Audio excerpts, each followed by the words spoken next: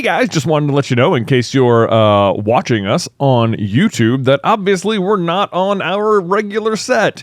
And the only real reason for that is that they're fixing the AC in our building, and the big unit is right next to the Griffin Door set. So we're on our popcorn culture set, our other podcast. So if you only know us from Through the Griffin Door, well, guess what? Great news. We have another podcast, Popcorn Culture, if you want to check out that. But otherwise, that's why it's a little different here today.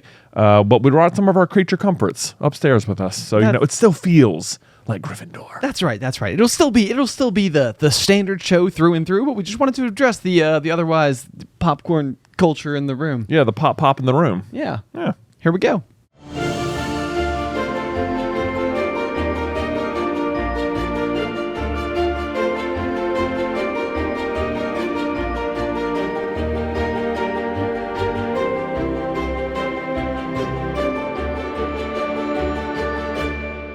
Welcome, dear listeners. I'm Jonathan Carlin. And I'm Benjamin Carlin. And we invite you to join us through the Griffin Door, your one-way ticket to the enchanting world of Harry Potter. So grab your wands and dust off your broomsticks and join us as we unlock the riddles inside Goblet of Fire, Chapter 31, The Third Task. Man, we are in it. We are so in it. Oh my gosh. Yeah. I'm excited. The maze is so cool. Yeah. It's so cool. Such adventure. And I feel like for once inside of this chapter, you've actually got Harry like feeling modest levels of confidence. I know. It's like Harry's feeling like a little bit better. He's actually prepared, and all the preparation leading up to it is just sort of like a great excuse to just like level up Harry's power level in like a natural way. Yes. Yeah. Because he's normally so on his heels with everything that he's up against, and largely, he only gets through the first and second tasks with very specific kinds of help, with the gillyweed from Dobby, through Barty Crouch Jr., and then the kind of nudge from Barty Crouch Jr. to Hagrid to show Harry the dragons. Then even after he shows him the dragons, he's like, okay, sit down. Yeah. What are you good at? All right, here's how you do it. Right. Yeah. Which, it's funny because I feel like that really comes to a head in this one as well with Cedric's nobility towards the end of the chapter, where he's kind of like, well, I had so much help, and Harry's like, I had so much help. Right. Yeah. So it really is. It's kind of remarkable as it all shakes out. But before we dive in, of course, we got to talk about the chapter art, which we sure do. Is the famous Sphinx. The Sphinx, which is, only as famous as the book, because of course it is glaringly missing from the movies, as are every single obstacle in the maze. And it's funny too, because it's like a big part of the maze itself is the fact that like Harry is confused why he's not encountering more things, and like obviously the explanation for this is that once again Barty Crouch Jr. is just sort of blasting stuff out of his way so that he doesn't have to face it, so he's got as clean of a route as humanly possible in his journey. And I guess there are certain things that are just too magically powerful. In fact, I think the Scroot and the Acromantula both are described as having like particularly strong magical defenses in terms of like their own respective armor. So it almost like makes sense that both of those are like immune to whatever Junior would be able to do to them. Yeah, then you've got the Golden Mist, which I don't think you can really just sort of blast out of the way. It's just sort of there. Yeah. Yep. And then the Sphinx also seems to sort of have like its own degree of like majesty about it. So even though it's not described as having armor, something tells me it is a very powerful magical beast. Yeah, it's possibly also just so deep in the maze that he just can't like get to it. Right. Yeah, like you're starting to have like a distance problem. Right. Yeah. It's just like I got to go through all these hedges. Right. Right. Yes. I can see it right there. Right. Yes. Because I mean that's the other thing too, is the Sphinx really represents like Harry's almost there. Like, Harry's almost there. The Sphinx is like it's clever in a couple of ways, but we can get to that when we get to it. Either way, I love the artwork on this chapter. Yeah, it is so good. It's so fun. It's very cool. It's very like Wizarding World. It's very magical. It's an awesome depiction of what is otherwise a very cool creature, and kind of sad we didn't get to see. So at least in this chapter we do.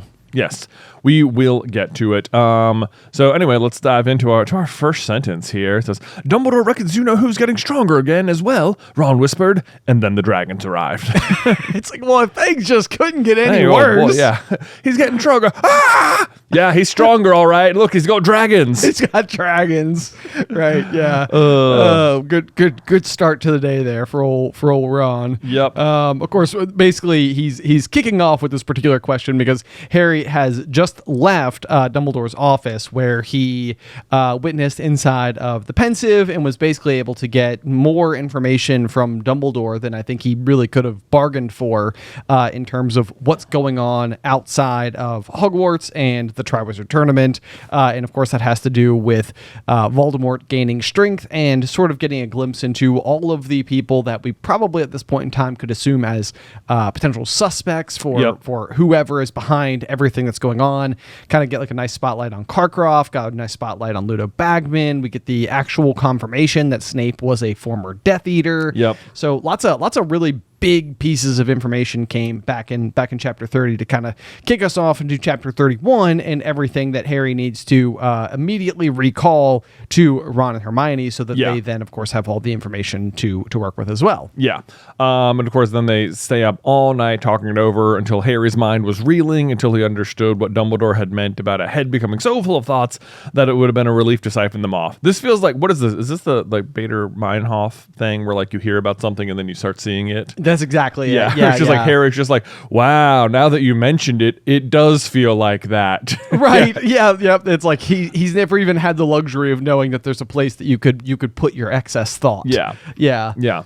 Do you suppose, okay, we didn't talk about this last time with the Pensive. I don't like, do you think when you take the thought out of your head, it's not like you can't remember it again until you go back in? I go back and forth on this all the time. Right. Because like when he's doing the occlumency lessons with Snape seems like he's removing memories in case Harry penetrates his mind.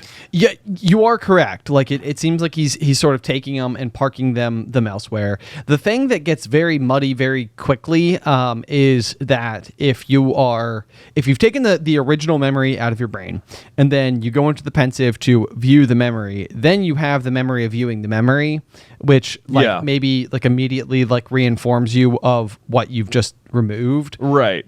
So I could see a world where you're almost making like a Xerox copy of the memory by going and like remembering it in a different way. So maybe if what Snape had done was gone through, removed all of those memories and then not gone back in to witness them, then he could like temporarily remove them.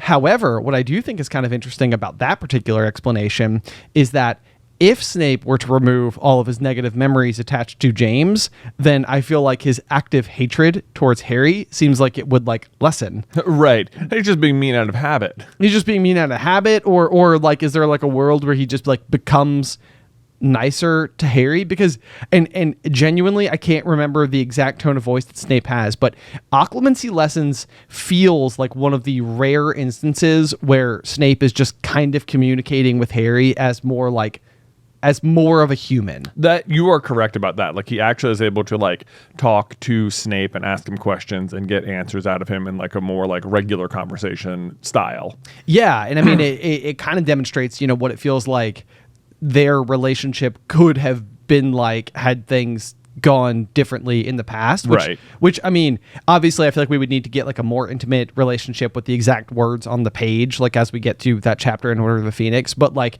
I feel like there could be a theory cooking there to the tune of, is Snape nicer to Harry during occlumency lessons because he's removed his negative memories with James? That does seem possible now that you mention it. But on the flip side of this, then you've got Harry trying to get the memory from Slughorn, but Slughorn has already given the memory to Dumbledore, and yet he's also able to pull out it again to give it to Harry. Yeah, but it's a very modified version of it. So like, do you think he so how is he modifying it? And then like using his imagination to imagine a different version and then siphoning that? I would think it's something like that. It's something like that. Yeah. Right. Because the memory itself seems like congealed in a way. It does make me think that there must be like a thread of magic. And I do think that Slughorn, we don't get a lot of it because he's sort of got like this boisterous character. I do think he's a really good wizard.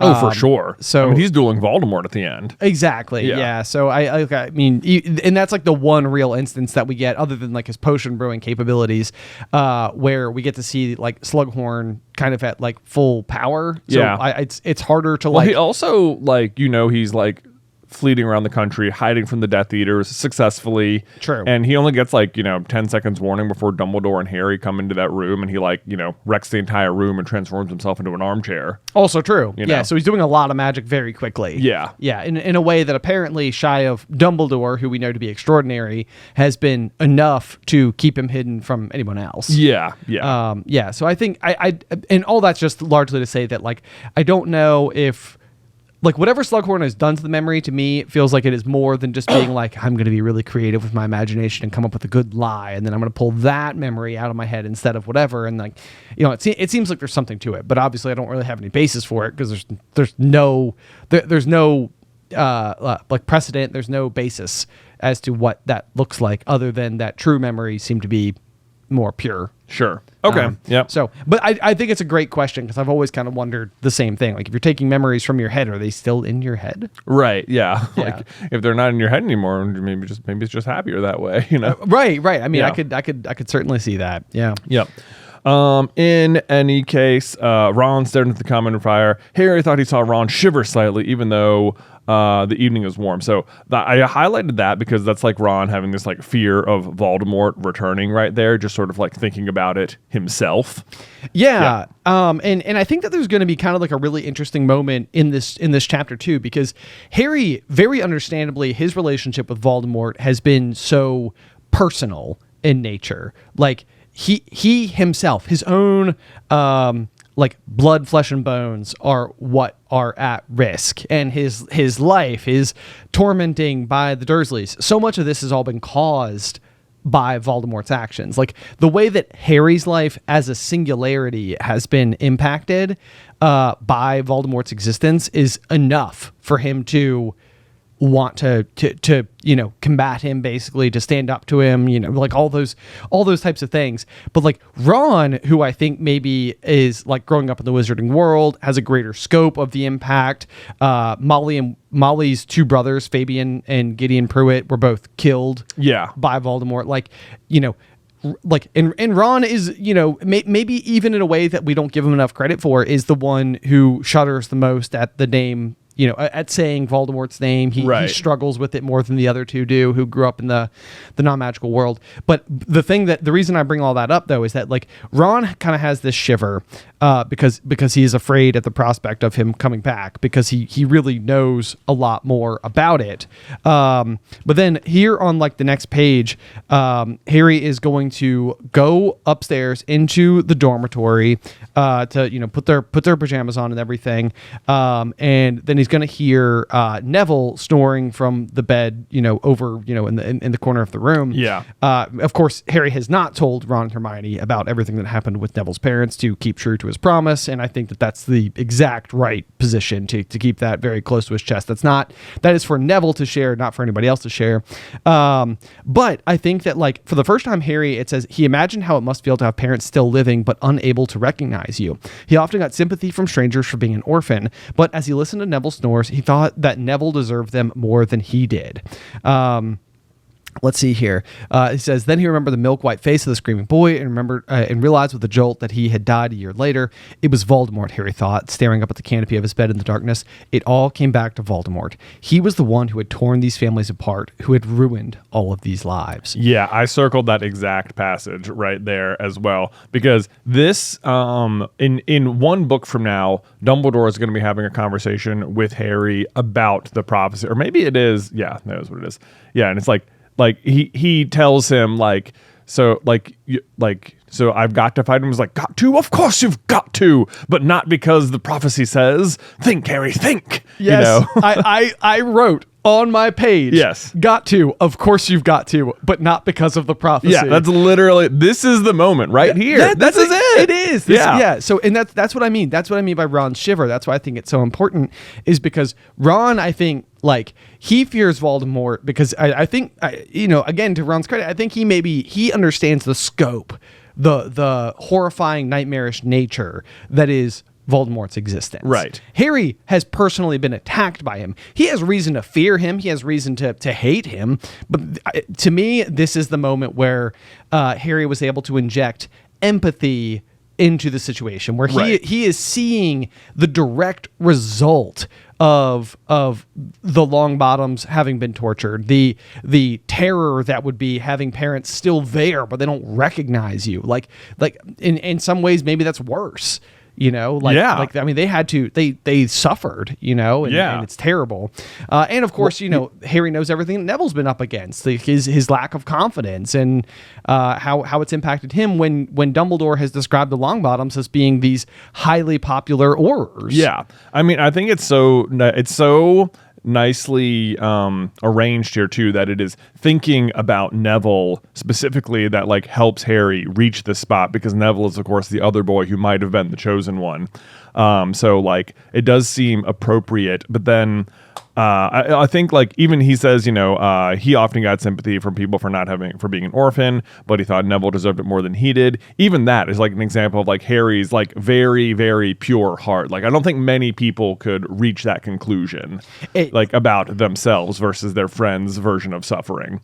And it is no coincidence that he is having this very pure of heart moment at the same time where he realizes that he doesn't just need to survive Voldemort like he has been with the Philosopher's Stone or the Chamber of Secrets, that he needs to specifically fight him. Right. Yeah. Yes. Yep. Like it's like the mantle is like building, and it's like he's like clutching onto it, and it's like okay, like this it's going to be me versus him, and that's what it's going to come down to. And I think you're exactly right about the fact that it's Neville in particular that gives him this spark, because even something about that feels prophetic, like the one with the power the Dark Lord knows not. Like even this, it's like it's empathy, it's like it's love, it's compassion, it's like it's all of the things that Voldemort that he can't do. Yeah. I also want to say that I think Hermione has almost a like nearly word for word sentiment in Deathly Hallows about like, it's Voldemort, Harry. That's what this all comes down to. Right. Or whatever. Yes. Yeah. And it's like, yep, took you about 3 books later, but you did get there. But even that even the fact that like Hermione has like a very similar like come to terming moment with it, that's after she's already helping Harry with the Horcruxes, Yeah. And it just like it harkens back to then her like sentiment at the end of year 1 where she's like, oh, me, books and cleverness, they're more important things. Yes, exactly. Yeah. And I even wrote that exact line down here on the next paragraph. Yeah. So Ron and Hermione were supposed to be studying for their exams, which they would finish on the day of her task, but they were putting most of their efforts into helping Harry prepare. Don't worry about it, Hermione said shortly when Harry pointed this out to them. And he said he didn't mind practicing on his own. It's like you now have a situation.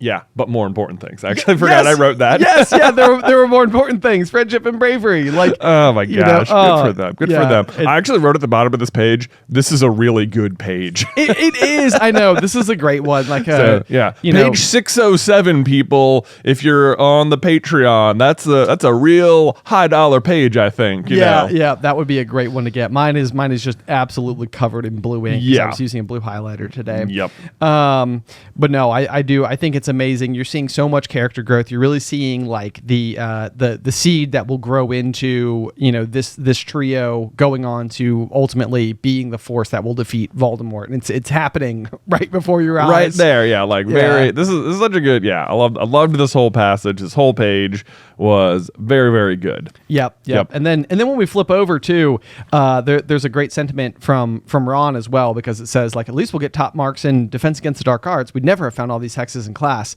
And then Ron follows up with good training from when we're all Aurors, which it said Ron excitedly. And it's like, I sort of love that too, because it's like, this is Ron daydreaming of a future where they are all still together and they're all still working together, right, like as a team. And so it's like, that's kind of great, because, you got to remember that this is the same Ron that just 3 years prior, in their first year at school was like, at complete odds odds with Hermione. Yeah. And now it's like he as he daydreams of the future, it's them together. Yeah, and it's also just really good setup for the three of them being like the sort of like pseudo. Well, Harry's obviously the leader, but like Ron and Hermione being like, you know, the lieutenants of like Dumbledore's army. That's exactly right. In the next book where they're gonna have to be teaching everyone all these other spells, and it's like, well, good news, we already spent a whole year doing this. That's exactly right. Or a month or whatever. Because even the rest of that sentence said Ron excitedly attempting the impediment curse on a wasp that had busted into the room, making it stop dead in midair. It's like, it's like I mean, for Ron, like, you know, we don't get a whole lot of like Ron being great at magic. I know. I literally wrote "Yay Ron" next to it because he's like, yeah, you don't see Ron just like casually succeed at spells precisely in the books. This is him. What an onlooker would describe as just like effortless. Right. You know, it's just sort of like, you know, boom, kind of like lazily stopped a wasp with his spell. Yeah. You know, which, you know, not for nothing, it's a small target. Yeah. Right. Exactly. Yeah. Good aim. Right. Yes. You know, being able to catch small things out of the air is sort of Ron's specialty. Out of the three of them, that's his skill. Yeah. Well, I was trying to like make a keeper quaffle reference, but obviously Harry catches smaller things. Oh, okay. I thought you were making a snitch trick. Okay. Yeah. Anyway, so what do we got here? Moving on. The mood in the castle, as they entered June, became excited and tense again. Everyone was looking forward to the third task, staring right at the side of that hedge wall. I know. Although even as they're entering, it sounds like they're entering the Quidditch stands. You know, like when we get there, that's what it sounds like in the book. Do you mean versus the depiction we get in the film where they're sitting like in like bleachers? And like bleachers next to the maze. You're right. I mean, it does sound like they're up there. I still don't think the vantage point is wonderful. Like, and there's a chance we even did a video once, like doing the geometry of like how tall the seats in the Quidditch pitch are described as being relative to like 20-foot hedges and what the optics would be at like specific angles. Oh yeah, because you're like 50 feet up and this is like 30 and they're like 20 feet high. Right. So like you probably couldn't see super great down into the hedges anyway. Yeah, you might be able to see some things, but I think your angle is not going to be perfect for being able to see. I imagine as well though that like the hedges are like a little bit further apart than they are in the way they're in the movie, where they're like only like shoulder width apart. Right, and maybe that makes a big difference as well. Maybe you could see more going on. I mean, this is the kind of thing where I wouldn't hate a world where there's just like a jumbotron type of like a magical, you know, situation. Right. The problem is that you have to like even if you changed it in the show and you're like obviously they're sitting in the Quidditch stands and like they can like see some of it, which would be exciting.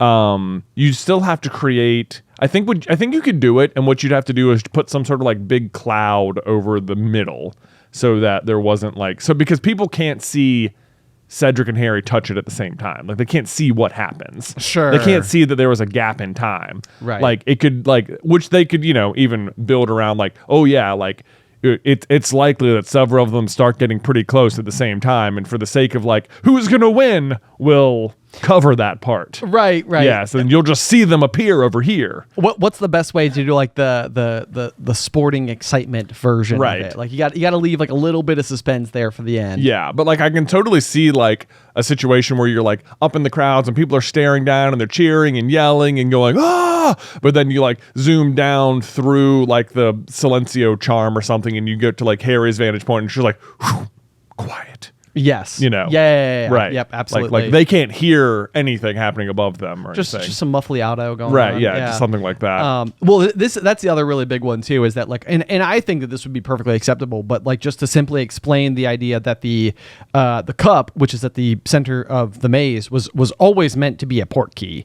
The idea is that it would just transport you back out of the maze to like a champion's plinth or something like that, you know. So it's like you would touch it, and then that would be like the way that like everybody would like, you know, look to the spot to see who arrived, who's standing there holding the cup in the air, right? You know, because that would give it like a way for, because otherwise, you know, it's like time running out in the Super Bowl or whatever, and people being like, what happened? Yeah. You know, because it's like, you know, or for that matter, like what happens if somebody gets the cup and they then have to make it out of the maze, and somebody attacks them on their way out of the maze. Right. You know, like what's governing this? Yeah. So there's all sorts of weird issues when it comes to the spectator variety of the thing. But there is. But Harry, of course, is feeling a little more confident. He managed to find his way past monsters, creatures, and enchanted barriers before now, and this time he had some notice. So far, what he's gone through is all of the Philosopher's Stone obstacles: Aragog, the Basilisk, the Chamber of Secrets itself, Fluffy, which I guess is a Philosopher's Stone obstacle, werewolves, Dementors, and dragons. Yeah. So he's definitely, well, and I guess mer people too. And mer people, in some sort capacity. of, yeah. A lake. Water. Yeah. It's not dangerous until it is. Yeah. But Moody was right. Harry found his way past these things, and it's like this. It's cool that like he does sort of have like a measure of confidence going into it. I do love the line here of tired of walking in on Harry, Hermione, and Ron all over the school. Professor McGonagall had given him permission to use the empty Transfiguration classroom at lunchtimes. Just lunch. I know. And why is McGonagall just like popping into random rooms all over the school? This is true. Yeah. You know? Maybe she's just like kind of like kind of hoping to find Harry practicing. That's just a couple of pointers, Potter. Yeah. You might want to try this one. Right. Yeah. Oh man, I do love the kind of like protective nature that McGonagall has over Harry. It's very adorable. Absolutely. Yeah. So let's see. They're learning a bunch of things: the impediment curse, the reductor curse, the 4-point spell. Like you pretty much learn all the things that he learned. It sounds like he's learned like a whole list of them, but it's like 4 or something. Right. It's like Stupefy, Reducto, Impedimenta, and Point Me. Right. It does say that he was still having trouble with the shield charm. Oh, shield charm as well. Which is, it's a little bit surprising for Harry because a shield charm is specifically defensive magic, which like I would say if you wanted to like really delve into what Harry's strengths are, it's like the Patronus and Expelliarmus would be like the other two like super major, like Impedimenta, Reductor, Stupefy. Those are all like slightly more offensive based defensive spells, if you will, like where that is like sort of like subduing the target, whereas well, I guess that sort of sounds still a little rather defensive when I phrase it like that, but the point is that I'm surprised he's having trouble with the shield charm. Yeah, I know, but you know he has trouble with the Patronus charm at first and the summoning charm at first. True as well. True. Yeah, but you're right, like the Accio and Protego are probably his next two like most signature spells. Right. After, Expector Patronum and Expelliarmus. Right. Yeah. Let's see here. But then it says that the shield charm was supposed to cast a temporary invisible wall around himself that deflected minor curses. Hermione managed to shatter it with a well-placed jelly legs jinx, and Harry wobbled around the room for 10 minutes afterwards before she had to look up the counter jinx, which, one, I'm surprised that she doesn't know, but two, just a little piece of trivia there is what spell did Hermione use to cut through his the jelly legs jinx. That's right. Yeah. Can you remember it? JLJ. Jelge. Yeah. I can already hear us on stage when we're out on the Midwest leg of the tour, somebody asking this and being like, I remember saying this. Yep. And right now I remember Jelge. Will I then? We'll see. Yeah. We'll see. I'm sure someone's going to write it down. Let's see. And then so Hermione just says, you're still doing really well, though. Looking down, crossing out the spells that already learned. Some of these are bound to come in handy. Yes, they absolutely are. Then Ron conveniently spots Draco Malfoy on the grounds giving an interview to Beetle Skeeter. Yeah, that's right. Yeah. So Harry and Hermione went to see Malfoy, Crabbe, and Goyle were standing in the shadow of a tree below. Crabbe and Goyle seem to be keeping a lookout, something that they're going to end up doing quite a bit coming up in year 6. Yes, absolutely. Both were smirking. Malfoy was holding his hand up to his mouth and speaking into it. He looks like he's using a walkie-talkie, said Harry curiously. He can't be, Sir Hermione. I've told you, those sorts of things don't work around Hogwarts. And it's like Hermione, for as much of like an axe to grind as she has against Rita Skeeter, I'm surprised that I guess she doesn't know this is a Rita Skeeter situation. She doesn't. Is the obvious point. But like, yeah, it's almost surprising to me that she's not more fixated on this, and this is almost where I think like her hyper analytical nature could possibly be getting in the way of like, it's like, well, he can't be doing that because walkie talkies don't work here. So what's the point? It's like, well, he must be doing something. Right. He's doing something, but I guess they're just sort of like, it doesn't really matter. Exactly. Yeah. We're just sort of witnessing him through the window here. Right. In any case, then we find out that Harry is getting daily owls from Sirius, not with advice or curses, just basically saying, just concentrate on getting through it, Harry. This is so funny because it's like everyone, Sirius, Hermione, McGonagall, Ron are all putting so much effort into exactly what Barty Crouch Jr. wants them to do.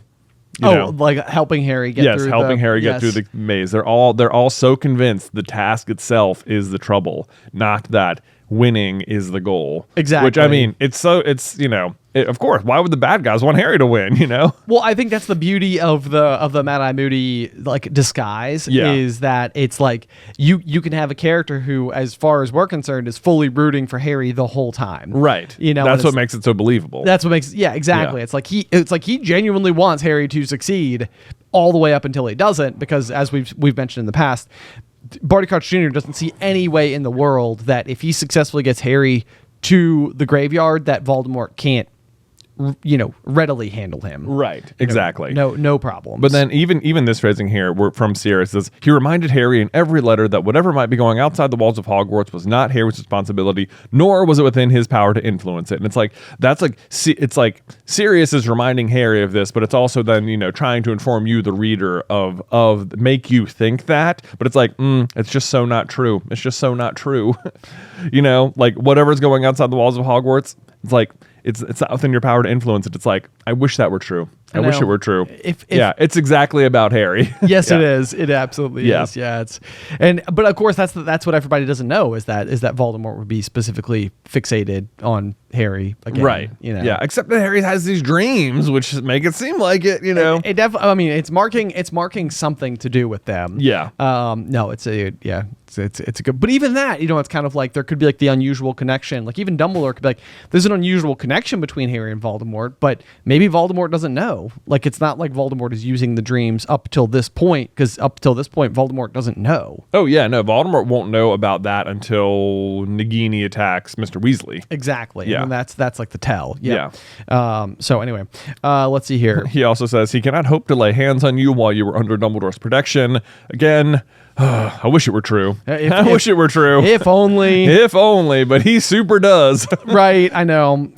But yeah, so then I think what the other thing that's funny is that Sirius is sending daily letters to Harry at this point in time. But then it's the day of the third task, and breakfast was a very noisy affair at the Gryffindor table. The post owls appeared, bringing Harry a good luck card from Sirius. It was only a piece of parchment folded over, bearing a muddy paw print on its front. And it's like, he's been sending letters every day. Now it's the day of the task. No final words of good luck. I know. Just, today's the day you phoned in the muddy paw print. Literally, I wrote, feels like you could do better. Yeah. It's like, maybe just a little bit more. Right? I know. But that's another little piece of trivia there is what does Sirius say on his final letter before the Triwizard Tournament? It's just a muddy paw print. Just a muddy paw print. Just like, here you go. Right. I didn't even have time to turn back into a human for this one, Harry. Sorry. Thinking about you, Harry. Yeah. Hope it comes across with this muddy paw print. Exactly. Hermione gets her copy of the Daily Prophet and immediately tries to hide it. Yeah. Ron is right there with Harry, being like, "Yo, what's up with that? Like, let's see it." And then Ron sees it and is sort of like, "Harry, you don't need to see it. I don't even know about this. What?" Right? Yeah. No, it's not important. But sure enough, Draco Malfoy's there, just as always, just like fully tuned into everything that Harry's doing, and he's absolutely like, "Hey Potter, how's your head? You feeling all right? Sure, you're not going to go berserk on us." Fast reader, he is. He is. Yeah. He skimmed this whole art. He's part of it. I guess. So maybe he knows some of it. Maybe he had an advanced reader copy. Yeah. That's it. Yeah. How's your head? But anyway, then we get to the article itself titled Harry Potter, Disturbed and Dangerous. And my goodness, all might have been saved if not for this article. This is a truly devastating newspaper article for the future of the wizarding world. Oh boy. It is bad. And it is dripping with so much bias and opinion and horrible journalism practices. Oh my gosh. Just, yes. Yes, everything is just drastically taken out of context. Like, you've got like representatives, experts from St. Mungo's Hospital that are like giving insight here, and it's sort of like, okay, they can't have possibly been given all of the information. Like, I think I know. It's like she's certainly quick quotes, quill bending the words. Oh my gosh, it's like you can tell. Like, I mean, there's going to be let's like one of the. I mean, we can just work through the whole thing. Yeah, let's go ahead. You're absolutely right. So, like the first thing that I highlighted was at the end of the first paragraph where it says, alarming evidence has recently come to light about Harry Potter's strange behavior, which casts doubt upon his suitability to compete in demanding competition like the Triwizard Tournament, which he doesn't have any desire to do or control over, or even to attend Hogwarts school. And it's just like, as if that is your call. Like, I know. like, yeah. What do you mean? like you don't get to say that. Right. It's like what extreme measures you've gone to include that piece, and it's sort of like everybody would love it if he couldn't compete in the Triwizard Tournament, including Harry. Yeah. Like, that, like, the other schools would be happier. Like, all of his teachers would be happier. Ron and Hermione would be happier. His like friends, family, Harry. Like, it's like, yeah. Potter, the Daily Prophet, can exclusively reveal regularly collapses at school. Not regularly. Just once, and is often heard not often to complain of pain in the scar on his forehead. On Monday last, midway through a divination class, your Daily Prophet reporter witnessed Potter storming from the class. Openly admitting to breaking the rules. I was like, sloppy Rita, right? Yeah. Like, it's like that's not great. Claiming that his scar was hurting too badly to continue studying. It's like you're outing yourself, basically. Yeah, it's like, like you, like the other people of the class be like, she wasn't there. Exactly. Yeah. Yes, or not supposed to be. Or not supposed to be. However, she was there. She wasn't supposed to be. And then, okay, this is where how she phrases it says, it is possible, say top experts in St. Mungo's Hospital, that Potter's brain was affected by the attack inflicted upon him by you-know-who. So here's how I imagine that conversation went. Like, do you imagine that Harry Potter's brain has been affected? Well, probably not. It's like, but it's not impossible. It's not impossible. Well, then it's possible, say the experts, Yeah, exactly. Right. No, I agree with you completely. And honestly, including in that bad journalism there, it says Potter's brain was affected by the attack inflicted upon him by Lord Voldemort. And it's like, it's not his brain, it's his soul. Yeah, come on. Seriously. Right. Yeah, he might even be pretending. This could be a plea for attention. That again sounds like a highly led question by Rita saying, is it possible he's pretending and this is just a plea for attention? Yeah, exactly. It's possible. Right, yes. But I mean, I also feel like that's probably followed up by the fact like that it's something along the lines of any psychology expert being like, I mean, he had a traumatic experience as a child and lost both of his parents. Like, yes, it's possible he has a need for additional attention. Right, exactly. He's been raised by neglectful muggles. Right. But even this could be a plea for attention. Yeah, a plea for attention wherein he exits a classroom full of people who are paying attention to him. Yeah, also true. Yeah. Also true.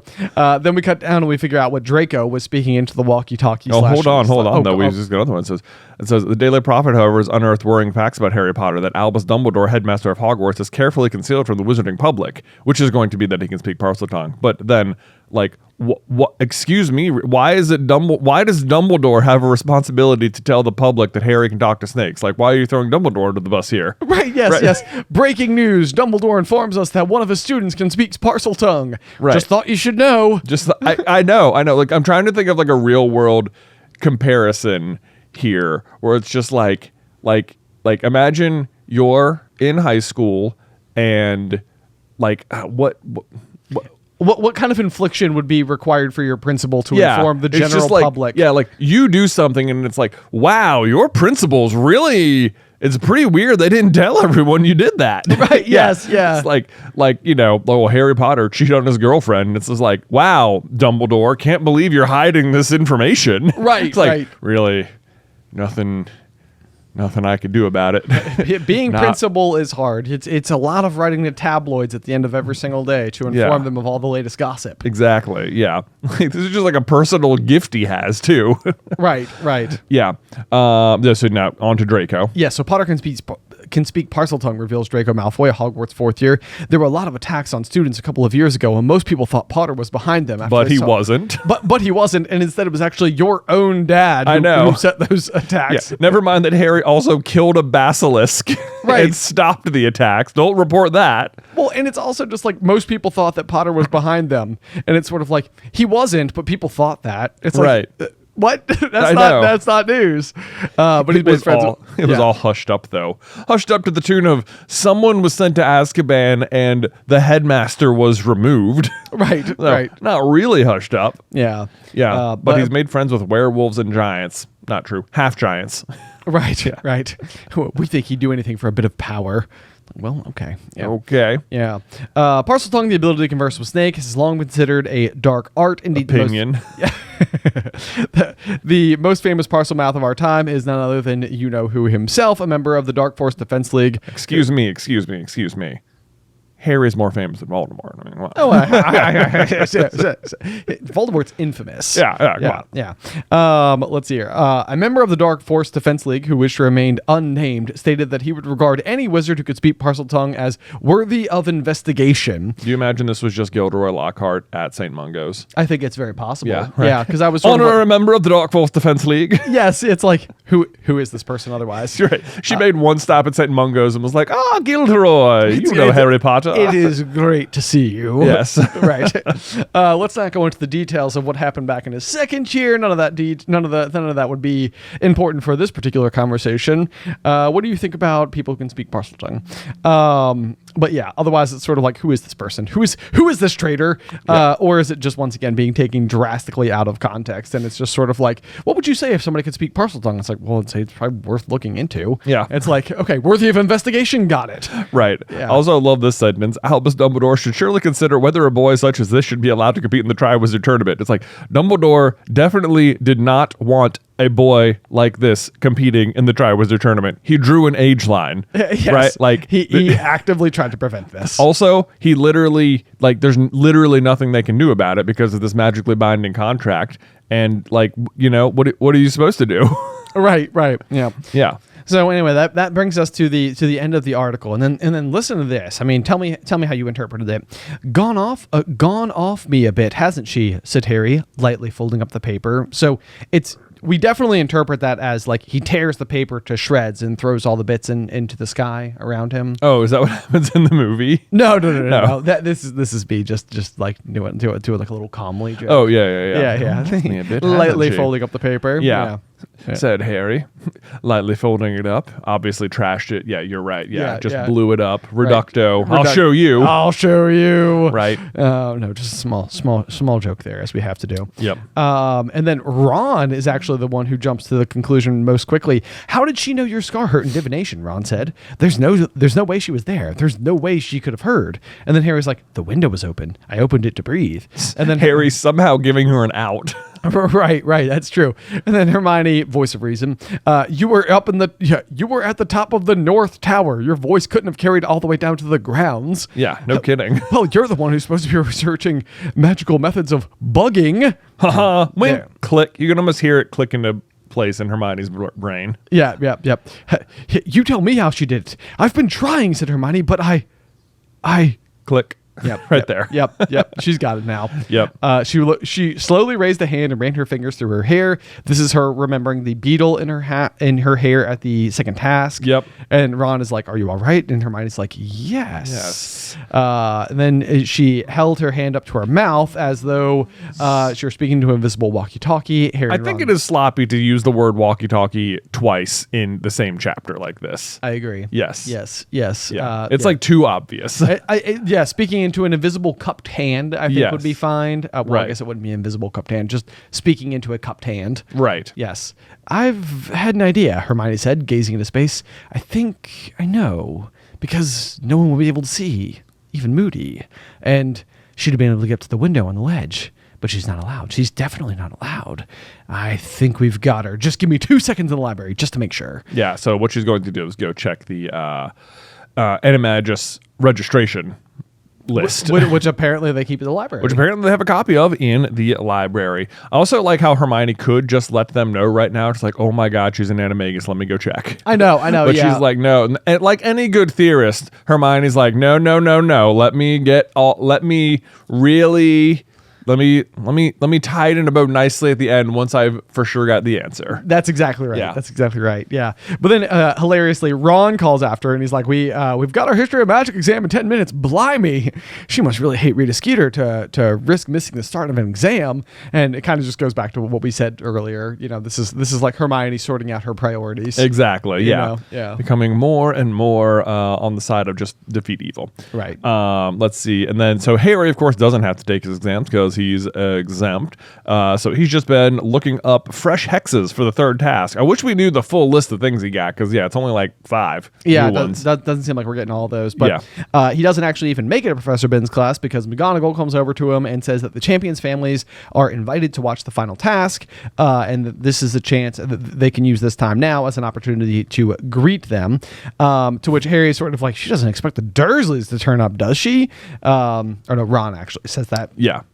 And so Harry, it's actually kind of, it's sort of like a sad moment really, because, Harry is just sort of sitting there being like, nobody's going to be here for me. Right? What are you talking about? Which honestly, it kind of fed into a theory that we just did this past week over on SuperCarlinBrothers because, we were kind of delving into a little bit of a fun one there. But it says, Harry finished his breakfast in the empty and great hall. He saw Fleur Delacour get up from the Ravenclaw table and join Cedric as he crossed the side chamber and entered.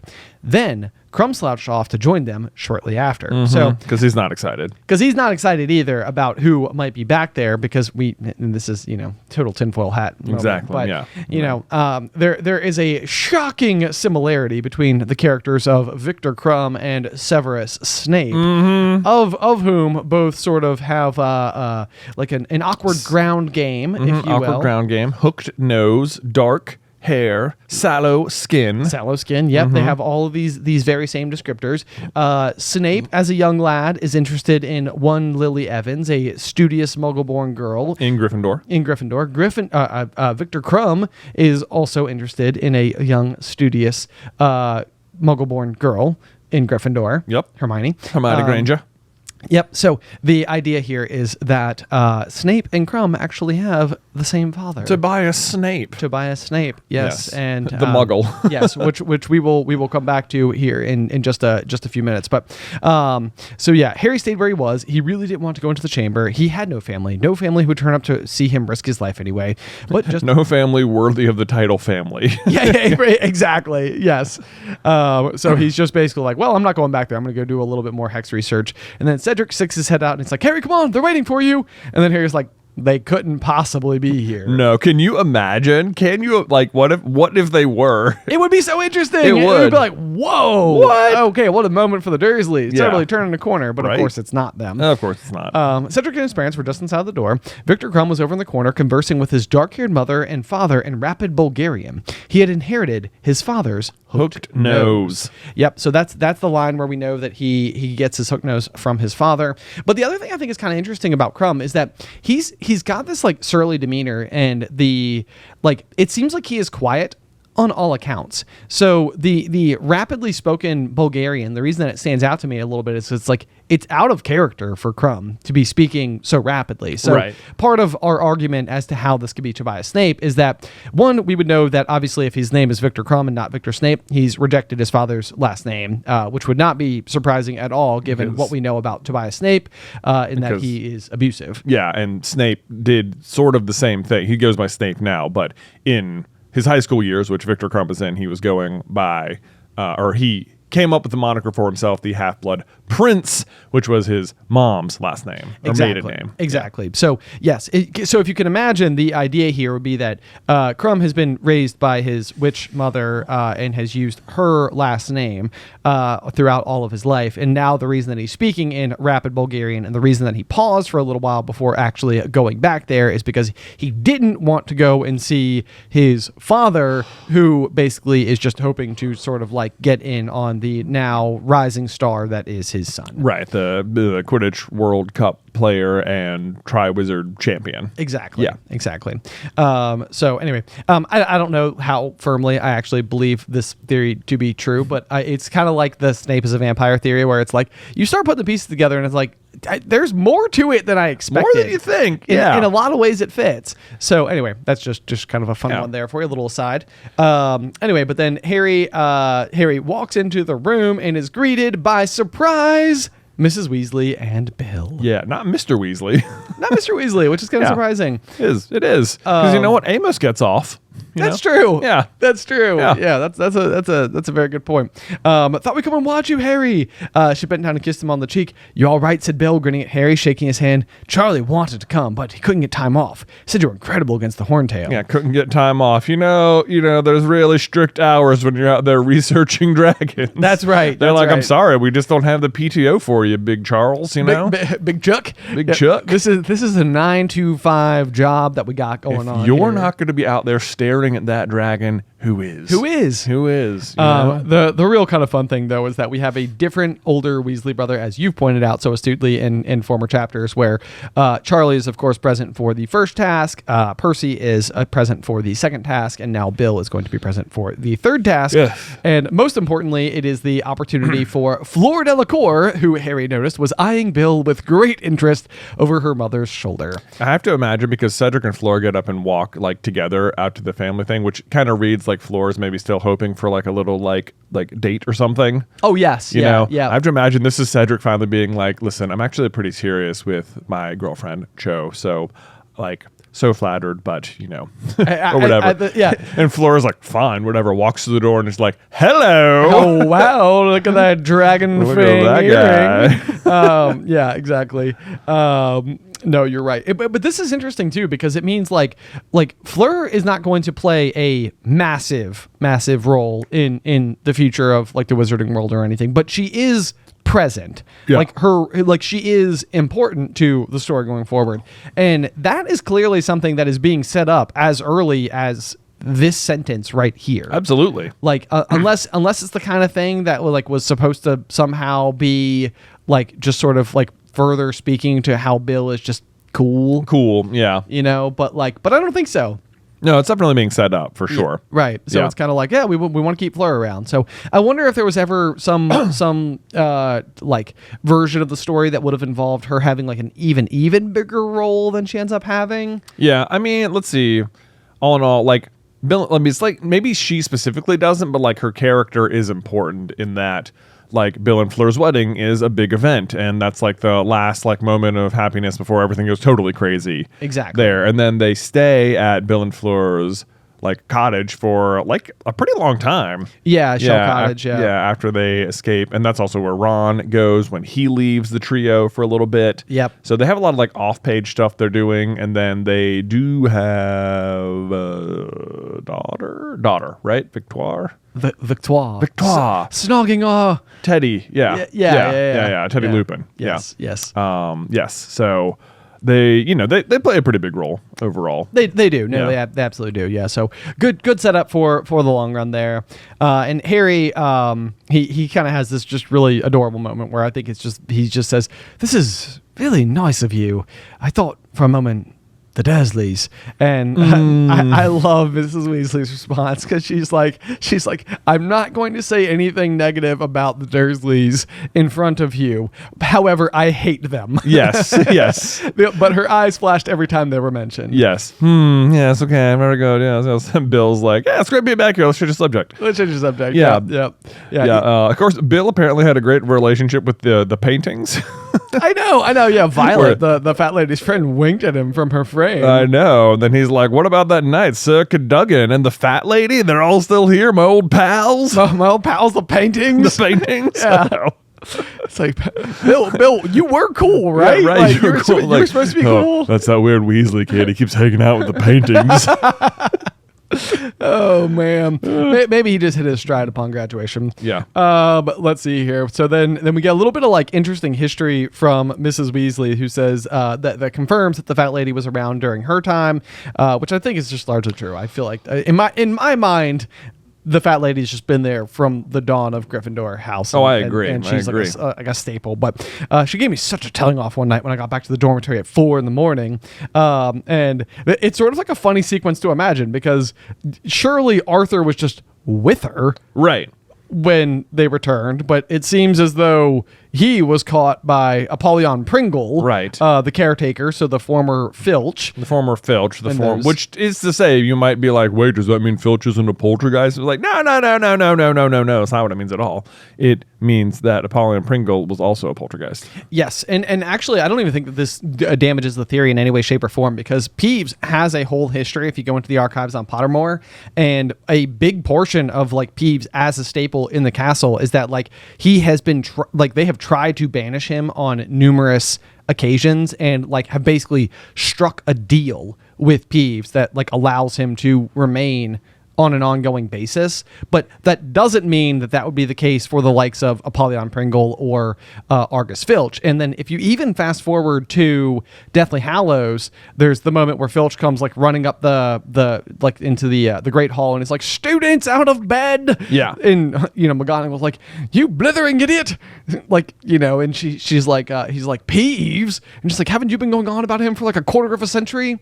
So anyway, timeline wise, I think it ends up working out just fine. Like, it sounds like Filch has just been there for about 25 years. Yeah, So yeah. That's about the extent of his manifestation. Okay, that totally works. It makes you wonder what happened to Apollyon Pringle, why he would have fizzled at some point, whether there just wasn't as such heavy. It's probably when Dumbledore takes over, right? Is that there's not such heavy rule strictness. Yes, I think I would actually assume that that's absolutely the case, because Filch sort of has this like fascination with things like thumb screws, and maybe it's just the movie line where he's like, I can still hear the screaming. Yeah, God, I miss the screaming. However, the next line that we have is, he was the caretaker in those days. Your father still got the marks, which means that he was physically like hit, like beaten or something. Yes, reprimanded for this particular occasion. But we know that Dumbledore is like in favor of like some good old jovial rule breaking, and even almost has sort of like a mocking relationship with the list of banned objects. Oh my gosh. Filch's door. And we super know that he is not okay with the students being harmed. 100%. So there's no way, like when like Filch like seems like he harkens back to a time when this was allowed, but there's just no way that he was ever like allowed to do these things at all. So like to me, it's like his memory of it comes from the fact that it's like the same like spirit, just in a new form. Yeah, I think like, that's my interpretation. Yeah, like Apollyon, like he has memories from Apollyon Pringle, right, from when he was him. The real game that's my headcanon for it. Yeah, the real game would be to discover if there's any interesting etymology behind the name Apollyon and Argus or Filch for that matter. Filch, I'm fairly certain is supposed to be a play on filth. But like, yeah, if there's anything to Apollyon Pringle, that would suggest that it's like a predecessor to an Argus in Greek mythology or something. A lot of times that's where names like this come from. So anyway, so then Harry gives Molly and Bill a tour of the castle grounds, but before they pass Amos Diggory, who is just an absolute like bag of hammers. He is in true form right here. Yes. Bet you're not feeling quite as full of yourself, which I highlighted and was like, I don't think Harry has felt full of himself for one moment in his entire life. Oh my gosh, I know. And this tone of voice, everything about this is so different from Cedric. Like Cedric became a good person despite who his father was. Well, Harry's the same in some way, where it's like he became a good person despite being raised by the Dursleys. Also true. Yeah. Also true. That's a good point. But yeah. So Cedric immediately chimes in. He's just sort of like, ignore him. He's just been angry ever since the Rita Skeeter article. And, then Amos is like, didn't bother to correct her though, did he? And it's Harry's fault. Right, exactly. And then Molly, of course, chimes in here. And I love this because I love whenever Molly sort of like takes Harry under her wing and just says like, Rita Skeeter goes out of her way to cause trouble, Amos. I would have thought that you'd know that working at the ministry. And it's just sort of like, say the thing that nobody I feel like ever says to the people who are criticizing Harry. Yeah. It's just like now you've actually got somebody who's got like stance, ferocity, like position to just like properly defend her. Exactly. I love it. Like he thinks he's doing Cedric such a favor too, and Cedric's just like, oh my god. It's like you're embarrassing me, Dad. Right. Like even up here, it's like, I bet you're not feeling quite as full of yourself. That Cedric caught you up on points, are you? And it's like, are you feeling full of yourself? Your son is only tied with Harry, and Harry's in the 4th year and could have won the lake task. So yeah, it's true. It's true. And he helped your son through the first task. Yeah. So yeah, just saying. Right. Anyway, he says, beaten him once before, haven't you? And it's like, sort of. It's like, can someone please bring up the Dementors? It's like we need to like roll back the tapes, because that's what he's talking about. Of course, is the Hufflepuff versus Gryffindor match last year when the Dementors showed up on the field. Harry fell off of his broom, and Cedric even called for a rematch because he thought that the outcome was unfair. So it's just, it's all ridiculous, but it's not Cedric's fault, obviously. So then they have an enjoyable morning walk around the sunny grounds. Bill and Mrs. Weasley showing the Beauxbatons carriage and the Durmstrang ship. Mrs. Weasley is intrigued by the Whomping Willow, which had been planted after she had left school. This gives you just a little bit of like knowledge base as to the age differential between Molly and Arthur and James and Lily, because it would be James is born in 1960. The Whomping Willow was planted in 71, which is the year that Lupin would arrive at the school, which just means that Og and Apollyon Pringle and like Molly Weasley and Arthur Weasley all were there completely prior to. Right, and I think because Bill says he hasn't been there in 5 years, and he's the oldest one, that he's, 23 then here? Or 22, 17 plus 5. Yes, sorry, 22. Wow, yes. Yeah. Yes, 22, 23, that range. Right. And that means that like they would have been having, if he's in Harry's 14 there. So it's like probably like 8 years ahead on the like Marauders ish. Yes. I think. If they have Bill right away. If they have Bill right away, yeah. Right. So it also places Molly and Arthur in like probably mid-40s. Yeah, sorry. That's if Molly and Arthur got married immediately and then immediately had Bill. Exactly. Yeah. Exactly. Yeah. Anyway, but yeah. So then the other kind of curious thing is whether or not like Og was Hagrid's mentor. I know, right? If he was like the gamekeeper before Hagrid. Seems like he would have had to have been, because I mean, certainly like he would have been there when Hagrid was in school then, probably. Timelines are kind of interesting, yeah, because Hagrid would be 13 when he's expelled in 1942. And so if you're trying to place this somewhere in the 1960s, then that would give Hagrid would be coming up on 30 years old around the time that like Og.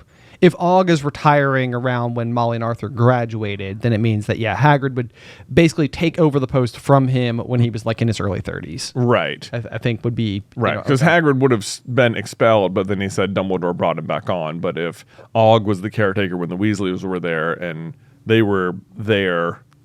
they didn't start going to Hogwarts until after Hagrid was expelled. Right. Then it's like Hagrid wasn't the official gamekeeper for a while, but he was brought on immediately. Right. So, yes, I think this must have been his mentor for some time. Which then makes you think, I can't believe it doesn't come up more.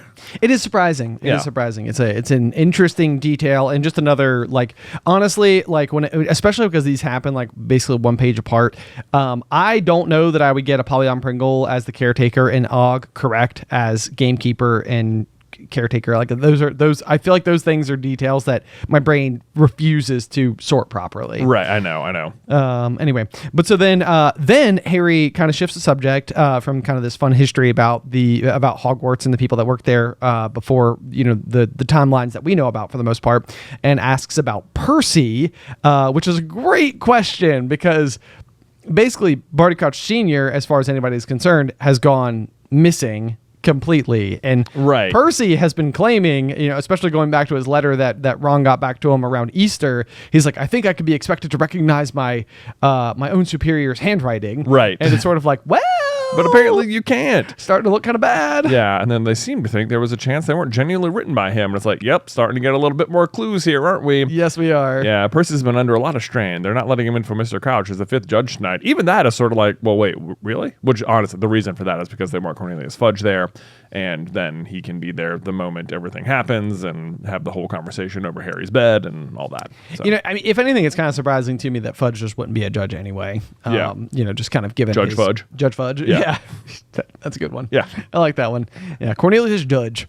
Let's see here. So yeah, it sounds like Percy is kind of dealing with a lot with that. Then they finally make it back to the castle for lunch, and Ron gets the kind of like rendezvous. Rendezvous, as it were. And I love that his conversation about how his exam went on history of magic, and Ron's like, "Oh, it was okay. I couldn't remember all the Goblin Rebellion names, so I just invented a few. It's all right." Yeah. It's like, don't worry, it wasn't hard. They're all called stuff like Bodrod the Bearded and Erg the Unclean. It wasn't hard. Yeah, no sweat. Yeah, it's like, I love that. And like in Ron's mind, he's like, "That's fine. I came up with stuff. It's probably good." Yeah, exactly. You think that'll probably be fine. You're pretty proud of me for that, right? That's how it works. I love how Rod, like how where he says like, "What are you doing here?" And they're like, "Come to watch Harry." It's like, not to see you. Yeah, exactly. Yeah, your son, your best friend. Yeah. Hey, don't eat this, okay? Yeah. Hardly means anything. But then I love it says Fred, George, and Ginny came to sit next to them too, and Harry was having such a good time he almost felt as though he were back at the Burrow. And it's like, oh, it's like hanging out with his family. It's like, yeah, well, all the Look at people I that. love so much. Great. Yeah. Then we have the obvious moment for Hermione to have told us about what's going on with Rita Skeeter, and of course Hermione is sort of like, yeah, not right now because Mrs. Weasley is here. Yeah. And then we've got a hello, Hermione. Hello. Said Mrs. Weasley much more stiffly than usual. After she just told off Amos for believing Rita Skeeter. I know, Yeah. yes. And so yeah, there's a little bit of hypocrisy going on there. Harry looked between them and said, "Mrs. Weasley, you didn't believe that rubbish Rita Skeeter wrote in Witch Weekly, did you? Because Hermione's not my girlfriend." "Oh," said Mrs. Weasley. No, of course I didn't." I would love it. Wouldn't it be funny if that wasn't the reason she was being cold and Harry just accused her of something? Oh my gosh. She was like, "What? No, what? What does that have to do? No, I just told Amos Rita Skeeter is terrible." "Hello, Hermione. I just don't like you." I just don't like you. Yeah. Ron sent me a letter and said you went to the Yule Ball with Victor Crumb instead of him. Yeah. Yeah, anyway. But this is, of course, what's going on, and she becomes considerably warmer to Hermione after that, so that's good at least. Yeah, that is what happens. Yeah. So then Ludo Bagman and Cornelius Fudge have joined the staff table. Bagman looked quite cheerful, but Cornelius Fudge, who was sitting there next to Madame Maxime, looked stern and was not talking. So do you think that's because he's sitting next to Madame Maxime, because he read the article about Harry, or because they still haven't found Barty Crouch? Combination? Yeah. I mean, I feel like last we saw Fudge, he was accusing Madame Maxine of potentially being the person who caused Barty Crouch Sr. to go missing. Yeah. So it's possible that he doesn't want to be there. It says that Madame Maxine is concentrating on her plate, and Harry thought that her eyes looked red. Harry kept glancing along the table at her. So it seems as though maybe like something must have happened. Like, do you think that possibly even as recently as this very day, Fudge arrived to do the judging and like accused Madame Maxine of something? No, I think it has to do with Hagrid. Has to do with Hagrid. Yeah, because that's what it says. Hagrid kept glancing along the table at her. I think she's had a conversation with Hagrid, and Hagrid's continuing to like rebuff her. Well, it says Hagrid kept glancing along the table at her, which makes me think that he's almost becoming like more sympathetic to what's going on. Maybe.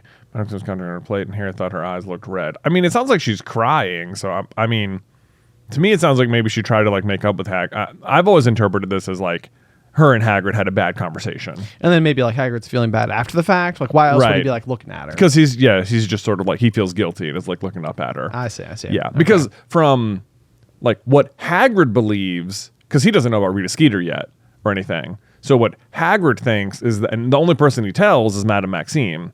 So what Hagrid thinks is that Madame Maxime is the one who told Rita Skeeter that he's a half giant. So, and then, which she didn't.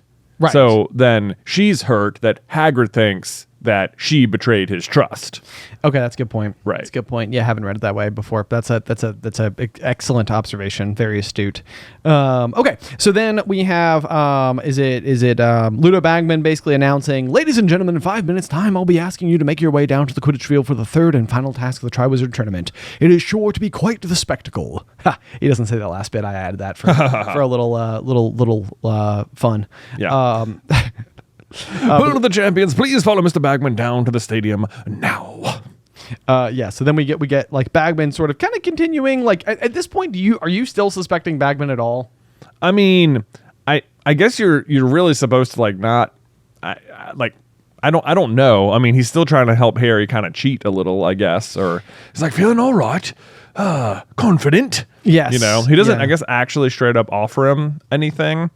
But yeah, I like, why would you still be suspecting Bagman at this particular moment? I guess because there's nothing that's necessarily dissuaded you from it. I mean, I think that like Harry asks after seeing like the pensive memories, he asks Dumbledore, he's like, Ludo Bagman, and he's like, has never been accused of, right, like affiliation with dark magic sense or something like that. Well, so I don't think Harry has much reason to suspect Ludo Bagman anymore, but if you're the reader, like as just someone who reads books in general, you might be thinking that that's the misdirect, that like because because it seems so unlikely to be Bagman that it is. That's a good point. That's a good point. And the other thing too is that like also we now have the hindsight, which is that like, because the other thing too is that the actual answer is Barty Crouch Jr.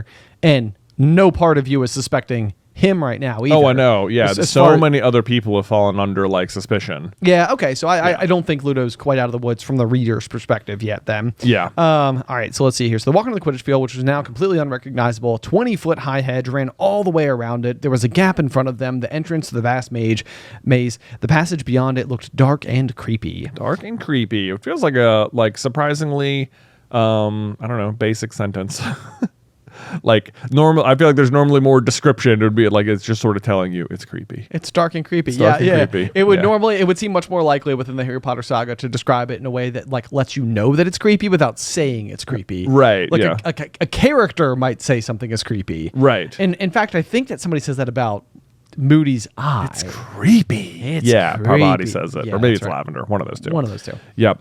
In any case, 5 minutes later, the stands... See, this is where it says, in 5 minutes later, the stands have begun to fill. Like, that sounds like the Quidditch stands, right? They just said they walked onto the Quidditch field. 5 minutes later, the stands have begun to fill. I would absolutely interpret this to be the Quidditch stands. Yeah. Yeah. Hundreds of students filed into their seats. That approximation of the number of students seems about correct to me, which I think we've been able to get it as high as like 300 and change. Yeah. So hundreds does seem accurate. Yep. The sky was a deep clear blue now, and the first stars were starting to appear. This is an interesting selection, given that there are 4 of them, and there's a commonality between 2 of them. But it says, Hagrid, Professor Moody, Professor McGonagall, and Professor Flitwick came walking into the stadium and approached Bagman and the champions. They were wearing large red luminous stars on their hats, all except for Hagrid, who had his on the back of his moleskin vest, which just kind of seems fun and festive. But it's strange to me that you've got Flitwick and McGonagall, who would both be heads of houses, and not just Sprout and Snape. I know. Once again, Sprout. Where is Sprout? Where is Sprout? And like, even if you want to have, it's surprising to me that even if you want to include Moody and Hagrid, that Sprout and Snape aren't also there. I know, yeah. Like I wonder if that like breaks some type of like literary writing rule where it's like you don't want a group of 6. It's just too many. It's just too many. It's too many. But this is, I mean, like I don't know. Also, but like Hagrid can't do magic, you know? Like, no, I like what's he gonna do? I mean, I guess it feels like he's probably there because he's probably responsible for the Sphinx and the Blast-Ended Scroot and the Acromantula. I think the Ministry is responsible for the Sphinx because you're right. Fudge tells the other minister that they're importing a Sphinx. You are correct. Correct. Yep, that's a good point. But certainly the Acromantulas and the Scroots are down to him. Right. Yeah. But either which way, I just think that's kind of interesting. It almost feels like a way to do the obvious people and then also have a reason for one of them to be Moody. Yeah. It's kind of like, okay, yeah, like we're going to have Hagrid, Moody, McGonagall, and Flitwick. And that way that way it's not like Sprout, McGonagall, Flitwick, and Moody. Right. And it's like what about Snape? Snape in there. Yeah. Come on now. So anyway. But then they go on to explain, and it seems like they've like really ramped up like the safety measures here, because it's like, if you get into difficulty and wish to be rescued, send red sparks into the air and one of us will come and get you. Do you understand? This is the point where it almost feels like they could be like, Harry, you don't have to compete. Like, you can go in, send up red sparks, and like, that's you forfeiting and you've entered the maze. Right. You've agreed like to you've the done contract. it. Yeah. Yeah. But I guess at this point in time, maybe it's kind of like, well, it's time for first. Like, might as well give him a go. Yeah, man, give him a go. Maybe he wins. Yeah. So yeah, and then as ever, we get just the least pomp and circumstance before the anything starts. Like, just sonorous, ladies and gentlemen. And he says, Harry and Cedric are tied at 85 points each. Victor Crumb has 80 points, and in third place, Miss Fleur Delacour, no points to be mentioned. Didn't say how many she has. Just in third. Just in third, and go. Yeah. Like, that's like the whole thing. On my whistle, Harry and Cedric. Do you imagine he's okay, he gave a short blast on his whistle, so he's holding like an actual whistle.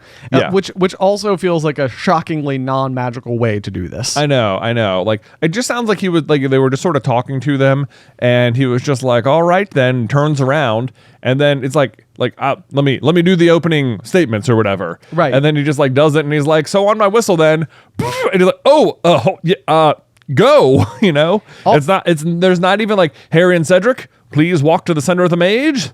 All right. All I could think is that like when they were making the Goblet of Fire film, that this was something that the people in like the decision room were also having like a big laugh over, because the big joke in the film is that they keep firing the cannon at like the wrong time. Yeah. And it is kind of like a lopsided, awkward start. Yeah. So it feels like what they were trying to do was like pay homage to the fact that there isn't any pomp and circumstance. Yeah. However, for as far as I'd be concerned, I would be more okay with there being more. Like, yeah. I mean, I know the Wizarding world is kind of like silly and goofy, but I think for the sake of making the Triwizard Tournament more fun, it's more fun if it's like more like respected, ceremonial event. Right. Yeah. That's my personal take, but I suppose that's completely open to feedback. So. Yeah. Just all I'm asking for is a take your mark, Yeah. Like, there's none of that. It's just like, it feels like if you were at the Olympics, they just have all the runners, before the 100-meter dash, just sort of like kind of near the starting line, and they're like, all right, so the rules are the first one to the end of the line gets the gold medal. All right. On my whistle then. Go. Yeah. They're like, wait. Let me get in the block. They're already running. Yeah. Oh my no. God. Yeah. A giant spider. Exactly. Anyway, so yeah, then short blast on the whistle. Harry and Cedric hurried forward into the maze. The towering hedges cast black shadows across the path, and whether it was because they were so tall and thick or because they had been enchanted, the sound of the surrounding crowd was silenced the moment that they entered the maze.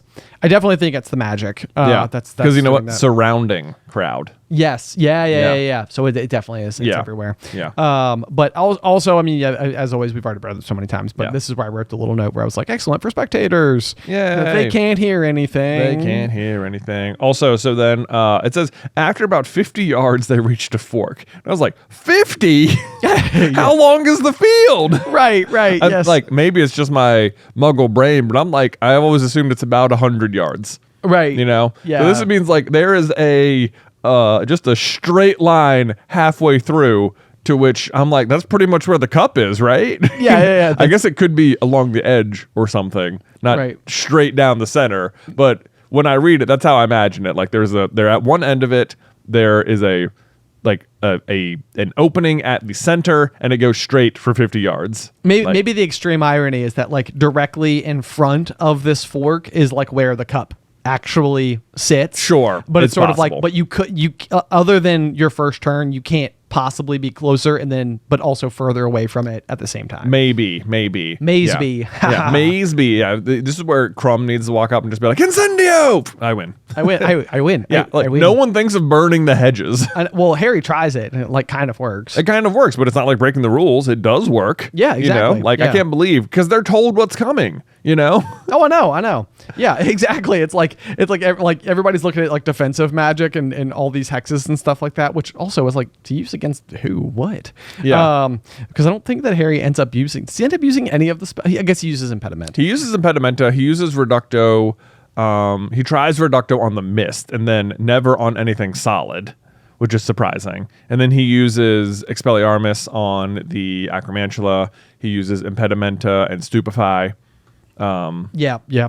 Anyway, so then we're going to have a lot of interactions between Cedric and Harry in particular once we get into the maze. So they are obviously together right now. They say, see you. Harry goes left, which he will continue to do, and Cedric will continue to go right, which is just sort of like an interesting piece of continuity that holds up when they run into each other again. Yeah. Then they hear the whistle, so Crumb enters the maze, to which I'm like, 5 points was only enough for 50 yards worth of head start. Yeah, right. And like a light jog. That's like, I know. It's like a 8-second head start. Right. Come on. Yeah. Feels worth more than that. I don't know. I thought it would be like a 5-minute head start. How slow were you guys walking? Yeah. Right. Or how short is this whole task? Yeah.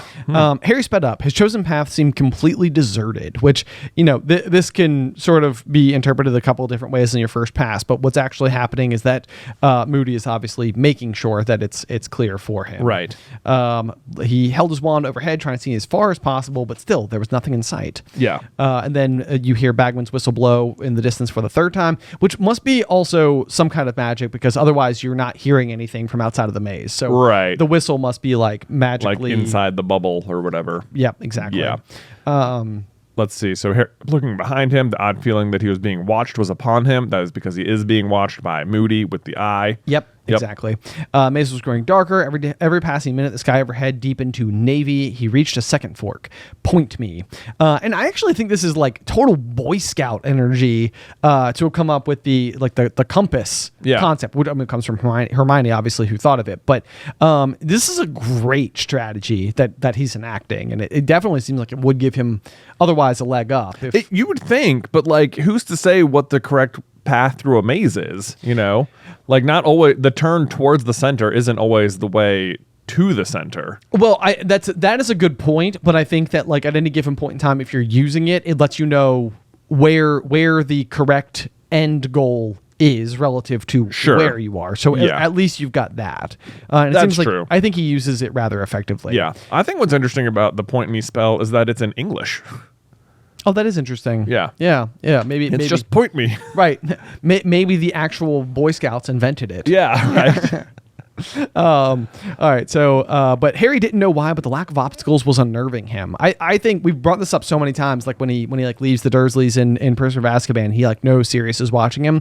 He's correct. Like his instincts are on point. Yeah. Like the fact that there aren't things that he's running into. It's like he's not facing dangers because what Moody wants or Barty Crouch Jr. wants is the real danger. Right. And so Harry, I think, is reading the situation correctly in that particular situation.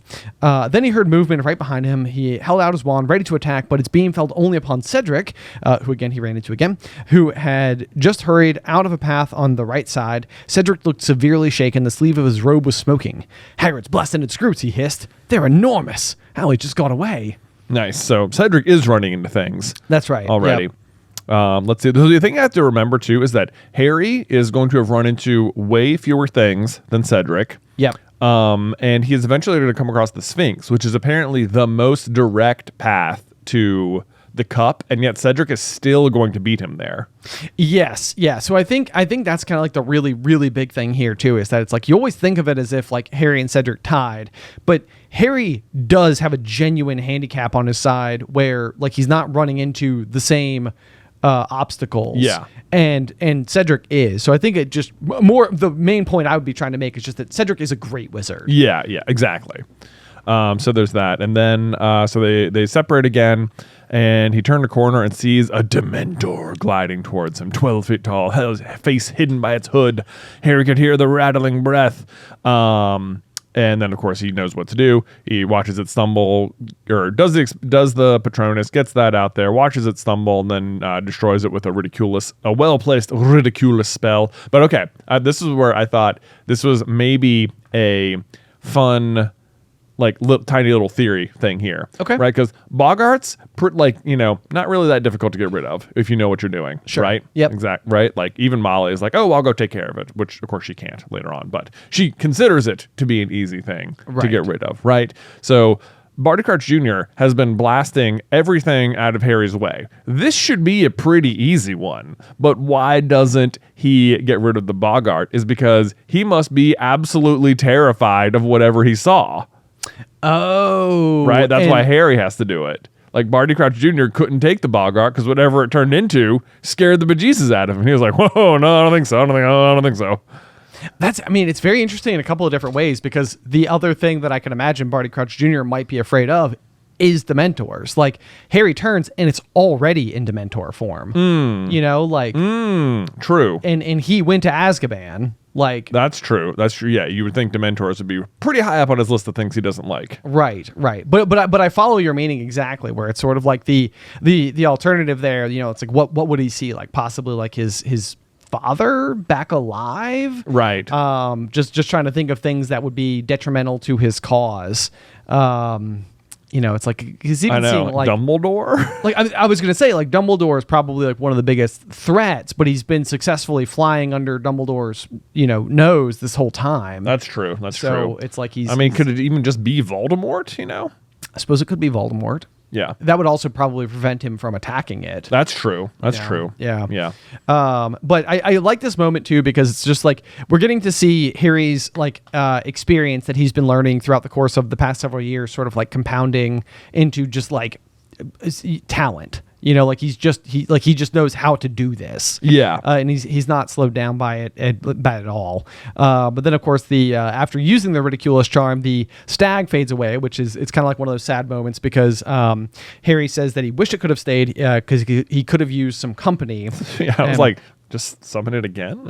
Right. Well, that's certainly a possibility. But then also it's kind of sad in a way, because like the stag represents James, who he will also then see later tonight, and will also give him strength in that situation as well. Yes. So yeah, then he's kind of like continuing forward. He's taking lefts and right turns. He runs into a couple of dead ends. Does the 4-point spell. He was going too far east. He turned back, turned right. Saw an odd golden mist floating ahead of him. So this is another thing that was just completely left out of the movies, as we talked about earlier. This is one that gives me the finger tingles when I think about it. Oh my gosh, I know. It's like, because what's crazy about this is that, like, upon stepping on it, it feels like the world turns upside down. But like for Harry, it must there must be some actual effect to it, because his like glasses start to fall off his nose. Yeah, you know? So it's literally almost as if like the world is like inversed. But I've sometimes think about it where it's like, is there such a thing as a fear of heights if you are swimming in like particularly deep water? Well, I mean, people are afraid of deep water for sure. Well, and I know that people are afraid of deep water, but like it seems like sometimes there is like I wonder at all if it's because the next time ground will be beneath you is like, let's say you're swimming in 300 feet of water, and it's like, okay, like what is it? Is it the void? Because when Harry ends up stepping upside down, basically what's beneath him now is the sky. So the idea of falling into the sky would be like falling off of the earth into space. Yeah. So that, I mean, that it definitely is like very like whoo. Yeah. Okay. Yeah. That would get you. Yeah. Would get you for sure. It's tricky. So this is where he tries the Reducto spell, which he won't try at any other solid things he comes across, like the Blast-Ended Scroot or the Acromantula later on. What does he do to get through the hedge? Does he end up using it for that? That's what he uses it for. He does. Okay. That's what I thought. Yes. So do you think it's like significant that the mist is gold? Like, given like Harry's constant association with the color? I don't know. You're right, but it doesn't really feel like there's anything about it that gives it like enough symbolic resonance to me. Yeah. Like, I mean, other than I think that like it's like ultimately what it is it's a courage test. Yeah, true. Like that's how you solve it, is being brave enough to take the next step. Or that's a good point. That's a good point. The idea of it being upside down is also, I guess, now that I say it out loud, kind of representative of like winning the tournament is also the worst possible outcome, which is not what you would expect. Right. Like it's like the inverse of how it's supposed to be. Like winning would be a good thing. Yeah. Well, I mean, but the people putting on the tournament don't know that. No, of course they don't. Yeah. No. That's that. I'm speaking more from like a literary standpoint. Yeah. From the yes, for sure. So that's I do think that's a very good point, though. I hadn't considered the fact that the solution to the mist is bravery, which would harken back to Harry because he's a Gryffindor. Right. Yeah. I mean, it's even one of the Gryffindor colors. Yeah. Also true. Yeah. I love that. So the world turned upside down. And basically what he has to do is pretty much just like calm himself down and force himself to lift his right foot as hard as he can and like away from what is referred to as the grassy ceiling. Yeah. Which I think is the perfect descriptor because it's like, ooh, yeah. I know. That does screw with you. It's weird. Also, it's worth noting that he isn't even sure if he's going to go into the mist, and then he hears Fleur screaming, and that's what makes him go into the mist in the first place. Right. Yeah. Which I guess it would have been without Fleur screaming. It would be difficult to explain why he just tempts fate here. Yeah. So it's like it is like his, heroics, his like heroic nature that takes him into the mist. True. Yep. Yeah. Yep. Let's see here. Did he dare move? Did he dare move his foot? Try and move. And he eventually decides that yes, he can. Reasons it out, and immediately the world righted itself. So yeah, it's like just like a test of courage more than anything. But afterwards, he's not even worried about like winning the task. He's just like, where's Fleur? He paused at a junction of two paths and looked around for some sign of Fleur. So he's not even trying to win now. Like immediately, I think Hermione's going to bring this up later on in Order of the Phoenix, where she's like, don't you think you've got like a bit of a saving people thing? Yeah. And it's like, yep, he kind of does. He does. But that's what happened in the second task, and that's what's happening now. You're exactly right. Yeah. But the thing is about like Harry, it's like, I think it's so easy to see why you wouldn't want to be described that way, because it seems like you're chasing heroics. And it's like, I think the reality of Harry is that he's not chasing heroics. He just is heroic. Right. Exactly. Exactly. And so I think it's I think he's a little like burnt when Hermione says that to him. He's like, no, like, that's not like who I am. Yeah. But it is true. He kind of can't help but try to help people. Yeah. I mean, Voldemort does take advantage of that part of Harry. Right. Yeah. Right. To lure him to the Ministry. With Sirius. With Sirius. Right. Yeah. But he does also, like, as much as he is concerned about Fleur, he does sort of have like in the back of his mind, like, one champion down, like the cup was somewhere close by, and it sounded as though she wasn't really in the running. Like he'd gotten this far, like kind of the same way that like Harry has a little bit of confidence coming into it. It's like he's in the maze right now, and it's like it's starting to occur to him. It's like, I had a 25% chance of winning. Now it's up to 33% chance. Like, things are, I'm going in the right direction. Yeah. Can I do this? Right. Then he met nothing for 10 minutes, which does feel like a very long time. Yep. Then he rounded another corner and found himself facing a blasted Scroot, and Cedric was right. It was enormous. Yep. 10 feet long. It looked more like a giant scorpion than anything. Its long sting was curled up over its back. Its thick armor glinted in the light from Harry's wand as he pointed at it. Stupefy. So you should have gone for Reducto here, man. I know, yeah. Spell hit the Scroot's armor and rebounded, which totally makes me think that at some point in time in the future, if there was like Scroot body armor, I was like, that'd be pretty cool. Then you could answer Draco's question, like, what is it used for? Right, yes, exactly. Yeah, it's like, we harvest the armor. We harvest that. Then it's like, nice. Yeah. Nice. Yep. So impedimenta doesn't work either. Well, it does when he turns the caps lock on. Oh, you're right. That's a good point. Yeah. You gotta say it in all caps. All caps. Sometimes speaking in all caps makes all the difference. Yes. Yeah. But he manages to hit it on the fleshy, shellless underside. Mm-hmm. Everything has to have a weakness. Everyone has to have a fleshy, shellless underside, of course. Yeah. Exactly. Ridiculous. Yeah. Good for Harry, I guess. Right. Doesn't try to incapacitate it any more than that. Just like gets around it and keeps moving. And this is when he comes across Cedric and Crumb, he hears Cedric yelling, "What are you doing? What the hell are you doing?" And Crumb is performing the Cruciatus Curse on Cedric. So Cedric not having a real good night. But here, let me hit you with another theory from inside the maze. Okay, ready? So right here, we know Cedric is going to get Avada Kedavra later on. Yep. In a couple minutes here. And right now he's hitting the Crucio Curse. I think it is possible that Cedric had all three unforgivable curses cast upon him on the same night. But that, of course, the Imperious Curse didn't work for reasons we discussed earlier. Because he's got too much strength of character. Yeah. Yeah. And it's funny because I literally was like, my mind sort of like latched onto the same thing where I'm like, that's like 2 of 3. Yeah. And it's sort of like, but there's no obvious sign of like the Imperious Curse. Like that's only really used like on Crumb, which is what's happening to Crumb. What's happening right now. Yeah. Which also, I think it's another thing with Barty Crouch Jr. where it's like, how powerful is he that he is actively controlling Crumb with one unforgivable curse and then having him do the other one. I know. You know, it's like that's like layers. Right. But you're right. I do think there's a decent possibility that Cedric is sort of like a major glaring issue in Barty Jr.'s plan, and it almost to his demise, because Cedric technically could have won. Yeah, absolutely. Yeah, Harry tells him to win. You know? Yes, he does. Yeah, it was so close. Yeah. Let's see. This is where Harry tries the reductor curse again. Wasn't very effective, but burned a small hole in the hedge. To which I'm like, yeah, why didn't you guys I can't believe someone didn't think just light the hedges on fire, go straight to the center. Just go straight. Yeah, just how hard this should have been Fleur's strategy. Like, okay, no one else thought of that. All right, no one's here to copy me, so burn a hole. Yeah. Yep, exactly. But yeah, so then he sees Harry makes it through the hole, sees Cedric jerking on the ground, Crumb standing over him. Harry immediately stupefies Crumb. I'm sorry, Crumb is running away, and then Harry stupefies him, and it stops him dead. Yeah, but Crumb turning and running is also just fairly suspicious, because like, why not just attack Harry? Why not attack Harry as well?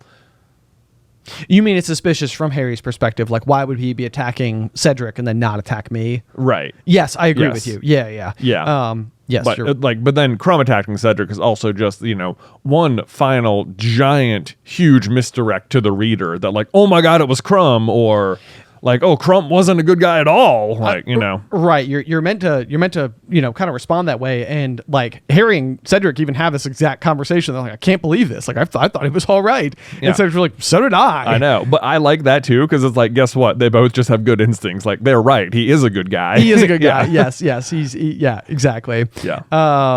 But then, he asked, did you hear Fleur scream earlier? And Cedric's like, yeah, you don't think Crumb got her too? And Harry's like, I don't know. And then like, should we leave? And Harry's like, or should we leave Crumb here?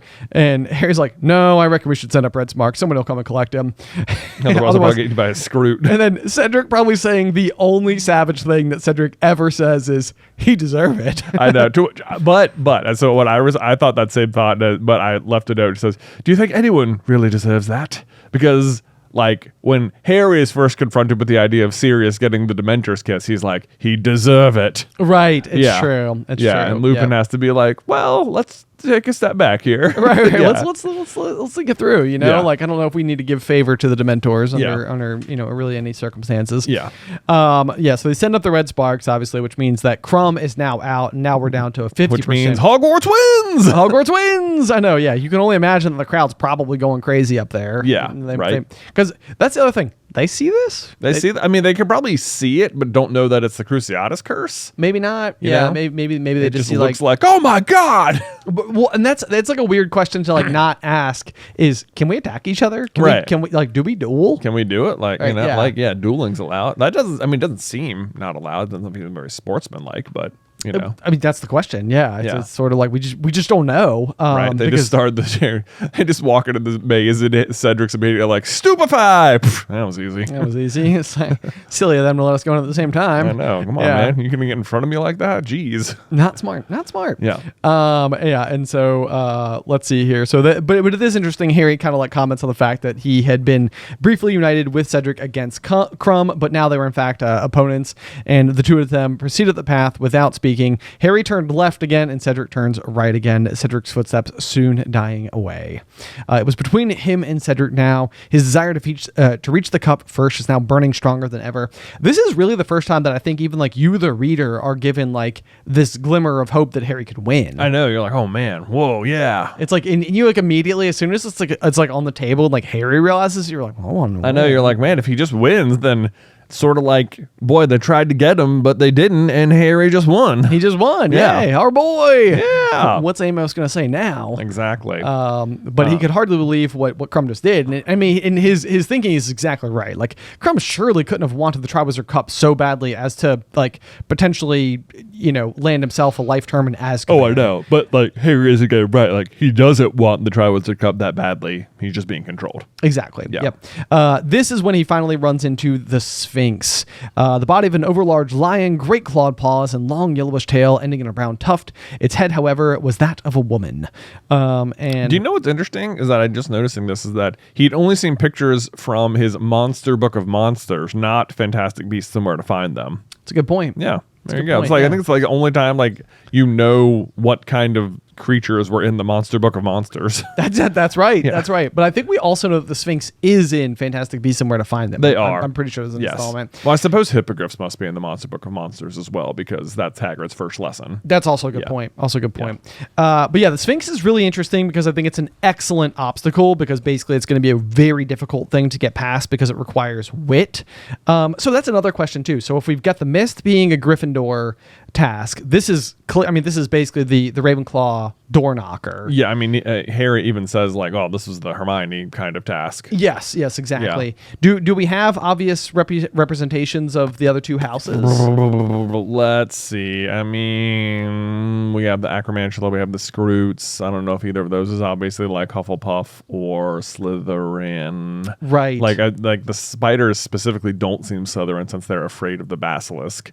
And that would have to make the spiders Hufflepuff, which doesn't seem right either. Yeah, it doesn't seem like there's any reason for it to be Hufflepuff. Yeah. This is like one where, like, I think in the movies, of course, they've got the vines being like a prominent obstacle, which would seem like an obvious Hufflepuff herbology kind of situation. I mean, I guess the maze itself, is a plant. Sure, I suppose, but that's like also just like drawing our own connection between like Sprout and Hufflepuff and herbology. Because Neville obviously eventually goes on to teach that class as a Gryffindor, so it doesn't necessarily have to be a Hufflepuff course. Do you know? Yeah, like even when Ludo Bagman brings them down, they're growing the maze. He says Hagrid will have these hedges 20 feet tall, not Sprout. Like, sure. What is Professor Sprout doing? Yeah, she's like, is it growing plants? Is it defending her champion? Is it, Sprout's just missing. She's just missing. Sprout is missing. Right, yes. Unless we need somebody to pop in for just a good boopa chupa puss. The mysterious absence of Professor Sprout. What happened to her? Yeah. Okay, but anyway, so you're very near your goal. The quickest way is past me. Something that I would just firmly believe. Yeah. And I love Harry. So you move, please. And it's like, I love that Harry's dropping in the manners, and she says, no. Nope. Not unless you can answer my riddle. Answer on your first guess, I'll let you pass. Answer wrongly, I attack. Remain silent, I will let you walk away from me unscathed.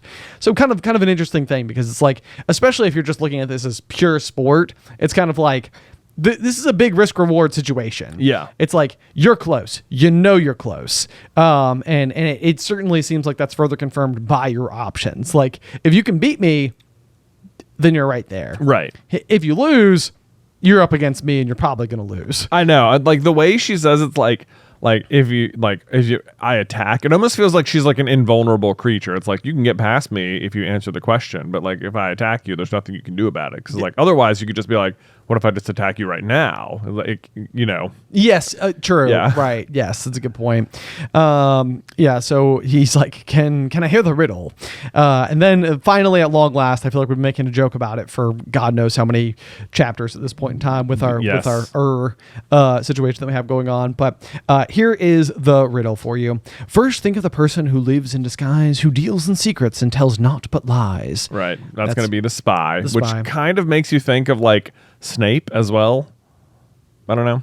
I don't know if that's supposed to be like a hint. I suppose there are three main spies that you come across in the series, which are Snape and Wormtail and Barty Crouch Jr. It's a very good point. Yeah. Next, tell me what's always the last thing to mend, the middle of middle and end of end. Right. This is, of course, just the letter D. The letter D. Yeah. Yep. Last letter of mend, middle of middle, and end of end. Right. There you go. And finally, give me the sound often heard during the search for a hard-to-find word. And just one of the best payoffs that, what a crazy payoff this one is. It's so funny because it's been so used. Yeah. It has been so used. We brought it up every single time. Even when he's trying to figure out what the imposter is, says, who lies? That'd be an imposter. Like, he does it right there. Right. Yes. Yeah. Yep. So then now string them together and answer me this. Which creature would you be unwilling to kiss? So then he starts to work through it. Person in disguise. I feel like this is absolutely just a straight up nod to Moody. Even the fact that we have like the usage of the word imposter right there on the page. Oh, It's absolutely. super on the nose. No, that's not my guess. A spy. I'll come back to that. Could you give me the next clue again? Then she goes through it, and then Harry, the last thing to mend, Harry repeated. No idea. Middle of middle. Kind of last bit again. She gave the last 4 lines. The sound often heard during a search for hard to find words, said Harry. That'd be hang on. Is a sound. Yeah, it is. Oh my gosh, it sure is, Harry. Spy, said Harry, pacing up and down. A creature I wouldn't want to kiss. A spider. So he never solves the D clue at all. That's right. Just yes. like works it out by, process of elimination there, by crosswording it, basically. Exactly right. Yes. Yep. But you, the reader, can do so on your own time if you choose so, because the middle of middle is in fact D, and the end of end is also D. Yes. Yep. Yep. So yeah, then he had to be close now, as Juan was telling him that he was bang on course. I love that phrasing. Bang on. And it's like okay. It's like it's good phrasing to get you, the reader, excited too. It's like, okay, we're almost there. Yeah. Yeah. Yep. So let's see. It says dashed up this one. The Triwizard, and then he can see it. The Triwizard Cup was gleaming on a plinth 100 yards away. Which again, I ask, how big is the field? Yes. 100 yards. Now all you can imagine is that like the maze like squirreled you all through, and then like over like to the right hand side was just a full blown straight. Right. Yeah. You And it know? was just like, yes, it's so hard to find this hallway. Right. Yeah. Yes. If anything, if our spacing was correct, that could also be the case where you're supposed to grab it, and instead of being a port key to the front, it's almost just like the maze right in front of you, like Opens.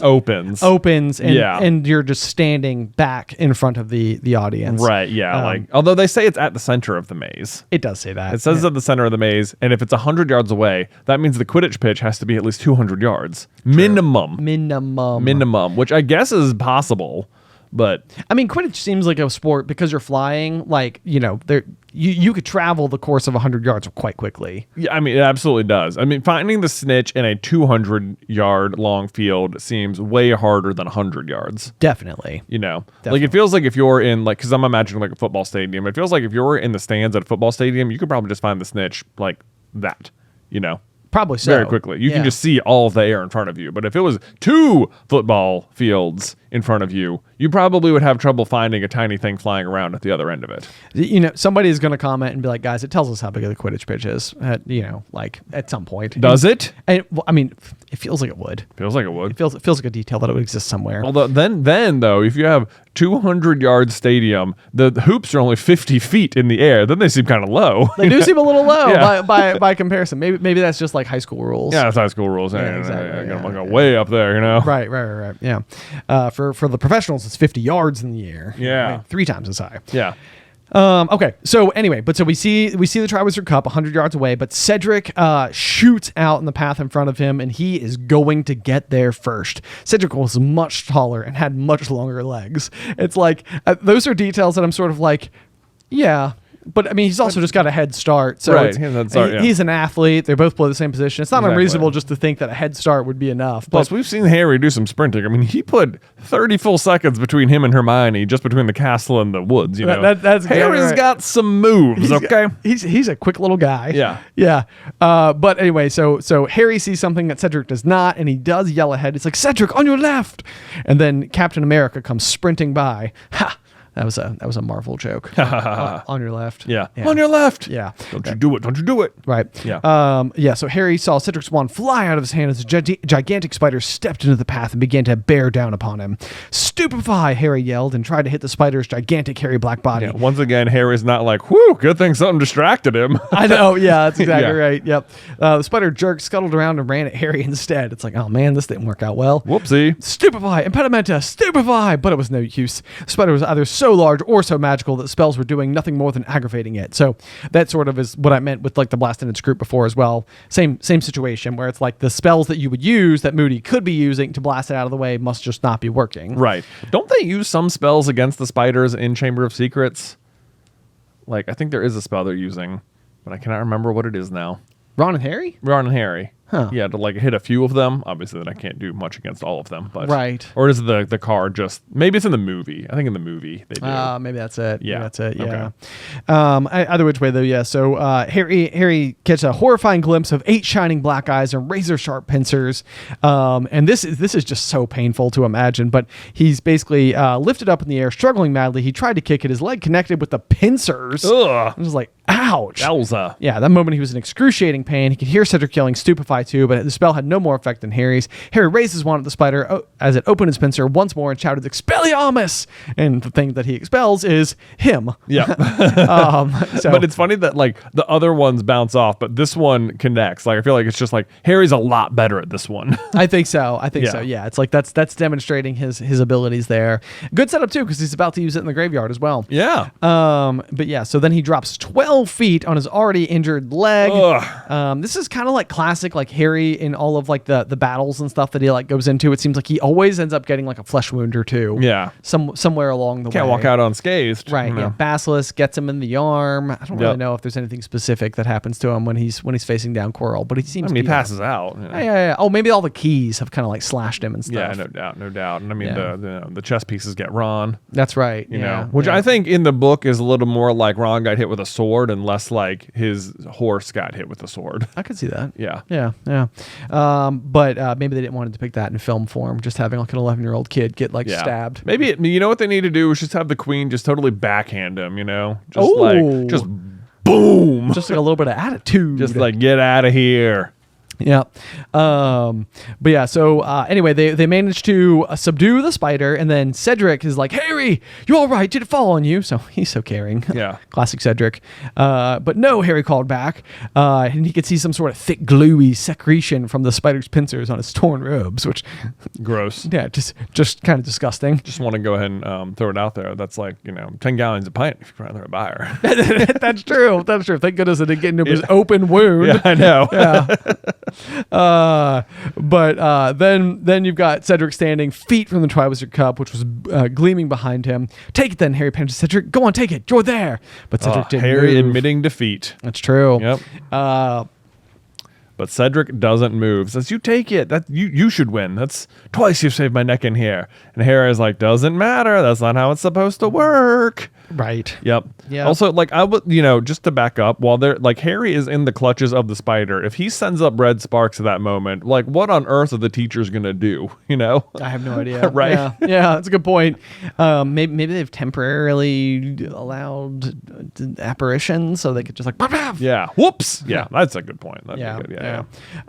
But yeah, I mean, Harry's kind of having like a moment of woe where he's just like, Cedric has beaten him just as he had beaten Harry to ask Cho to the ball. The one who reaches the cup first gets the point. That's you. I'm telling. Remember when Harry was asking Cho to the ball and Cedric ran out of the hallway first and then got attacked by a spider? I do. Yeah. And then, that was a good scene. And then Harry redirects the spider at him, and while he's on the ground, being like beeten to death, Cedric's like, Cho, the ball! Would you go with me? He's like, I'd love to. And then Harry's like, he gets up and he's bleeding everywhere, and he's like, Cho, you want to go to the ball with me? He's like, oh, I've already said I'll go with Cedric. I've already set a goal. Like, oh, Set a man. goal. Stop being noble, Harry said irritably. Just take it. We can get out of here. Can you imagine if Cedric does it and just ruins the whole plan? They're having a total nobility off. Maybe this is the real Hufflepuff challenge. Yeah, this is it. You've got the mist for the Gryffindors. You've got the Sphinx for the Ravenclaws, and you've got just good-natured just Cedric himself. Yeah. Just he's the challenge here. Yeah. And so they go back and forth. They have all this positive exchange. Basically, you told me about the dragons. You helped me with the egg. We're square. You got more points the second task. I should have stayed behind and helped all the other hostages. Why didn't I do that? And it's funny that he says I should have done that because that's basically what he's doing now. Right. Yes. Yeah. But he was walking away from the sort of glory that Hufflepuff House hadn't had in centuries. I feel like that's uninformed. I mean, who's to say what kind of glory they had before you got there, Harry? Exactly. In centuries, no one in Hufflepuff House has done it. Like, come on now. What about Newt? He wrote that book that you all read. Yeah, I know for a gosh darn fact that you haven't read Hogwarts' history, so you can't possibly back this up. I know. Come on. There's got to have been a few other good moments for old Badgers. Okay, that's right. Yep. Yeah. But it looked. Yeah, I like that it says that it was costing Cedric every ounce of resolution that he had, but his face was set, his arms were folded, and he seemed decided. And then finally, Harry sort of like comes up with the brilliant solution. Both of us. Well, not quite yet. First it says, Harry looked from Cedric to the cup. For one shining moment, he saw himself emerging from the maze, holding it. He saw himself holding the Triwizard cuffed aloft, heard the roar of the crowd, saw Cho's shining face. To which I love for that one moment, Harry's like, I'm going to take the cup and your girl. Unexpectedly savage from Harry. Yeah. You know what? I could do it. And then maybe your girlfriend would break up with you too. Right, yes. just a brief moment there. Yeah. Brief moment of weakness. We've all been there, I guess. But okay, so I'm sorry. Then Harry says, both of us. Exactly. It's still a Hogwarts victory. We'll tie for it. You sure? And then Cedric's like, you're on. And I love this little moment of them kind of like coming together to basically, in a way it kind of becomes the Triwizard Tournament, because it's like, you've got the three schools and just one school is winning, Hogwarts. Right. Yes. Yeah. Exactly. Yeah. So you've got that. Yeah. Yeah. So then on 3, 1, 2, 3. He and Cedric both grasped the handle. Instantly, Harry felt a jerk somewhere behind his navel. His feet had left the ground. He could not unclench the hand holding the Triwizard Cup. It was pulling him onward in a howl of wind and swirling color. Cedric at his side. To the graveyard! This is basically like the last time he took a portkey, too. Well, like the first time he took a portkey, it was also with Cedric. It was also with Cedric. Yeah, it's kind of a neat setup there. Yeah. Yeah, kind of mirrors the two situations. It does. But that, of course, brings us to the end of Chapter 31, and gets us ready for Chapter 32, Flesh, Blood, and Bone. Yep, that's going to be a big one for sure. Things happen. Before we close out for the day, Jay, do you have a review for us? Well, I sure do, Ben. Boy, I forgot to write down who it was from, so I'm so sorry, but whoever you were. It says, Unforgivable Curses question. Hey, brother, love the podcast. My brother and I used to listen to these books so often we could guess what book, chapter, and disc the other one was on within seconds. And disc. That's impressive. That is impressive. Well done. Yeah, so it's nice to listen to people talk about all the things I catch on re-listens. My question for you is, what do you think about the association of each of the trio with the unforgivable curses? Harry is obviously the killing curse. Hermione gets tortured by Bellatrix, which leaves Ron with the Imperious curse. Maybe shown with Ron being so subject to Fleur's charms. Would this also support the idea that Percy and maybe even Arthur were under the curse at some point? Could this be a Weasley trait? Love the show. Look forward to it every week. Oh, man. Very interesting question. I like the idea that each of them is like associated with like one of the curses, because it's sort of also how it feels like with the Hallows. Like Harry wants the stone and Hermione wants the cloak and Ron wants the wand. Exactly. Yeah. And so, I think for sure, if they're right, Harry would be like the Avada Kedavra one. It'd be hard not to be. I mean, Yeah. he's going to literally, he's overcome it twice by the end of the story. He obviously it's the thing that's made him most famous. It's the thing that sort of like marked him as Voldemort's equal. So yeah, there's really no question there. The others, it's like, it's so hard for me mostly to imagine. I completely understand the argument for Ron and the Imperious curse. The one that's hard for me to imagine is Hermione and the Cruciatus curse. Yeah. Well, I guess it's not that they would ever use them per se. It's that they were like Hermione is sort of tortured by Bellatrix, not with the Cruciatus curse. Is it with the Cruciatus curse? I think it is when she's in Malfoy Manor. Yeah, there's And sort then of like she carves her like mud blood into her arm or something. Right. That's the thing. I've never known whether or not it was like the Cruciatus curse or the like actual physical damage that she's inflicting upon her in that situation, which would be irony to be torturing her by means of non-magic. Right. When the whole reason she's torturing her is because of her non-magic heritage. Yeah. Yeah. So there's that. I would say for Ron, like, I suppose Fleur's potential influence over him, because we've talked about how Vila maybe have like a touch of imperiousness about them. Right. But the greater example to me is when they're,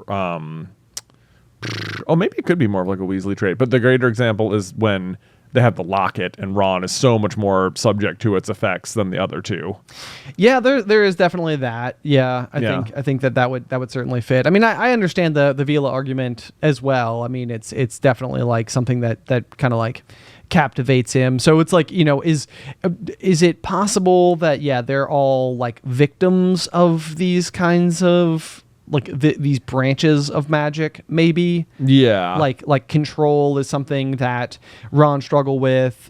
Pain is something that Hermione struggles with, which I would say is mostly due to her like role as like a perceived outcast by the prejudice of the pure blood mania. Right. Which, it's like, I mean, not that being subjected to that kind of prejudice isn't a very painful thing, but it feels very different from the physical brand of torture. But I can see where the parallels would exist. Yeah, I could see it. Because, I mean, you've got the 3 Hallows that they all represent. You've got the 3 other houses other than Gryffindor, which they all share, that they each represent. And 3 unforgivable curses. Yeah.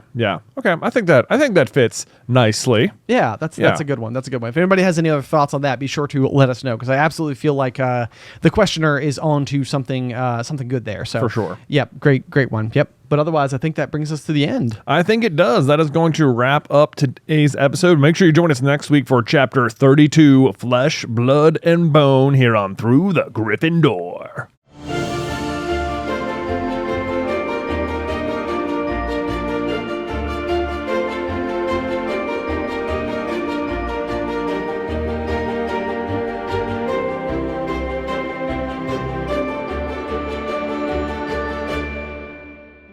Welcome, dear listeners. I'm Jonathan Carlin. And I'm Benjamin Carlin. And we invite you to join us through the Griffin Door, your one-way ticket to the enchanting world of Harry Potter. So grab your wands and dust off your broomsticks and join us as we unlock the riddles inside Goblet of Fire, Chapter 32, Flesh, Blood, and Bone. Although specifically not in that order. Not in that order. Even, not one of them's in the right order. Didn't mix up just a couple there. Bone, flesh, and blood. That still sounds good. I was trying to figure out, blood, bone, and flesh. Yeah, bone, because it goes bone, flesh, blood. Bone, flesh, blood, and bone. Yeah, I don't know. So, kind of interesting to mix up the order there when it doesn't really seem to throw anything off otherwise. But this is sort of a noteworthy chapter because it is probably one of the most important chapters. It is probably one of the most important chapters. It is a surprisingly short chapter. I was going to say that compared to what we've had lately. It is in fact the shortest chapter in Goblet of Fire. No way. It is. Wow. Yep. At least by Jim Dale audiobook standards, where I was doing a quick assessment, and I think this one clocks in at just under 15 minutes. So it's like 14 minutes, 47 seconds or something. So if you listen like me at my 2x speed, this is like a 7.5 minute. Yeah. You're just like, wow, we're done. Right. Yeah. So that's kind of interesting. As far as the chapter art is concerned, I don't know what scale we've got going on here, but we've got Peter Pettigrew looking just a scooch too tall, if you ask me. A scooch too tall. Are we supposed to think that this is... Can you see his other hand down there, or is that like blood dripping down? Because his fingers don't look... I guess he's got the missing finger down there. Yeah, it almost looks like a rubber glove kind of hanging out the bottom there. You know, like some people can like inflate a rubber glove to make it look like a chicken or something. Kind of what it looks like. It sort of looks like that little guy's just sort of hanging out of the sleeve there. But otherwise he's just holding the dagger or the silver blade way high up in the air. You've got the extraordinarily large cauldron in front of him with its dazzling diamond-like glittering surface. Yes. Which I've always thought was just a very, it's a description of the surface of the potion that was always kind of like stuck with me. Yeah. Because like diamonds feels like so the opposite of Voldemort. It does. Yeah. So like the idea of that being involved at all seems strange and compelling in like an odd way. So interesting chapter art. What did you think? I mean, I like the chapter art. Wormtail does look a little bit tall for my liking, although the cauldron they have in this chapter I think is forever what I imagine they were working with in potions. Okay. Like the big giant ones. The big giant ones. Although I'm pretty sure that it specifically says that it is the largest cauldron that Harry had ever seen. That is true. Bigger than any he had ever worked with. Yes. So this is clearly whatever I imagined they were making in potions for the longest time is much closer to what you see in the movies. Just their tiny little cauldrons. That's right. Yeah. But this is I also think it's hilarious because Harry's going to describe it as a cauldron that looks big enough to fit a grown man, and I'm like, wow, that's exactly what's going to happen. that's what goes in there. Yeah. Oh man. So anyway, without any further ado, you want to go ahead and dive on into this chapter? Well, absolutely. So let's have our lovely first sentence here. We have Harry felt his feet slam to the ground. His injured leg gave way and he fell forward. His hand let go of the Triwizard Cup at last, and then the dragons arrived. So this is kind of funny because I was just rewatching this scene in the movie, or like the maze scene, and Dumbledore gathers them all around and he's like, in the maze you won't find dragons or denizens of the deep, and it's like, but in this case actually you would find dragons again. Yeah, there you go. He'd be like, oh, not dragons again. No.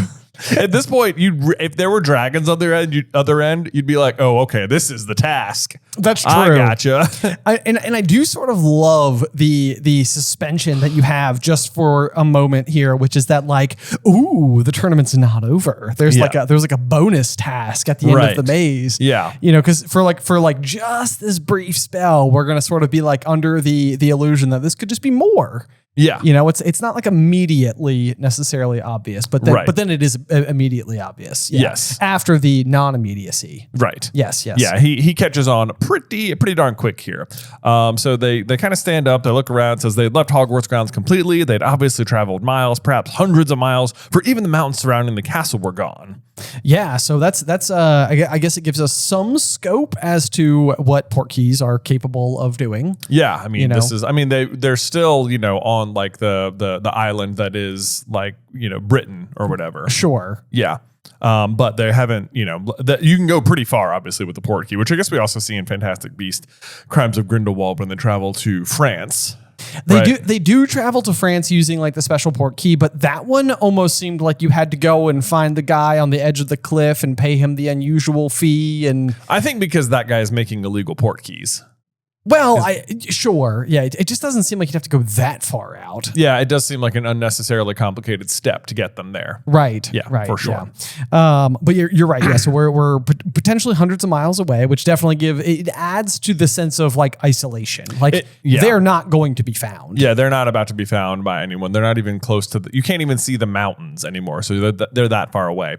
I love this description too. The black outline of a small church was visible beyond a large yew tree. Bum, bum, bum. So that's significant because yew trees are often planted in graveyards, but they are the tree of death, and it's also what Voldemort's wand is made out of. Yes, so super symbolic there. Also, and I can't remember the exact specifics of it, but I do believe that somewhere in maybe Scotland, there is like a very famous church where two yew trees have actually like grown up and like formed the entrance to the church. They're like ingrained into this like ancient building. And I feel like we've used that before. So it's almost like, is it not that church? Is that also not where the chair that Dumbledore sits in came from? Where it was sourced inspiration from? Yeah, I think you're right. I think you're absolutely right. Mm-hmm. Yeah. There is some type of, oh gosh, I think there was like a stone. Was there like a stone that was inside of the chair or something? Like they like stored something in the chair? Oh, you might be right. Oh gosh, I wish we had the information now. I feel silly for bringing it up and not being able to fully vet that. But go ahead. I was just going to say, yes, yew trees, death. Very intentional. Right. There actually is a graveyard that this graveyard is inspired by as well. When the book was being written, J.K. Rowling was walking around a graveyard looking for names on headstones, and that's where she found Tom Riddle. There you go. So if you go up to Edinburgh, you can like actually go walk through the graveyard that inspired the name. That's as right. well. Yep, absolutely. And then it also says that Harry could just make out the outline of a fine old house on the hillside. I think that we've just basically always assumed that this is what qualifies us as specifically being in the town of Hangleton. Like this is the Riddle house. Yes. Yeah. I mean, also this is they're buried right here as well. Right. Yeah. Right. Yep. Cedric looked down at the Triwizard Cup and then up at Harry. Did anyone tell you the cup was a port key. And this is the moment where like the note that I wrote in was like, if only this was just another part of the task. Like, like it would have been cool. It would have been interesting, but unfortunately, no, that's not what's happening here, Cedric. Yeah. But our theory is that it was always a port key and that it was just going to bring you back to the front of the maze. Which might have been like a fun little surprise for everyone. Like, wait a second, like you grab it and you're like, whoa, we won, yay. Right. And it does feel like in that way, it helps contribute to this concept that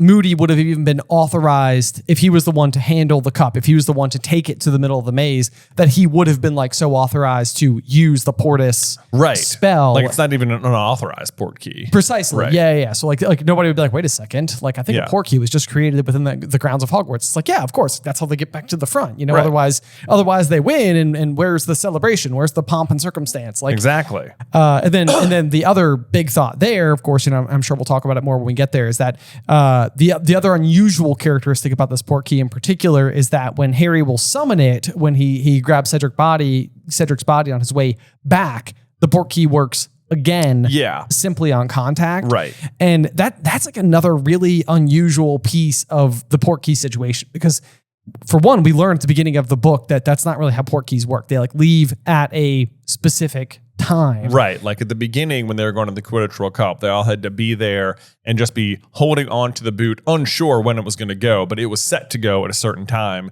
This one is set to go when it is touched to a certain destination and then set to return upon being touched again.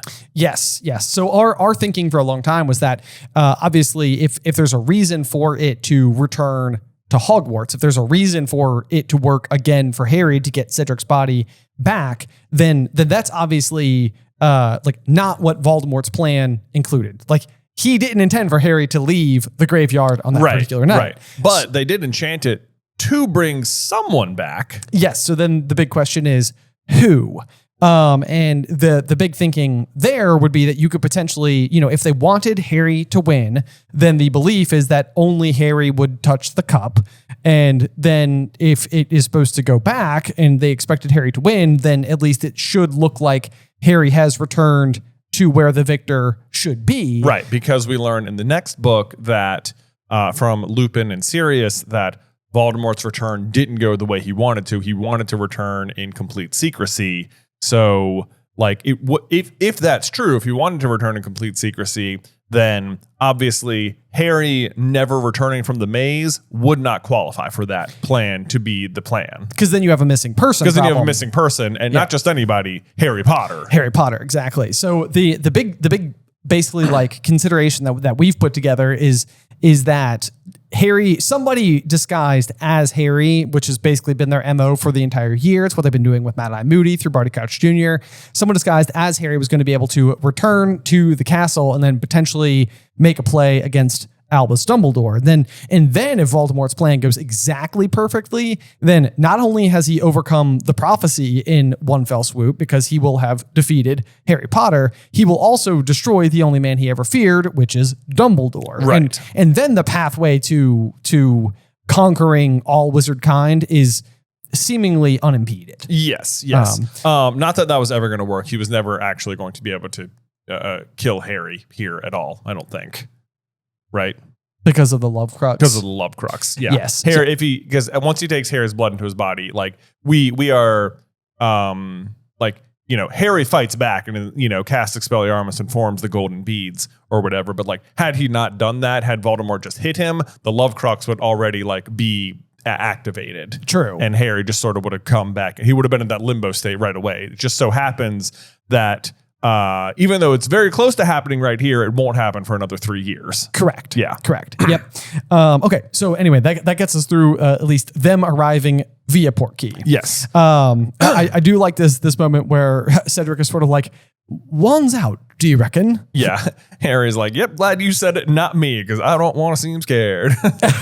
Yeah. And it's like he says, Harry actually says, this is supposed to be part of the task. And I was like, well, Harry usually has like such good instincts. And it's like, he's more like not skeptical enough of this right away. Not that it, makes much difference, but. No, I mean, and it doesn't make much difference. And I think the tasks have been so specific in that they have put his life in danger so much. And probably a little bit from Harry's perspective, just like, I mean, he was having that daydream. Like he was pretty close to thinking like, I could win this. Like Right. Fleur's down, Crumb is out. Like, it's not really until that moment where Cedric comes out of the hedge maze in front of him and he's like, well, Cedric's got it. Like, there's no way I can beat him. I'm on like, I'm just too far back and he's taller and stronger and faster than me. Like there's nothing doing. But just a few minutes ago, Harry was like, oh my gosh, like this nightmare might be over. Like I might win. It's going to be great. So I could see a world where it's like, he's so wrapped up in the tournament and the maze and the third task that he's like, it's not fully settling the total ramifications of like the switcheroo here. Right. Yeah. But then it says he had yet again that strange feeling that they were being watched. So now his instincts are catching in. This is a reference back into the maze where he said he felt like he was being watched, which he was being watched by Moody through the hedges. Now he's being watched again, but it's by Wormtail just off to the side a little bit. Yes. And I feel like the build up to the like arrival of Wormtail felt like it was taking a mortal age given the fact that it only takes like one paragraph. Yeah. But like, it says Harry couldn't make it a face, but from the way it was walking and holding its arms, he could tell it was carrying something. Whoever it was, he was short and wearing a hooded cloak pulled up over his head to obscure his face. And several paces nearer, the gap between them closing all the time, Harry saw that the thing in the person's arms looked like a baby. Or was it merely a bundle of robes? And it's just like, it just keeps like keeping you just right there on the edge And of like, what is happening? What's going on? Who is that? Right. Where are we? Why Yes. isn't the task over? Right. The first time readers, your head is swirling with questions right now. So Right. Why are we here? What is going on? And then Harry lowered his wand slightly, and it's like, why would you lower it? And I guess it's because he thinks someone's carrying a baby for a second there. Sure. Yes. And then without warning, Harry's scar exploded with pain. It was agony as such he had never felt in his life. His wand slipped through his fingers as he put his hands over his face. His knees buckled. He was on the ground. He could see nothing at all. He could see nothing at all. I have it underlined as well. He could see nothing at all. Yeah, this His head is was going about to split open. Yeah. So this is kind of a big one because the condition for seeing Thestrals is witnessing death. Yes. And right now it's like there's a big question because Harry's going to go back to school. He's going to make it back to the train at the end of the year, and then he's not going to see the Thestrals for the first time until the beginning of year 5, even though there's no one else he would specifically see die between now and then. So like the qualifying measure is Cedric. Right. And so I think the way that this ends up ultimately playing out is Harry's eyes are actively closed in this moment. And it will even say, so you'll hear the cold voice say, kill the spare. You'll hear Avada Kedavra, and then you'll see a blast of green light blaze through Harry's eyelids, which means his eyes are still closed. Still shut. For the death moment. You get several updates on the state of Harry's eyes, which is so funny because it is so critical to see Thestrals that you witness death. So because he could see nothing at all, the blast of green light blazed through Harry's eyes, and then finally he opened his stinging eyes. So like even if you're like trying to kid yourself, like maybe he opened them and then he shut them again or something, and it's like no, you get very clear descriptions. His eyes are closed tightly. The green light is that bright. Then he opens his eyes. But we can't skate over this, though. From far away above his head, he heard a high, cold voice say, kill the spare! Which, boy, this is just, I can't believe what a joke this has become on the channel. It's so much less funny when it's happening. Like the actual death is upon us. I literally wrote, less funny just at the moment. Oh, man. But yeah, so the big thing here is that again, so Harry can't see the Thestrals, but then if we do zoom forward, so our copy of the book fortunately even gives you the first chapter of Order of the Phoenix, and what you're going to end up getting, and this is kind of interesting that this is like the way that it plays out, but Harry is going to be giving Dudley a hard time for bullying like underage kids. Yeah. And then Dudley is going to retort by basically saying, like, I heard you last night, said Dudley breathlessly. And he's basically asking him, who's Cedric? Don't kill Cedric. Don't kill Cedric. Who's Cedric? Your boyfriend? And Harry's like, you're lying. But he knew that Dudley wasn't lying because he, in his dreams, had been going back and revisiting the graveyard and witnessing the events of the night. So I don't know if this is a stretch. I don't know if it's me just trying to like want it to work. Well, there's a chance that, I mean, I see what you mean. Like Harry's, because in other versions of Harry's dreams, he has been like when he rode the owl into the room or when he was like seeing Frank Bryce listen to the conversation. Right. He's not seeing through someone's eyes. He almost will be seeing it from like a third point of view. Yes. Like a floating person in the room. So it's possible, you're right, that in his dreams, he is like revisiting this moment as like from a different point of view, where you can actually watch it and like that actually counts. You could also argue maybe that when the wands connect and Priori Incantatem happens, and the echoes come out, that he is literally like witnessing death, because like the shapes of death kind of. Well, yes. Yeah. I mean, I think that's a really good point. The condition that I feel like I would be attempting to hurdle over in a way that's also maybe jumping through a hoop at the same time would be, why don't we see the Thestrals at the end of Goblet, but we do see them at the beginning of Order? Yeah. You're right. Now, the given out of universe explanation is that it took Harry that long to process the death. And that is the key difference between the end of Goblet and the beginning of Order, which I feel like is a little less elegant. It does feel a lot less elegant, especially because I think that what you said, I think, is a lot more elegant, because like Harry normally has these dreams when Voldemort is feeling a very particular sort of way. Mm-hmm. And Voldemort, up till this moment, doesn't know that this connection exists between Harry and himself. That won't happen until the situation with Arthur Weasley, where Harry is basically able to respond to something that nobody should have known about. Right. And so, like, to me, what I think could very easily be happening here is, like, Voldemort is lamenting how the evening unfolded. Right. Like, he is replaying it in his head. And so, like, in a way, what Harry is witnessing is like Voldemort's memory of the evening. Right. Which also is kind of interesting because Harry is calling out in his sleep, basically asking for Voldemort to spare Cedric's life. Well, what's interesting here is that if this is Voldemort reliving it, he is not really witnessing this happen either. He's just in that like bundle of robes at the moment, you know. He isn't quite back yet. Yeah, but he's got like the weird omnipresence. Yeah. Because like that's what's happening at the end of chapter 1 in this book, is you kind of have the moment where the chair is turned around. And that's like when you, the reader, as well as the people in the room, see what's sitting on the chair, which is Voldemort. Right. So it's not really from like his perspective. It's almost like he's like omniscient to the scene. And I don't know how that works. Like it's loosey-goosey at best, but if we want to fight for a way to understand it, like I think that would be me trying to pull the strands in a way that I think is as close as possible to making sense. I mean, it feels like it could be tied into like some branch of like legitimacy where like, you know, Voldemort is extremely skilled at it and maybe doesn't need to be like making eye contact. He can sort of like tell just by, because like he's not looking at Frank Bryce and Frank Bryce is like lying to him and he's like, do not lie to me. Lord Voldemort can always tell. Yes. Usually like Snape is like eye contact is important in legitimacy, but this is like Voldemort as gross baby looking the other way. Right. Like, I mean, that would speak to like his power being pretty insane. Yeah. Which we would know anyway. Which is true. He's the Dark Lord. Yes.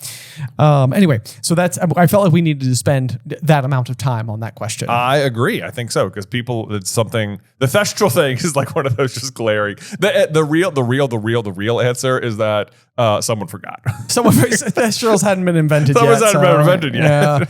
Yeah. At least not in the fullest of capacities. But that's okay. So we will continue to press forward. So Harry opens his eyes and he sees Cedric was lying spread eagled on the ground beside him. He was dead. Yeah. Less funny while we're reading, while we're here in the moment. Yes. Give us a page or two. Don't worry. I know. Yeah. We'll come back. We'll come back. Yeah. I did have a lot. I just wrote in like, we're not in Kansas anymore. Like this is like the like we've reached PG-13. Yeah. I think is kind of what's going on at this point in the story. Yeah. You know, it's not just sort of like bumps and bruises, waking up in the hospital wing, you know, Right. that type of thing. Someone died. Someone died. Yes. Yes. Well, this is the second person too. Like Barty Crouch Jr.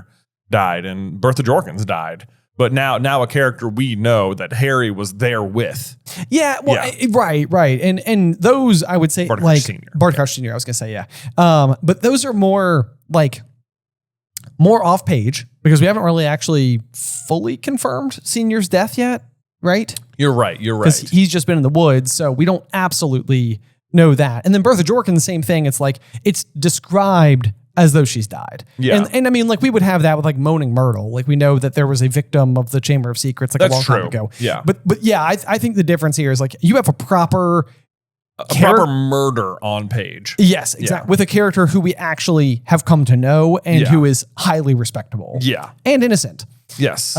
So anyway, yeah. So let's see here. For a second that contained an eternity, Harry stared into Cedric's face, his open gray eyes blank and expressionless as the windows of a deserted house. At his half open mouth, which looked slightly surprised. I bet. Like, whoa. Yeah, exactly. It reminds me so much of like the description we get of Fred's eventual death as well, where it's sort of like the expression that you are wearing at death is the last thing that's on your face, like when you die, like it almost like remains fixed. It does, yeah. I think it happens with I think it happens with the Riddle family too. They're described as looking terrified. Yes, you're right. Yeah. Yes, yeah. Yeah, they must have had more of an inkling of what was about to happen. Right. So then we continue to just get the short man in the cloak, had to put down his bundle, lit the wand, and was dragging Harry towards the marble headstone. So Harry's clearly like in a state of shock at the moment. Very understandably. Yeah, very understandably. Yep. Yeah. But we still don't know who the short man is yet. No. Yeah. So then he is slammed against the marble headstone, which reads Tom Riddle. Right. And if you weren't concerned yet, now it's like, uh-oh. Yeah. It's like, yep, this is not good. This is not good. Not good. Yeah. We know who that is. That's bad. Right. Harry could hear shallow, fast breathing from the depths of the hood. He struggled and the man hit him with a hand that had a finger missing. And Harry realized who was under the hood. Wow. Notice the missing finger while being hit. It's impressive. It is. It's like, wait, attention to detail. Attention to detail, Harry. That's right. Yeah, it was Wormtail. You! He gasped. But Wormtail had finished conjuring the ropes, did not reply. He was busy checking the tightness of the cords, his fingers trembling uncontrollably, fumbling over the knot. So you can tell Wormtail is like, he is so nervous about everything going down right now. Yes. Yeah. And I mean, this fits so specifically with Wormtail's whole existence. Like he is not like a proper soldier or lieutenant, or he's not in league with Barty Crouch Jr. or Bellatrix Lestrange. Like he is a coward. Yeah. And he is basically just abiding by the orders of Voldemort because he's been pressed into, from a, rock in a hard place until he's backed into a corner, and all he has left to do is try not to die. Yep, pretty much. Yeah, so that's pretty much what he's doing here. Which, yeah, I mean, I don't think he's defensible at all. I just hate Wormtail. No, I know. Yeah. So then he gags Harry here, and then starts to go to work on Voldemort here. We learn that Harry's wand still on the ground at Cedric's feet, so he is wandless. He is not near Cedric, but we get an idea where the Triwizard Cup is, which is still near Cedric's body. And then Wormtail starts undoing the robes, and Harry watched it, suddenly super aware that he does not want to know what is in the robes. Like he almost like can't admit to himself like what's in there, like that it's Voldemort. Yes, I know. And it's kind of interesting too, because this is the first of two times where Harry will really like lay eyes on this creature. Yeah. And it's interesting because the next time that it'll happen is in King's Cross Station, and the circumstances will be so different. It is different. Basically, what happens then is like the reverse of what's happening here. So what happens here is very short man Wormtail walks in carrying Voldemort like a baby. It is like gross baby Voldemort, who you kind of see another version of that you write in King's Cross. Yep. And that is kind of like in King's Cross, that's actual Voldemort. That, and Harry is a whole Harry because it's supposed to represent like what's left of their souls, basically. So Harry is like big and pure and full and nice, and Voldemort can't even move. He's so like torn and, you know, that weird barbecue gross baby thing. Which is kind of what he is right here. He like barely has a body. But so it's like, I think it's very intentional that these scenes are similar because you have like short guy Wormtail carrying Voldemort in just before his resurrection, and on the reverse end you have after Harry's resurrection, Hagrid the giant carrying Harry like a baby away from it. Oh, that's very true. Yeah. That's very true. Oh, Yeah. wow. Yeah, that's very, I mean, and it's always been kind of interesting to me the way that Hagrid is folded into that scene in Deathly Hallows where Yeah. like, it's like where of all the people, they've got like Hagrid tied to a tree. Right. You know, in that particular, you know, moment. And yeah, then he does end up carrying Harry, which feels like its own like bizarre. It's also symbolic, of course, going back to the beginning of the story where it's like Hagrid is the one who delivers in his arms baby Harry to the Dursleys. Yeah. And now he's carrying baby Harry back to his other home, the castle. Right. But you're right. Yeah, it's weird the way that those things are so ridiculously switched out there. Yeah. But anyway, yeah, Harry will be in much more control the next time that this happens to him. Absolutely. So let's see. Then Harry hears noises at his feet. He looks down and saw a gigantic snake slithering through the grass, circling the headstone where he's tied. Just like things are just going from bad to worse. Like he got there and it's like, I won. And then wait, oh my God, Cedric died. Now I'm tied to a rock. Oh my God, what's in those bundle of robes? Holy cow, that's a big snake or cow, depending on your point of view. Moo. Moo. Yeah. Like, what is going on? Things have gotten really bad in the last 20 seconds. Yeah.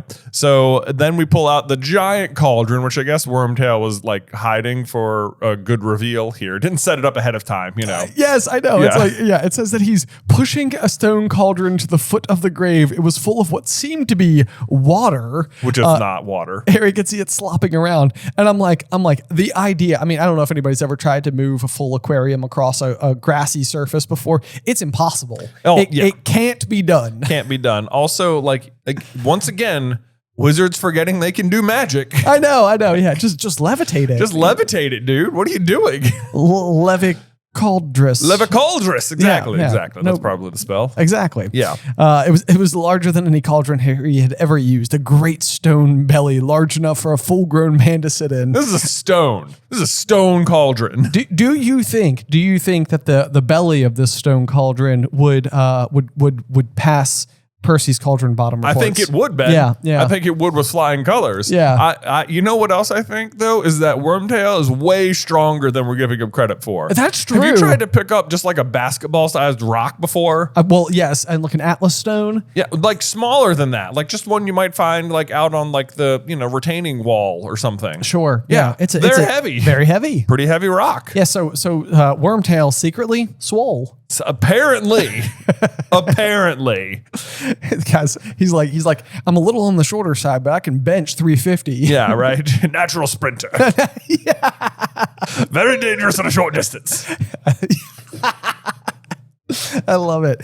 Okay, anyway, sorry. The thing inside the bundle of robes on the ground was stirring more persistently as though it was trying to free itself. Now Wormtail was busying himself at the bottom of the cauldron with a wand. Suddenly there were crackling flames beneath it. The large snake slithered away into the darkness. So good thing that Peter was a wizard scout. Yeah, good thing. Up. He remembers he can set fire with the wand. Not that he can move the cauldron with the wand. That's right. Yeah. Go ahead. Oh no. Then I think this is going to be like a running thing. Is that Harry will refuse. I think he's like he knows in his soul that thing in the robes is Voldemort, but he will not let himself like grant Voldemort like the identity of like person. Yeah. He will call it thing or it the entire time. Like he will not refer to Voldemort as like a man. Right. Yeah. Right. Yep. Not granting him those pronouns. Right. Even in this like wild, hopeless situation he's in. Right. It's like it's like so weird that like this is continued defiance in this moment is not allowing his thoughts to give Voldemort the credit of personhood. yes. Which, to be fair, he doesn't really deserve. He does not deserve. No. Good for Harry. There we go. Yep. The liquid in the cauldron seemed to heat very fast. The surface began to not only bubble, but send out fiery sparks as though it were on fire. Yeah. Steam was thickening, blurring the outline of Wormtail, tending the fire. The movements beneath the roads became more agitated, and Harry heard the high, cold voice again. Hurry. Yeah, there's the high cold voice. So that's, I mean, more and more clues. Obviously we know who it is, but this is the line you were talking about. The whole surface of water was alight with sparks now. It might have been encrusted with diamonds. Yeah. Like, what is this? I have no idea. Because I think for the longest time I thought this concoction right here was the combination of like Nagini's venom and the unicorn blood. Right. But I think that's the potion he creates to get him into the body he's in right now. The rudimentary body. The rudimentary body. I totally agree, because we're also going to have like the explanation of what he currently looks like. So we're going to jump to the page just a little bit here, but basically Wormtail will flip over a stone, or it says, it was as though Wormtail flipped over a stone and revealed something ugly, slimy, and blind, but worse, 100 times worse. Which I was like, it's not as though he did that. That's exactly what happened. Right. Yes, I know. It had the shape of a crouched human child, although it was hairless and scaly looking, dark, raw, reddish black. Its arms and legs were thin and feeble, and its face. No child alive ever had a face like that. Flat and snake-like with gleaming red eyes. So basically, I think that's really the key thing there, is that you've got the transformation of Tom Riddle we saw was shifting from the boy that we knew in high school, where he was like very handsome, and he had like the dark features and was very good looking. And it's like, even when you see him progress in the story, it's almost like he's become like waxy and like a little bit more like hollow, but still looks largely human. Right. So I think that it is the Nagini venom and this rudimentary body and the unicorn blood and everything that sort of like funnels into creating the basic small body that starts to morph his features into this snake-like appearance. Yeah, and that transfers to the full-grown man once he comes out of the cauldron. Yeah, Mo, this is a scene I really hope they get just right when they do it in the HBO series, because like a lot of it's pretty good. His resurrection's pretty good. It is. Yeah. But I mean, it's a scene that we've used we call it the Voldemort shampoo scene from Goblet of Fire, the movie. And it's probably a scene that we've used in videos more than just about any other, except for maybe Harry saying, "But I am the chosen one." I am the chosen one, or him dripping water out of his mouth. Yeah. Or Cedric dying. That's becoming very frequent. It is. That one comes up. Comes up a lot. But when you see Voldemort in this scene in particular, though, I don't like the way he looks in the movie, where he just looks like a really frail old man, he just looks like this weak guy that Wormtail dumps in there. It's like, I want him to look scary AF, Do you mean before he goes in? Yeah, before he goes in. And then when he comes out. When he comes out, there's a really good scene, right when he's coming to, he looks like extra skinny and snake-like and stuff. Yeah. Like that, he looks his creepiest, right in that moment. And then from there, he just sort of he never looks that creepy again. But I think even then they could ratchet it up like another 10 ticks on the creepy scale. Make it real spooky. I want him to be scary looking. I mean, and this is the power of Darth Vader, right? It's when Vader is on screen, you are intimidated. Yeah. And it's it's because his presence is so overpowering. You got to get the red eyes. Yeah, you got to get the red eyes. I know. I think little details like that will be much more closely tuned into. Yeah. Yeah, I hope so. I hope so. Anyway, so the thing seemed almost helpless. It raised its thin arms, put them around Wormtail's neck, and Wormtail lifted it. As he did so, his hood fell back, and Harry saw a look of revulsion on Wormtail's weak, pale face in the firelight. This is basically what Wormtail's been dealing with the entire time. There was even, I think, back in chapter 1 where he's like, "I disgust you, don't I, Wormtail?"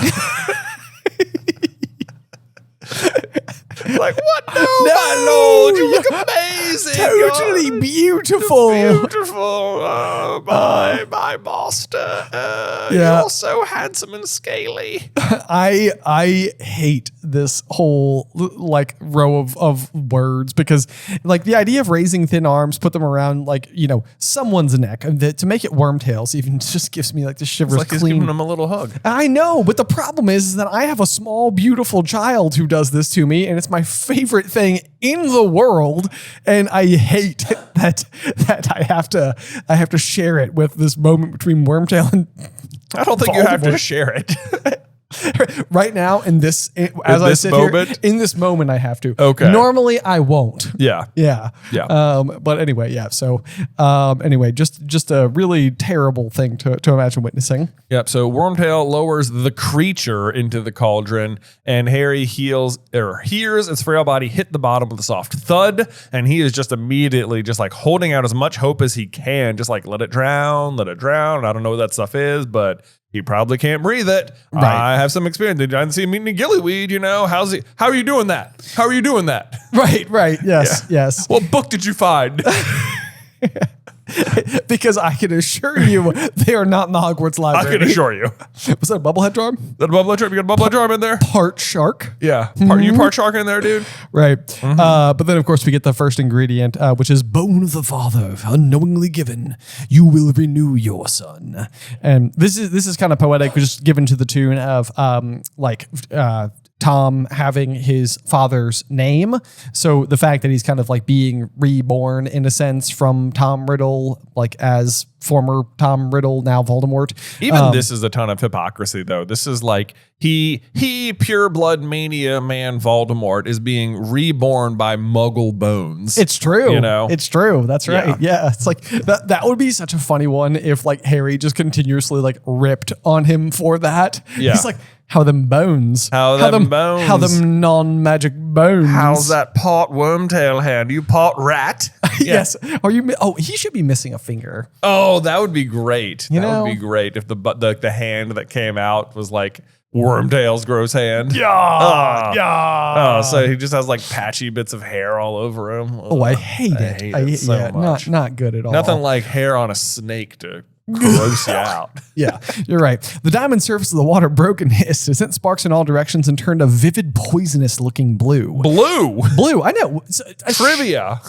Literally, I wrote trivia. Trivia. Hey, look at that. I was like, blue. Why isn't it green? Why isn't it green? It should be green. I know. I'm using a green highlighter for all this. Just so you know. I swear. Yeah, I was using green highlighter too. I was like, oh, for all the Voldemort things, I should do it in green. Yep. Good call. Wormtail was now whimpering. He pulled out a long, thin, shining silver dagger from inside his cloak. His voice broke into petrified sobs. Do you feel like maybe he could have done Harry first? You know? It's a good question. Yeah. It's a good question. Yeah. Because he is certainly going to, it's going to be harder to do it. It's gonna be everything else is going to be harder. Right. Yeah. In agonizing pain. Right. Flesh of the servant, willingly given, you will revive your master. I mean, willingly is like in giant air quotes. I mean, this is like 0.01% willingly, I think. Right. Like it just barely qualifies. Right. And this is really kind of like a funny throwback though, because when you go all the way back to chapter 1, do you have a page 11? Goodness gracious. Yeah. Page 11 of the story. Yes. He says, Wormtail, I will allow you to perform an essential task for me, one that many of my followers would give their right hand to perform. And here it is. And he stretched out his right hand, the hand with the missing finger. He gripped the dagger very tightly in his left hand and swung it upward. How sharp is this dagger? It almost is required for it to be a magically sharp dagger. Magically sharp. Because cutting through, I mean, You're cutting through bone. Cutting through bone. Cutting through bone, man. Although, I mean, I have to imagine that Wormtail has like weak bones. Well, I imagine he does too, but he's not like chop. It's not like one. It's not, I can maybe see it if his hand was like on a really hard surface and he came down really hard or something. Right. But this is in the air. Yeah. He's Ugh. God, It must be so sharp. the folks at home who like to listen to this show as like they're like quiet, like evening, like, oh, we're just nice and cozy. We're getting ready for bed, like it's like, this is a terrible chapter. This is not a good chapter for that in particular. When you get the idea of this super sharp dagger going through all of Wormtail's sinew and bone and just blood gushing out and getting all over his robes, probably. Right. I like to think he pukes. It doesn't say it, but he probably does. He probably does. He does. You know, probably some of it gets in the potion. Voldemort's just like, oh, gross. It's like you see like a little spit come out. Like he gets up and he's like, oh, Wormtail, what did you eat? what did you eat? Oh man, we gotta make humor out of it because if we don't, it's just awful. Yeah, it's just bad. Oh boy. So yeah, Harry, he said he closed his eyes tightly as he could, but he could not block the scream that pierced the night that went through Harry as though he had been stabbed with a dagger too. Do you think this is just is this empathy? Is he just like, oh, I feel bad for you, dude? I don't know.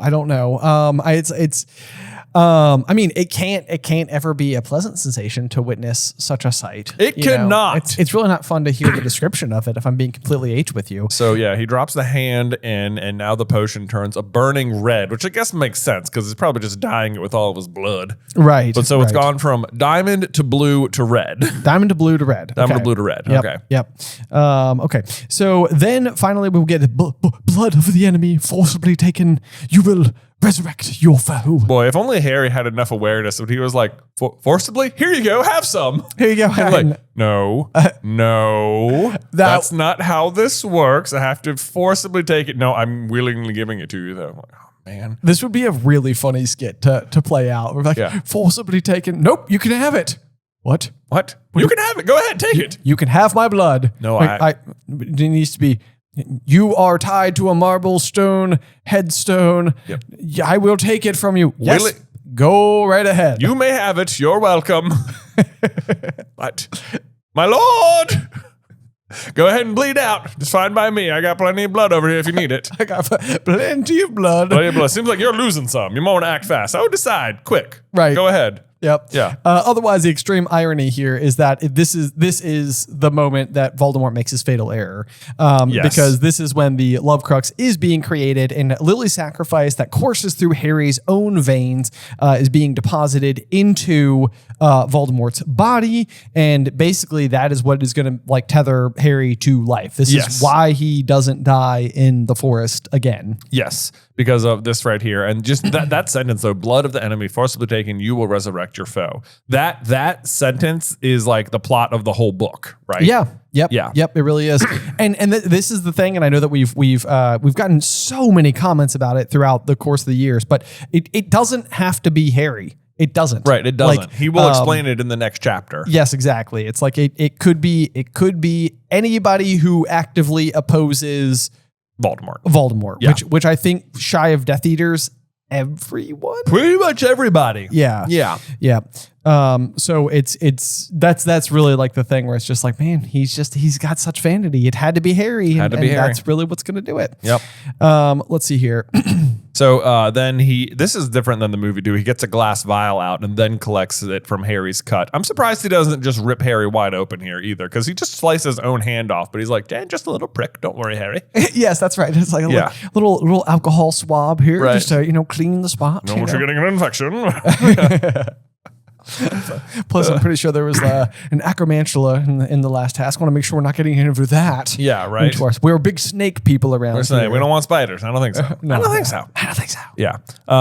So yeah, he gets in the movie though. He just takes the knife and just gets the blood off the knife and does like a little blood drips into the potion, which I think is we use that scene a lot too. That's another one. Yep. And now it turns back to white. So we've gone diamond, blue, red, white. Okay. Yeah. Diamond, blue, red, white. Yes. Yeah. So Wormtail dropped to his knees now beside the cauldron, slumped sideways, laying on the ground, cradling his bleeding stump of his arm. And Harry is just like, God, please, that something went wrong. Let it have drowned. Let it have gone wrong. And he's like, because he definitely knows what's up now. He's like, I don't, oh God, it seems like they're doing it right. And then there's this big blinding white light, and then everything stops. There's just vapor in the air. And for 1 second, Harry's like, oh, it didn't work. Good. It didn't work. Cool. Awesome. but he's wrong. He's wrong. Yeah. With an icy surge of terror, the dark outline of a man, tall and skeletally thin, rising from inside the cauldron. And then you get what has to be the most unusual first two words upon rebirth of any character just in the history of ever.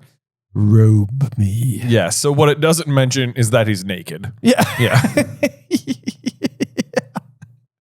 Wormtail and Voldemort have quite the relationship. They have got quite the relationship. They sure do. Yeah. Yeah, they share each other's blood, you know? Right. Or at least Voldemort's got some of his blood in him, you know? Right. Yep. Too bad no one died for you, Peter, I guess, or something.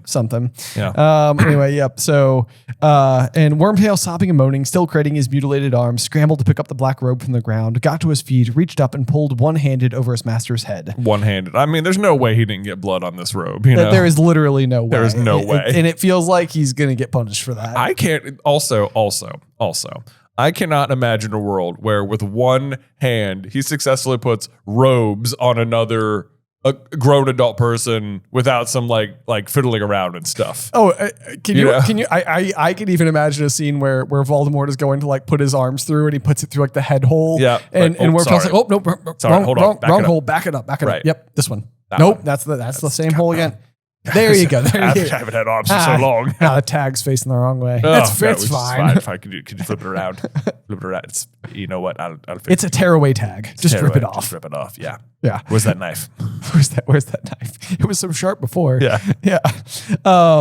Let's see here. The thin man stepped out of the cauldron, staring at Harry, and Harry stared back into the face that haunted his nightmares for 3 years, whiter than a skull with wide, livid scarlet eyes and a nose that was flat as a snake's with slits for nostrils. Lord Voldemort had risen again. Chills. He's back. He's back, and Be back. It's really, really wild because it's like we are almost at exactly the 1/2 mark through the series. Yeah. Like if you're to stack all of the pages we read in Goblet of Fire alongside those with books 1 through 3 against books 5, 6, 7, like I would be very curious to see how that like page allocation like pans out, because I think it would still skew with like more story ahead than we've covered so far. Yeah, which is wild to think about considering how far into this project because we're pretty far in, you know, because so much of Goblet would be on the front half of that. Exactly. Yeah. But then books 1 and 2 are so short. That's true. By comparison. So but it's pretty wild because I do think that like you've basically got in a 7-part series, you've got books 1 through 3, 4 where he returns, and then 5, 6, 7. So you've got 3 on either side of this like middle marker, and really that's where he returns proper, and it's just pretty much going to be the threat the whole way through till the end. But that does bring us to the end of chapter 32, Flesh, Blood, and Bone. Jay, do you have a review for us? I sure do, Ben. Let me pull it up here for us. This is going to be from Maddie N. Oh, hi, Maddie. I was going to say, love this podcast. Hey, brother, I usually watch on YouTube, and it's without fail the highlight of my week. Question about chapter 31. Do you think Barty Crouch Jr. would have intervened if Cedric hadn't helped Harry with the Acromantula? Obviously, he wouldn't want Cedric getting the cup, but would he risk taking him out while Harry was right there? Oh, man. Well, I mean, that's the thing, isn't it? Like, I think this kind of goes back to, and it fits really well with our huge argument about like the Imperius Curse. And the fact that Cedric can't be controlled by it in the same way that others can, because he has such enormous strength of character. Right. Like because it is surprising to me that more effort doesn't go into, and I mean, it's even possible that the Acromantula attacking Cedric is Moody's doing. Yeah, that could also be just under the Imperius Curse. Right. Because if you like, that is literally the example he gives in class is on spiders. We know it works on spiders. That's true. That's true. And really what you pretty much have happening there is like he's made it to the final pipeline. Cedric is sprinting to the finish when the Acromantula comes out of nowhere to attack him. And if you go back and you read the chapter carefully, what you'll see is that like Harry will cast a spell and it will then redirect the spider at Harry. Right. And so it's almost as if like the spider is doing exactly what Moody wants it to do, which is to trip Cedric up right at the finish line, and then it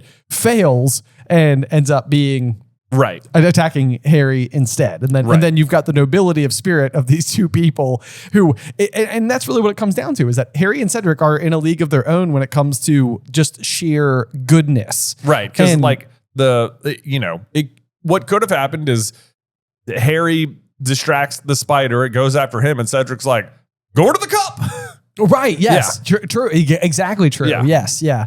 And this is the thing. Like, I mean, it's the theme of the story. It's like, love conquers all. And I think somewhere inside of that, even though Cedric and Harry don't have like romantic love for one another, I think that they have like the kind of goodness that allows them to love. Yeah. It's the thing that like that Dumbledore will bring up to Harry that's like, you can love. And Harry's like, big deal. Big deal. He's like, it has been a pretty big deal so far, dude. It's been a pretty big deal. It's like, even if you look at Cedric and it's like, he was capable of loving it. That is why he didn't just let you get eaten by an acromantula and go grab the cup and run away with it. Like, cause that's not who he is. Right. And they both have that in common. But I mean, I've never really considered that the acromantula attack is driven by Moody before, but per this question, I would almost be like, it definitely is. Right. It almost seems like it is like, or like, I don't know. Otherwise, was the spider always going to be like the final obstacle? Like, it's just like, oh yeah, we're going to put that right at the end, no matter what. If you come towards it, you will have to get through the spider. Well, I mean, it's a fair question, because I guess do we know? Let's see here. Does Crumb attack Fleur? I'm trying to remember exactly how that we don't know. You just hear her kind of like scream. You hear her scream, yeah. And then when Harry and Cedric are like, "Do you think Crumb got Fleur or whatever?" Right. Yeah, I guess maybe Barty Crouch Jr. says what he does later on in the book, but I don't know where that is. Okay. Just yet. Yeah, so that'd be something to look at as well. It's like whether or not he's just got Crumb out there as his agent in particular, or even if like. If he was redirecting Fleur in such a way that was forcing her to just run into obstacle after obstacle, because clearly a whole bunch of things that Harry isn't running into must be going somewhere in the maze. Right, yeah. Like, so it's possible that Fleur is just like another one. Like, man, this is a hard task. Yeah. It's like so much stuff. I can't do it. That would be a fun thing to see in the maze, like in the show, because you have no idea what other things, like, Cedric deals with one of the Scroots, and then they run into Crumb, but you never see like other things Cedric ran into or other things Crumb ran into or what Fleur might have run into before she gets taken out. Yeah, I mean, that'd be a great piece of world building just to see, because like we never have seen like the Golden Mist, for example, that Harry interacts with prior to the maze, and we'll never see it again. Yeah. So just sort of have like some ingenuity there just to sort of see like what is everybody up against. I know it'd be a great. I mean, I can see like a great transition. It'd be a great transition too. Like you see Harry go in, and he's he gets through his first problem, the boggart or whatever. Yep. And then you cut over to like Fleur in the maze, and she's doing battle with some crazy looking creature, and you're like, because then you could see Fleur do something cool and like prove her worth, because otherwise, like, you don't get to really watch her versus the dragon. She fails to the Grindylows in the lake task, and then it's like you don't know what happens in the maze either. So it's like you don't get to see her look like the part of the champion for like much of it at all.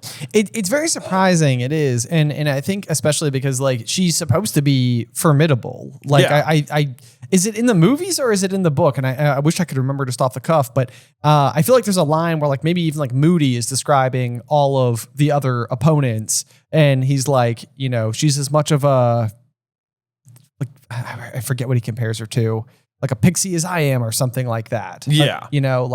Like it's like she's tough. Right. And so I think something that would be really cool to get to see more of is like a wit from Fleur, like, as they're like having all these exchanges that like she's like outwitting everybody in everything. Yeah. I think that could be like a really fun way to like help beef up her character if we're not going to get to see things like how the other champions face their dragons or what's happening underneath the lake with the other champions, or right. Because like you want to see all these people being good at stuff, and because you don't get that in the films, like especially it's like you never really take them that seriously. Like we don't really know like the people that play Crumb and Fleur just off the cuff, right? They're just sort of like they're like glorified extras. It almost seems like. Yeah, you don't see them do a whole lot of stuff. They don't have like a ton of speaking lines or anything. Right. Yeah.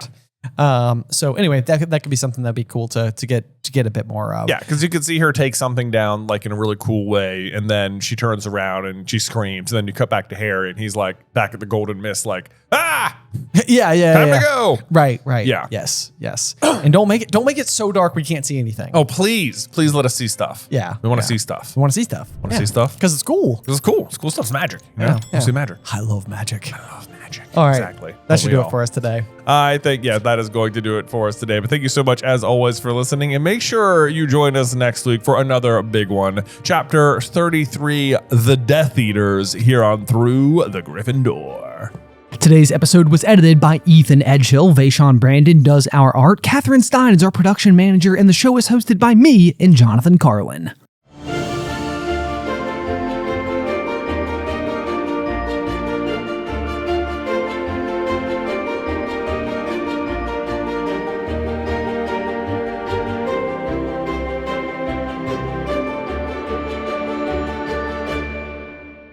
Welcome, dear listeners. I'm Jonathan Carlin. And I'm Benjamin Carlin. And we invite you to join us through the Griffin Door, your one-way ticket to the enchanting world of Harry Potter. So grab your wands and dust off your broomsticks and join us as we unlock the riddles inside Goblet of Fire, Chapter 33, The Death Eaters. Oh, man.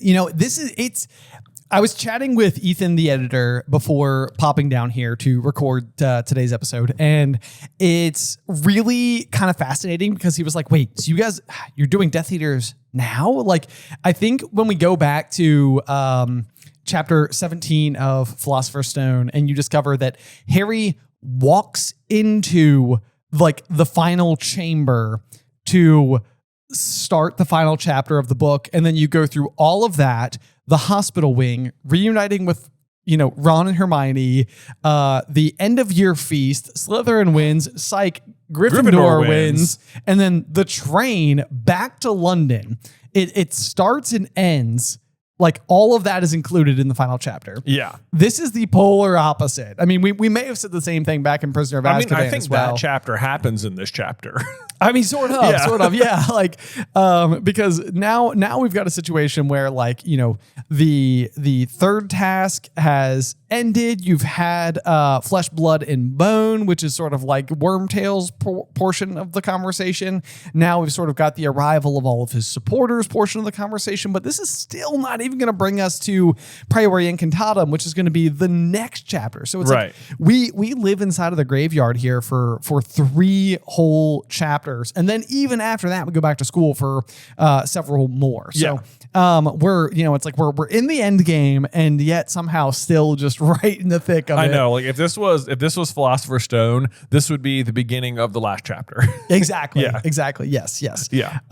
So I don't know. But then chapter art, looking at this one for the Death Eaters, what we get pictured here is a bunch of tombstones that I would argue are way too close together. I mean, yeah, who's burying these bodies 6 inches apart? Right. And they don't even look like not just like next to each other, like vertically as well. These are short people they're burying, I guess. Maybe that's what it Yeah. is. Maybe that's what it is. Yes. And then you can see all the cloaked figures kind of off in the distance, looking a little Dementor-ish. Exactly what I said. Very Dementor-y, which is, I think, probably what they're going for. Yes. I mean, Yeah. we're even going to get the phrase in this chapter, the Dementors, they are our natural allies.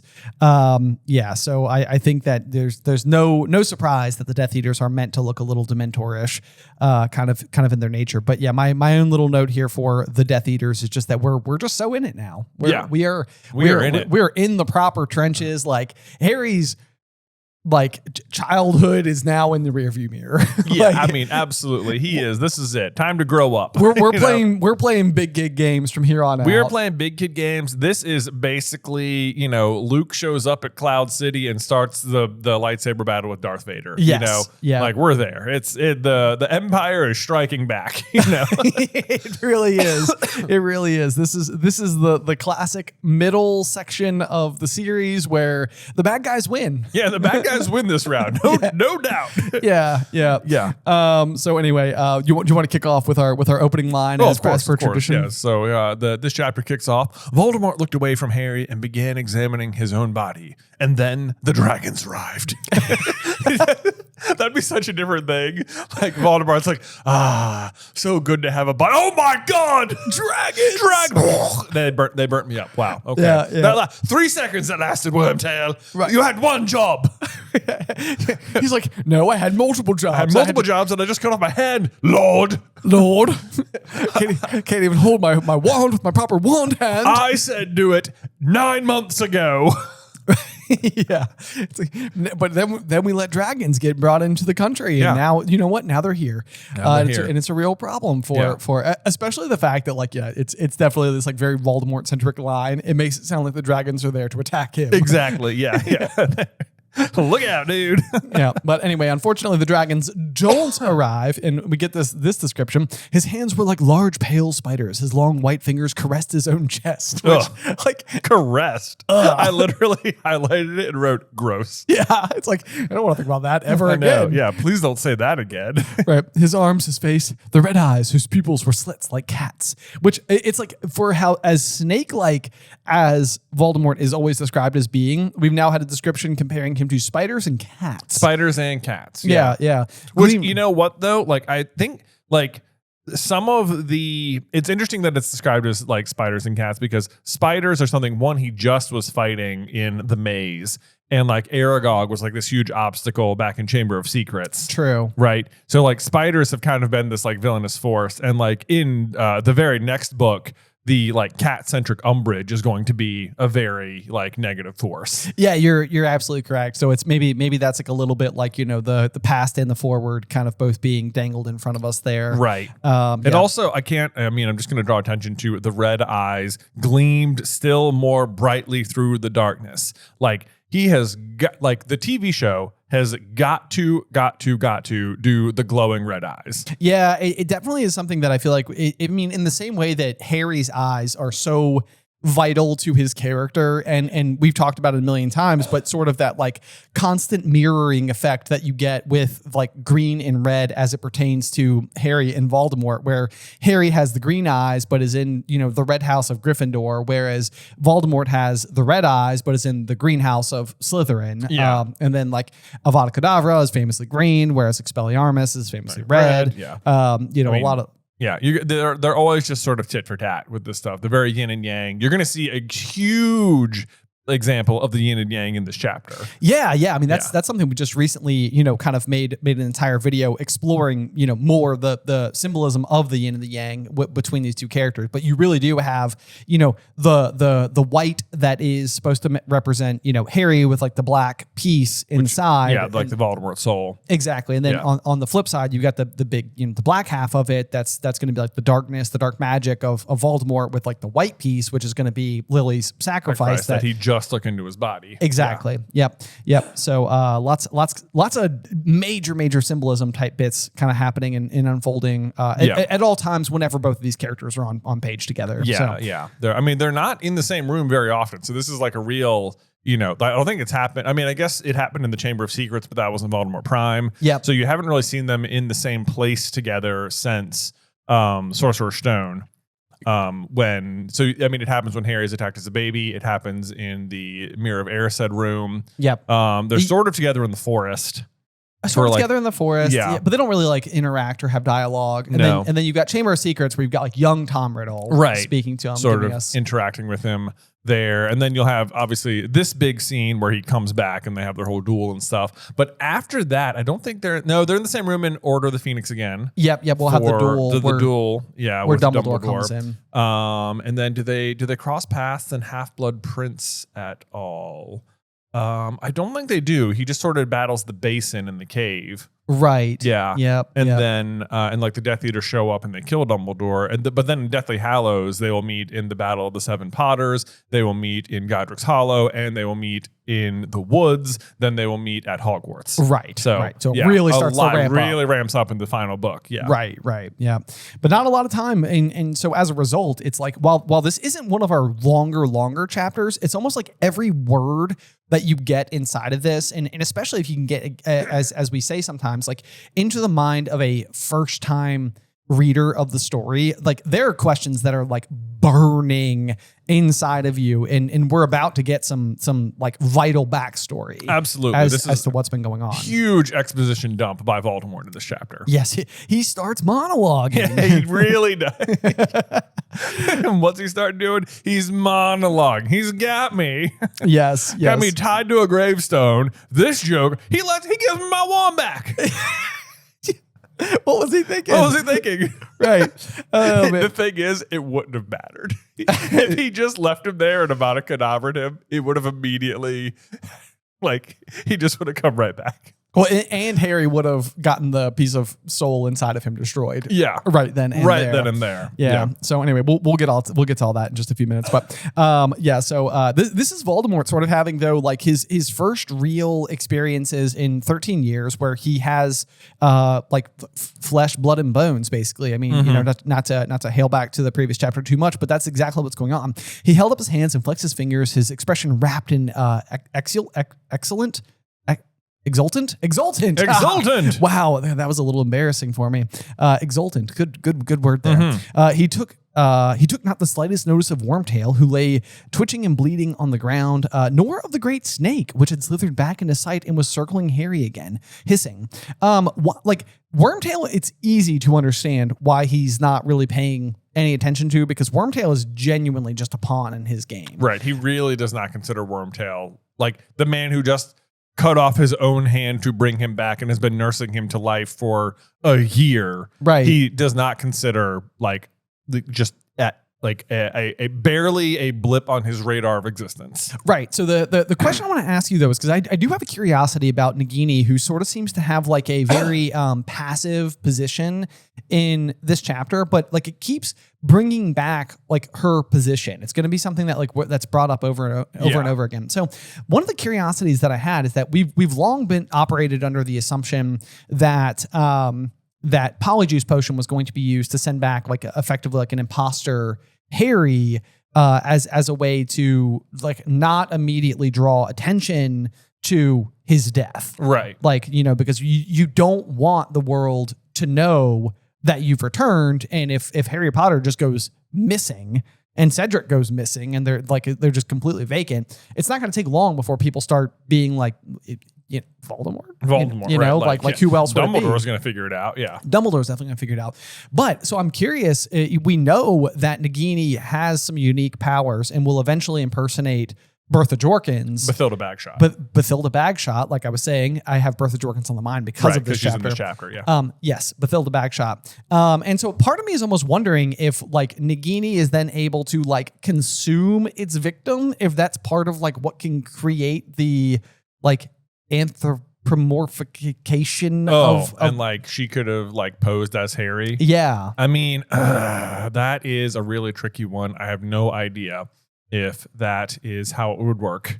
I mean, maybe. Right? I mean, it's but like as Bathilda, she's not like able to talk outside of parcel tongue, you know. Which is something that like because Bathilda is so like elderly and onset in age, it kind of works out well because Harry understands everything she's saying and Hermione's just like, what? Yeah. You know, but it's not quite clear exactly what they're hearing in those opening moments. But so I just thought that was kind of an interesting thing. And it would also be a very deep irony because Nagini was formerly human and basically because of the malediction becomes a snake forever. Right. So the irony that then she may possess the ability to take the form of others as almost this like reverse animagus type situation.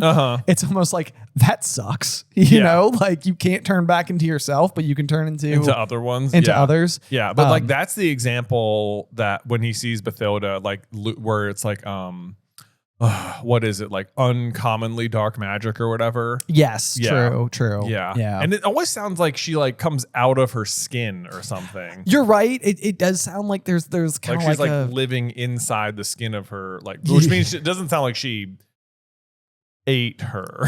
I guess that's a good point. Yeah. That's a good point. Yeah. Well, let's just keep an eye on Nagini as the chapter unfolds. Cause I you know, it's something that obviously doesn't come to pass, but it's a curiosity if, as if it was written where Voldemort had a specific intention and role for Nagini Right. in this evening that doesn't come to pass. Well, on this particular sentence where it's talking about how he's taking no notice of Wormtail or Nagini, like Voldemort will eventually, or Dumbledore will go on to say that Nagini is probably the closest thing, or the creature he cares about the most besides himself, even though he doesn't really actually care about anything. Right. And I think this sentence then is sort of like an example of that. Like, here's Voldemort new in his body with two different creatures. Wormtail, who he is paying no attention to, which you expect. But then you've got Nagini, who you might think he would pay attention to, but even Nagini is far beneath his notice. Okay. Yeah. That's a good point. I think that's a good observation to kind of basically be like, this is the thing he cares about the most, and even that he's not paying attention to. Right, because the only thing he actually cares about is himself. Right. Right. So then we get the line, Voldemort slipped one of those unnaturally long-fingered hands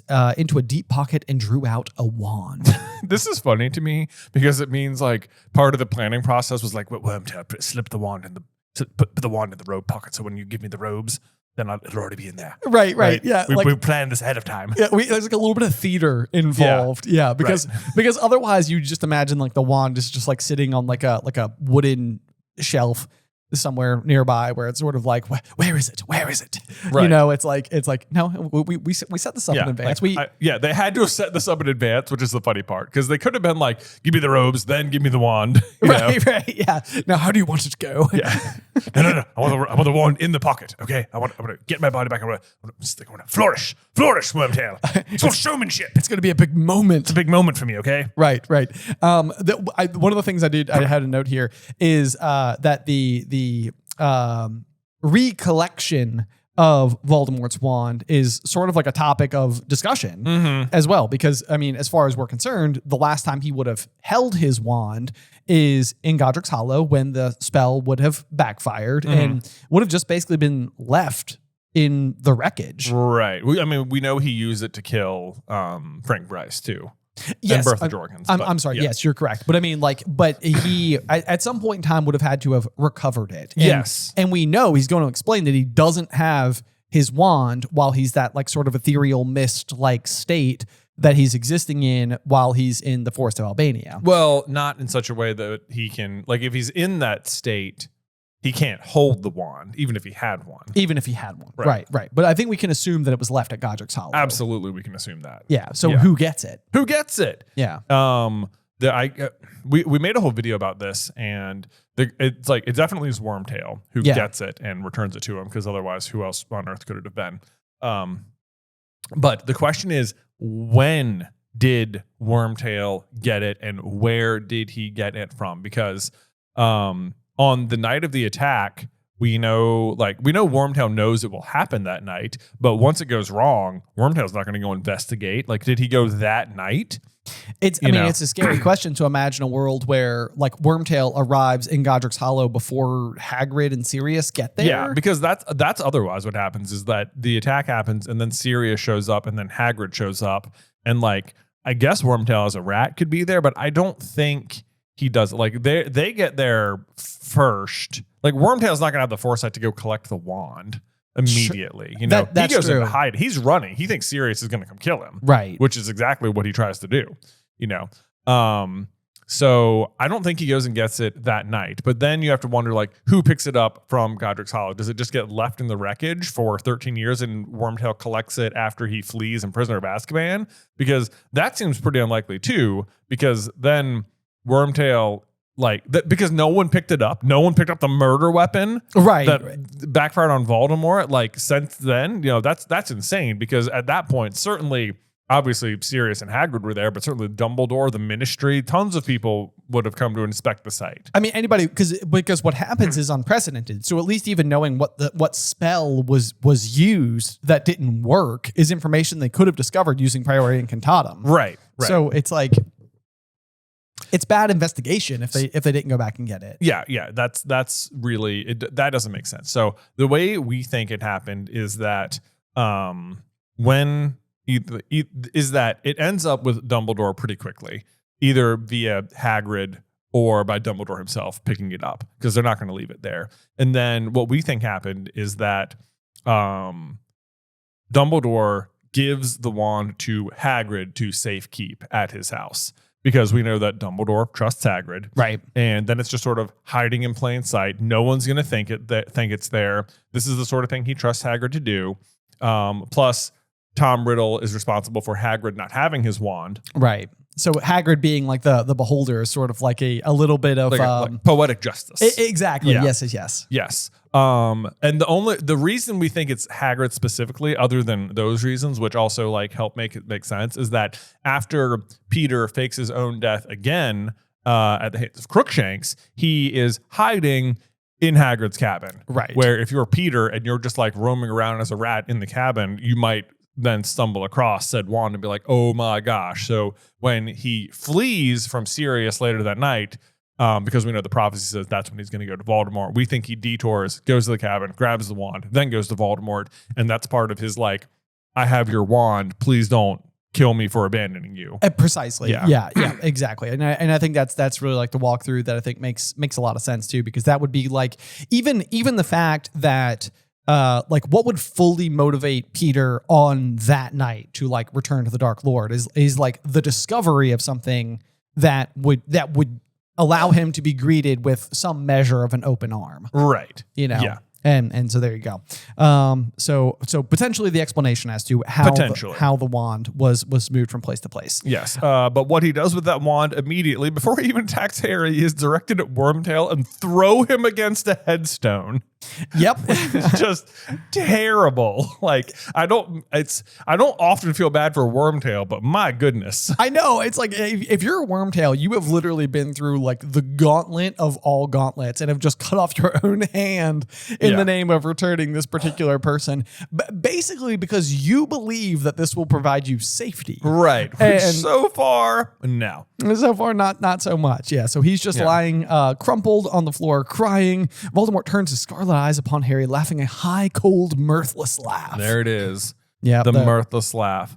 And then Wormtail is like, he's trying to hold him to it. He's like, you promised, my lord, you did promise. And Voldemort is taunting him with this. He says, hold out your arm. The word lazily is used a lot in this chapter. Yes. By Voldemort. It's just like, he's like, I am back. Oh my gosh, am I back? And I am just like, not everything is now beneath my notice. Yes. Yeah. Yep. No, I mean, and it's like it feels like any movie character who like would have been kind of somebody who is like super down on their luck, but maybe because it was like their own fault that they were down on their luck, and then they like leverage someone who's able to help them. And then the moment that they've got like ground to stand on, they basically don't care about that person anymore at all. And now, so I mean, it's like the definition of like a toxic person. Oh, Voldemort? Yes. You don't say. Guys, breaking news. Voldemort, toxic. He has red flags. He has red flags. Yeah. And they're literally in his eyes. Yeah, that's exactly it. Exactly. But yeah, I think it's brave of Wormtail to basically just immediately be like, you promised to help me. Mm-hmm. See, Gryffindor people. Imagine the courage it takes to say that. I literally have brave of him. Yeah. But then of course Voldemort is just trolling him, and he's like, the other arm, Wormtail. And that's when we get the piece of information that the Dark Mark, when it is not being used for summon purposes, is vivid red. Yes. This is I can remember an episode of Jay versus Ben where the question was asked, like, what color is the Dark Mark? And I wrote black, because we have now seen it so depicted as black. Yeah. And anybody who's got this like tattooed, which we've seen people, in real life who have it and everything, it's always black, but it's red before it's pressed. Before it's pressed. So something like a vivid red tattoo, a skull with a snake protruding from its mouth, the image that appeared in the sky at the Quidditch World Cup, the Dark Mark. It's possible it's not even a tattoo, that it could be like a brand. Yeah, that's true. Because then that would make sense that it's red. And then like the touching of it is like, and it turning black is just like part of the magic of it. Yeah. Okay, I can see that. See that. But then it also sounds like it's been kind of invisible for the last, like that's what Karkaroff's freaking out. It's like, it's coming back. Look. Right. And this is the thing though, that really, I think Harry is going to be the first non-Death Eater to be exposed to one of these, because it doesn't sound like the greater wizarding world knows what dark marks It are. doesn't. Oh, you'd think Dumbledore would, because certainly Snape would have told him. It does seem like the kind of thing Snape would have said or brought up sometime in the past. Well, actually, we know he does, because Harry sees Snape in the pensive saying, "It's coming back, Cockcroft's too." You're right. Yeah. You're so right. Dumbledore definitely knows about the dark So mark. Dumbledore does, but Sirius didn't. Right. At least when they were talking in the cave, which is also just surprising as like a key member of the Order of the Phoenix, but whatever. Yeah.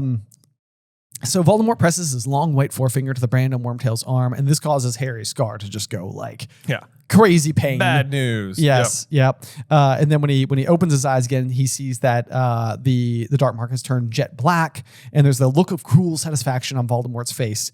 And basically, it's funny too. What he's going to say next is, how many will be brave enough to return when they feel it? Which it's like he's placing stock in such like a Gryffindor, you know, like attribute, Right. which like sounds surprising to me. Like I like circled that and underlined it because I was sort of like, oh, look at him valuing bravery. But it's also not unlike, like, he uses other house relics for his Horcruxes. Like, I think that he would probably have admiration for all 4 of the founders of Hogwarts in a rather unique way. I think he would too. And I think it's interesting. You're right. But I also think this represents like a certain misunderstanding in his own brain. Sure. Where he's saying, who will be brave enough? And the answer isn't who's brave enough. It's how many are who's scared enough. Like, I think it's more fear-based that they all return out of. I think you're exactly right. Like, the real bravery would be the people who don't show up. Right. You know, you don't have Snape show up, or who isn't too afraid to stay away. Right. Like Karkaroff, basically. Because everybody's going to show up basically out of fear, and that's really what's been driving Wormtail this whole time as well. And how many will be foolish to stay away? Yes. Yeah. We'll get a good breakdown of that later too. Yeah. What's funny is that it's like in the movie, he presses it and like basically immediately they start showing up. Right. Whereas here, like, it takes a few minutes. So to me, what that means is they're like, oh my gosh, hold on. Honey, where's my cloak? Where's my mask? And they're like, why do you need it? The greater evil is calling. I am your wife. So they're like rushing around like, where'd I put it? Hold on, let me get my robes. Where do I go? That to me is what happening for these 3 minutes where they're like getting ready to come. My evening's in danger. It's like everybody's in danger. Everybody's evening's in danger, woman. He's back.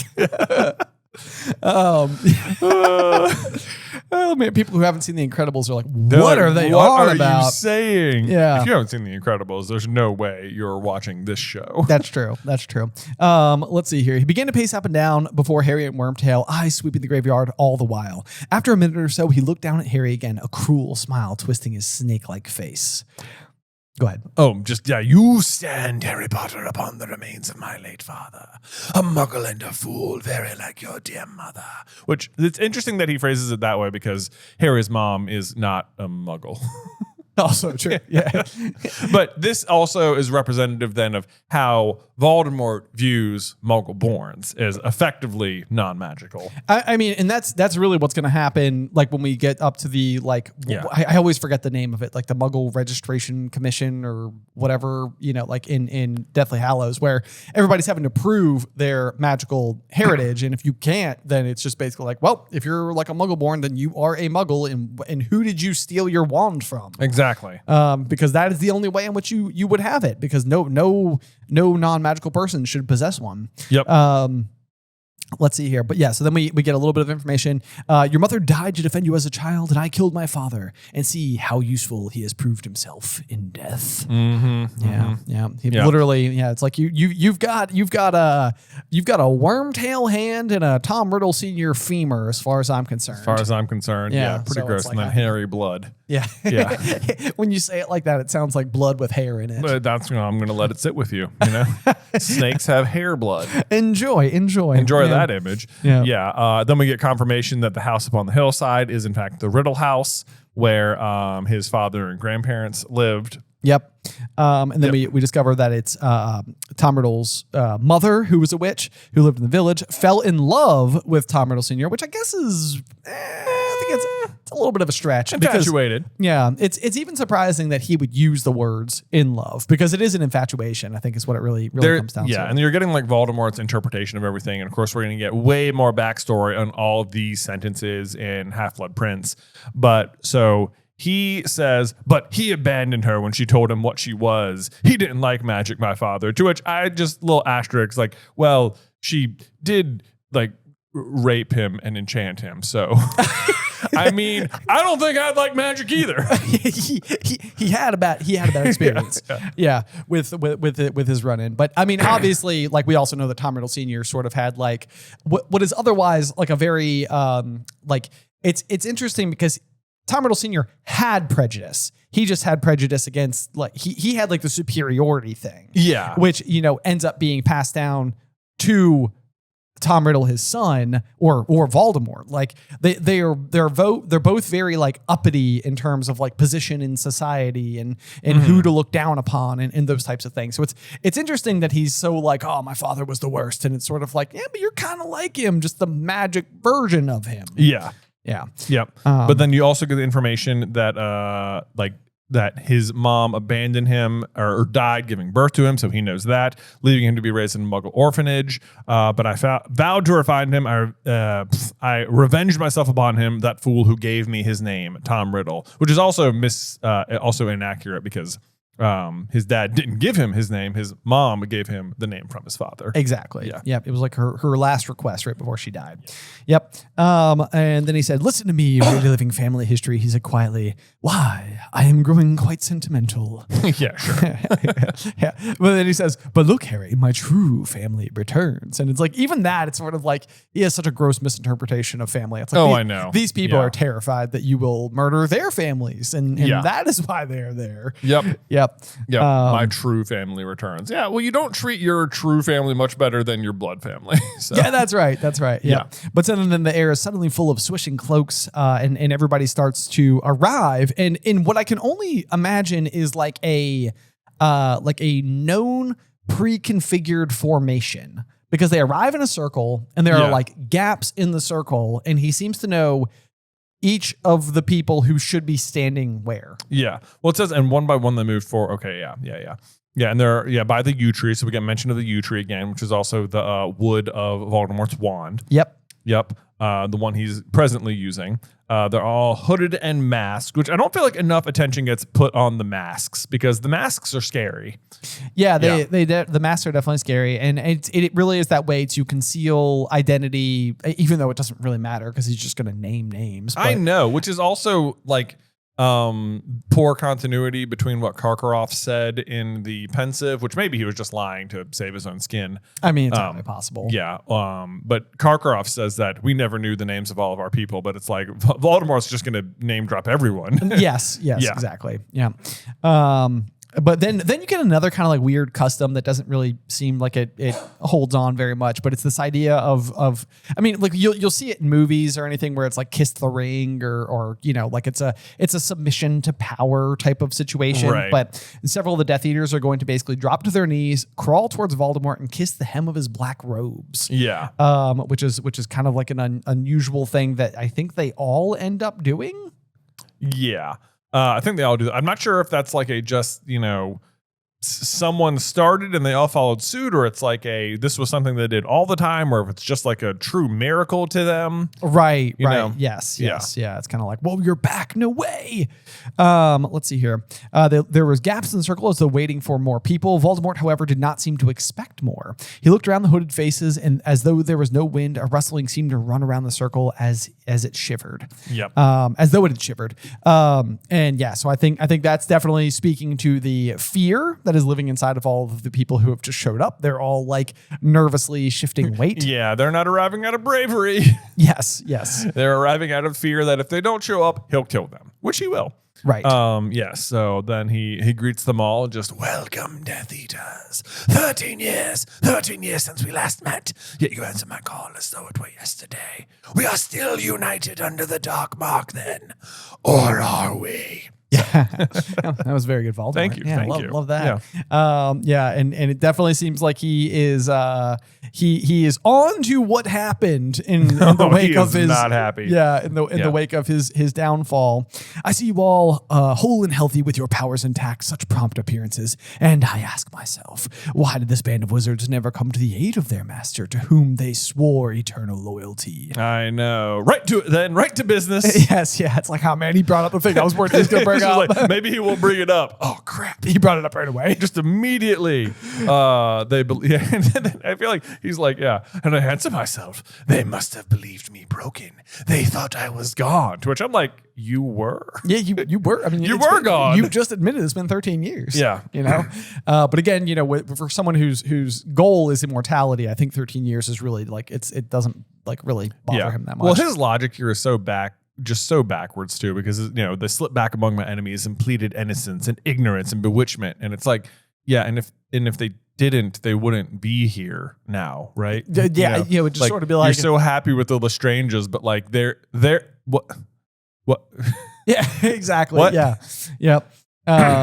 Yeah. And then I asked myself, how could they have believed I would not rise again? They who knew the steps I took long ago to guard myself against mortal death. And it's like, do they know? That was exactly what I wrote. I was like, it's like, he doesn't tell his Death Eaters about the Horcruxes. Like even Bellatrix and Lucius, both of whom have guarded them, don't know what they have. Right. It's just something that apparently is of deep value to him. Right. Because I think even Dumbledore says at one point in time that, like, you know, poor Lucius, like if he had only known how carelessly he had handled that piece of magic.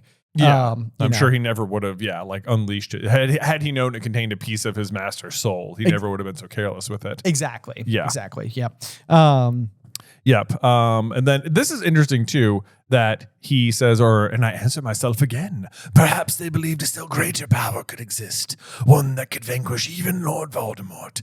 Perhaps now they pay allegiance to another. Perhaps that champion of commoners, of mudbloods and muggles, Albus Dumbledore, which is interesting. Is like nobody did that at all. Like, yes. He is so obsessed. He is obsessed with Dumbledore the way that Draco is obsessed with Harry. It's true. He's just like, dude, no one is even talking about Dumbledore. What do you mean? Right. What do you mean? It's like they're like the Death Eaters like whispering to each other, like, why is he bringing up Dumbledore? I know.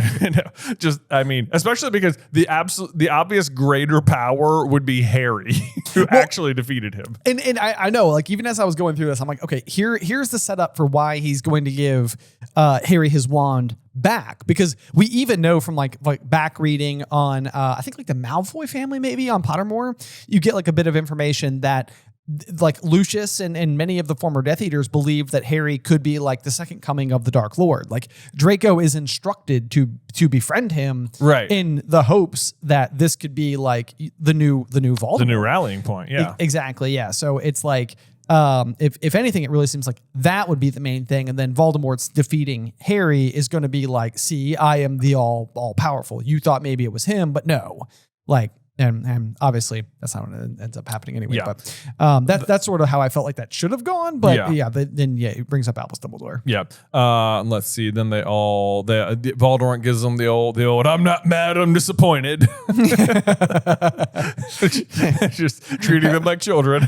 That's worse. It's worse. Oh, it's worse. Yeah. So then one of the men suddenly flung himself forward, breaking the circle, which was going to be Avery, and he's basically asking for forgiveness for himself and for everybody else. And Voldemort responds immediately with Crucio. Crucio! Yeah.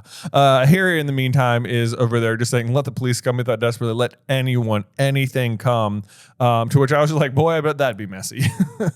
Like, if the police show up, that's not going to help anything. Oh, no, they're definitely going to die. Super dead. Yes. Yeah. Yep. That's not going to help anything.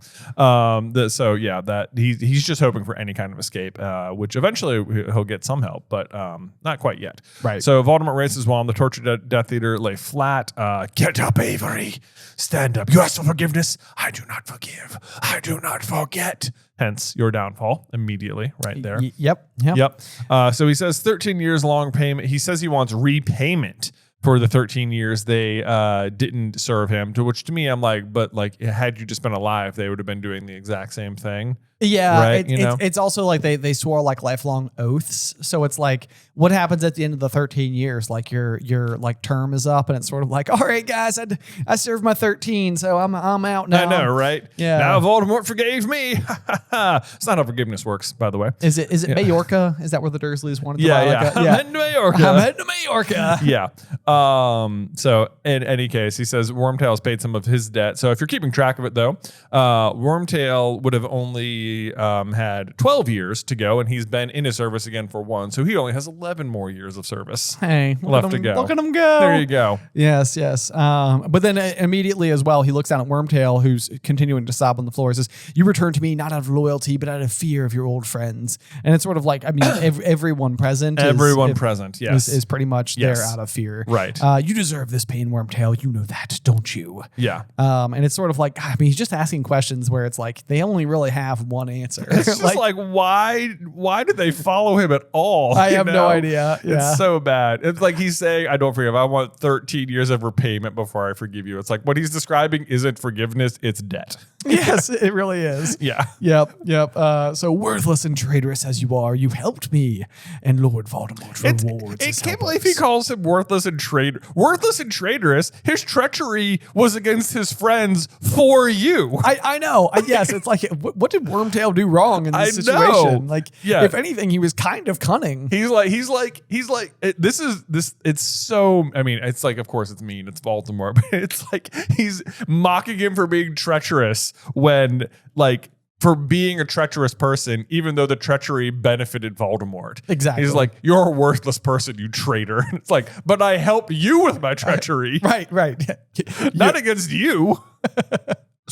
But then we get the Voldemort raised his wand again and whirled it through the air. A streak of what looked like molten silver hung shining in the wand's wake, and this is going to be Wormtail's new hand.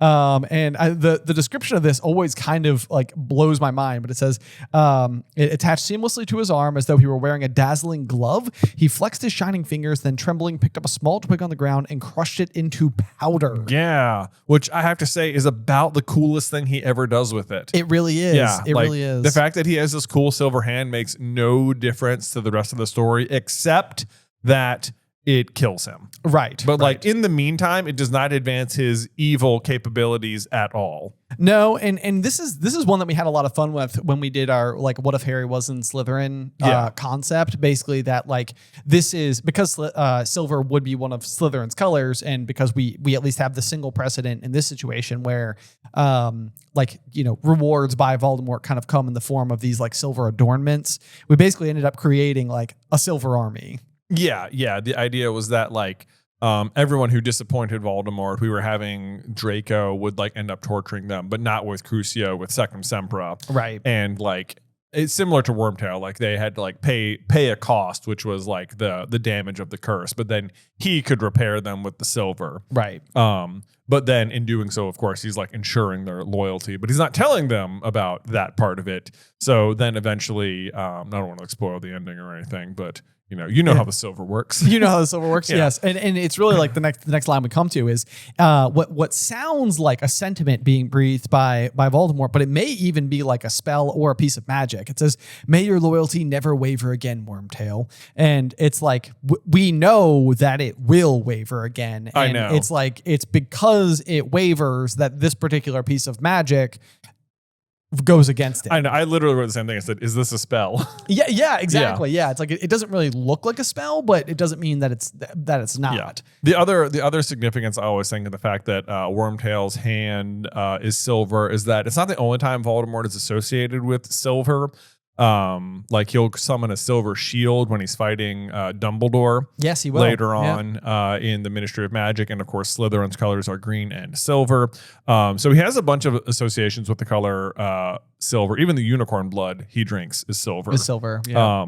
So there's a bunch of that. And I think Voldemort is so heavily associated with silver because Harry is so associated with gold, and gold is, of course, just better than silver. It's better, yeah. So, I mean, we see that with Harry. It's like when you put like his hair into the Apologies potion, it turns gold. He chases the golden snitch. There's like the golden flames that come out of his wand. Like, gold is something that like kind of comes back to Harry. And I mean, Gryffindor obviously is red and scarlet and gold.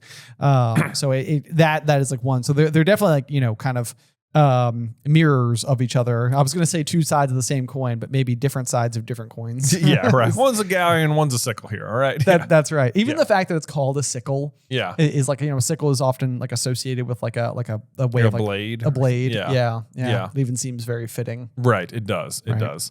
So anyway, then there's this lovely trivia line, which is what is the first thing he says to Lucius, which is, Lucius, my slippery friend. Yeah. Slippery.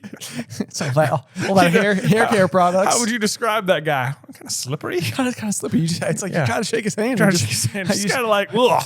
It just zips right out of there. Zips right out, you know what I mean? Can't get a good grasp, you know? Right. But Lucius, I guess, has maintained enough of a reputation, which I mean we've seen, but it says, I am told that you have not renounced the old ways, though to the world you present a respectable face. You are ready to take the lead in a spot of Muggle torture, I believe. Yet you never tried to find me, Lucius. Your exploits at the Quidditch World Cup were fun, I dare say, but might not your energies have been better directed towards finding and aiding your master? Indeed. Right to it again. And this is kind of interesting because I forget this because Lucius will ultimately become such a punching bag. Like he falls from grace hard. He does. But like at this point in time, basically what we, the audience, are being confirmed, you know, really, truly, properly is like, it's not just Harry's prejudice against Draco or Slytherins or anything like that. Like they are dark wizards. Right. Hard stop. Yep. They are there. Although notably not Narcissa. Oh, yeah, right. Yes, not a Death Eater. Not a Death Eater. Yep. And then just Lucius, of course, responds with some complete baloney here. He says, my lord, I was constantly on the alert. Had there been any sign from you, any whisper of your whereabouts, I would have been at your side immediately. Nothing could have prevented me.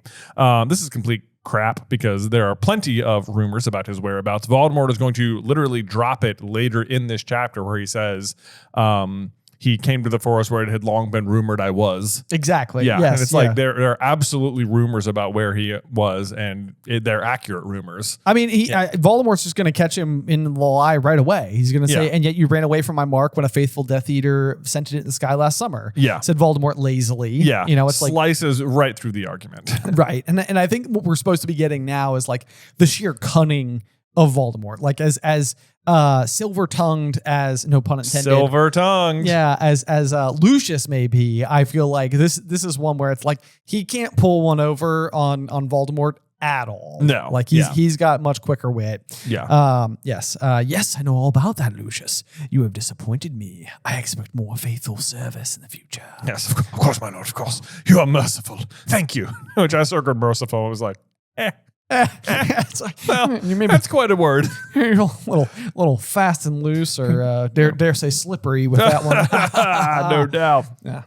Anyway, So then we continue to go around the space, and Voldemort points to the space where the Lestranges should be, which of course is Bellatrix and Rodolphus.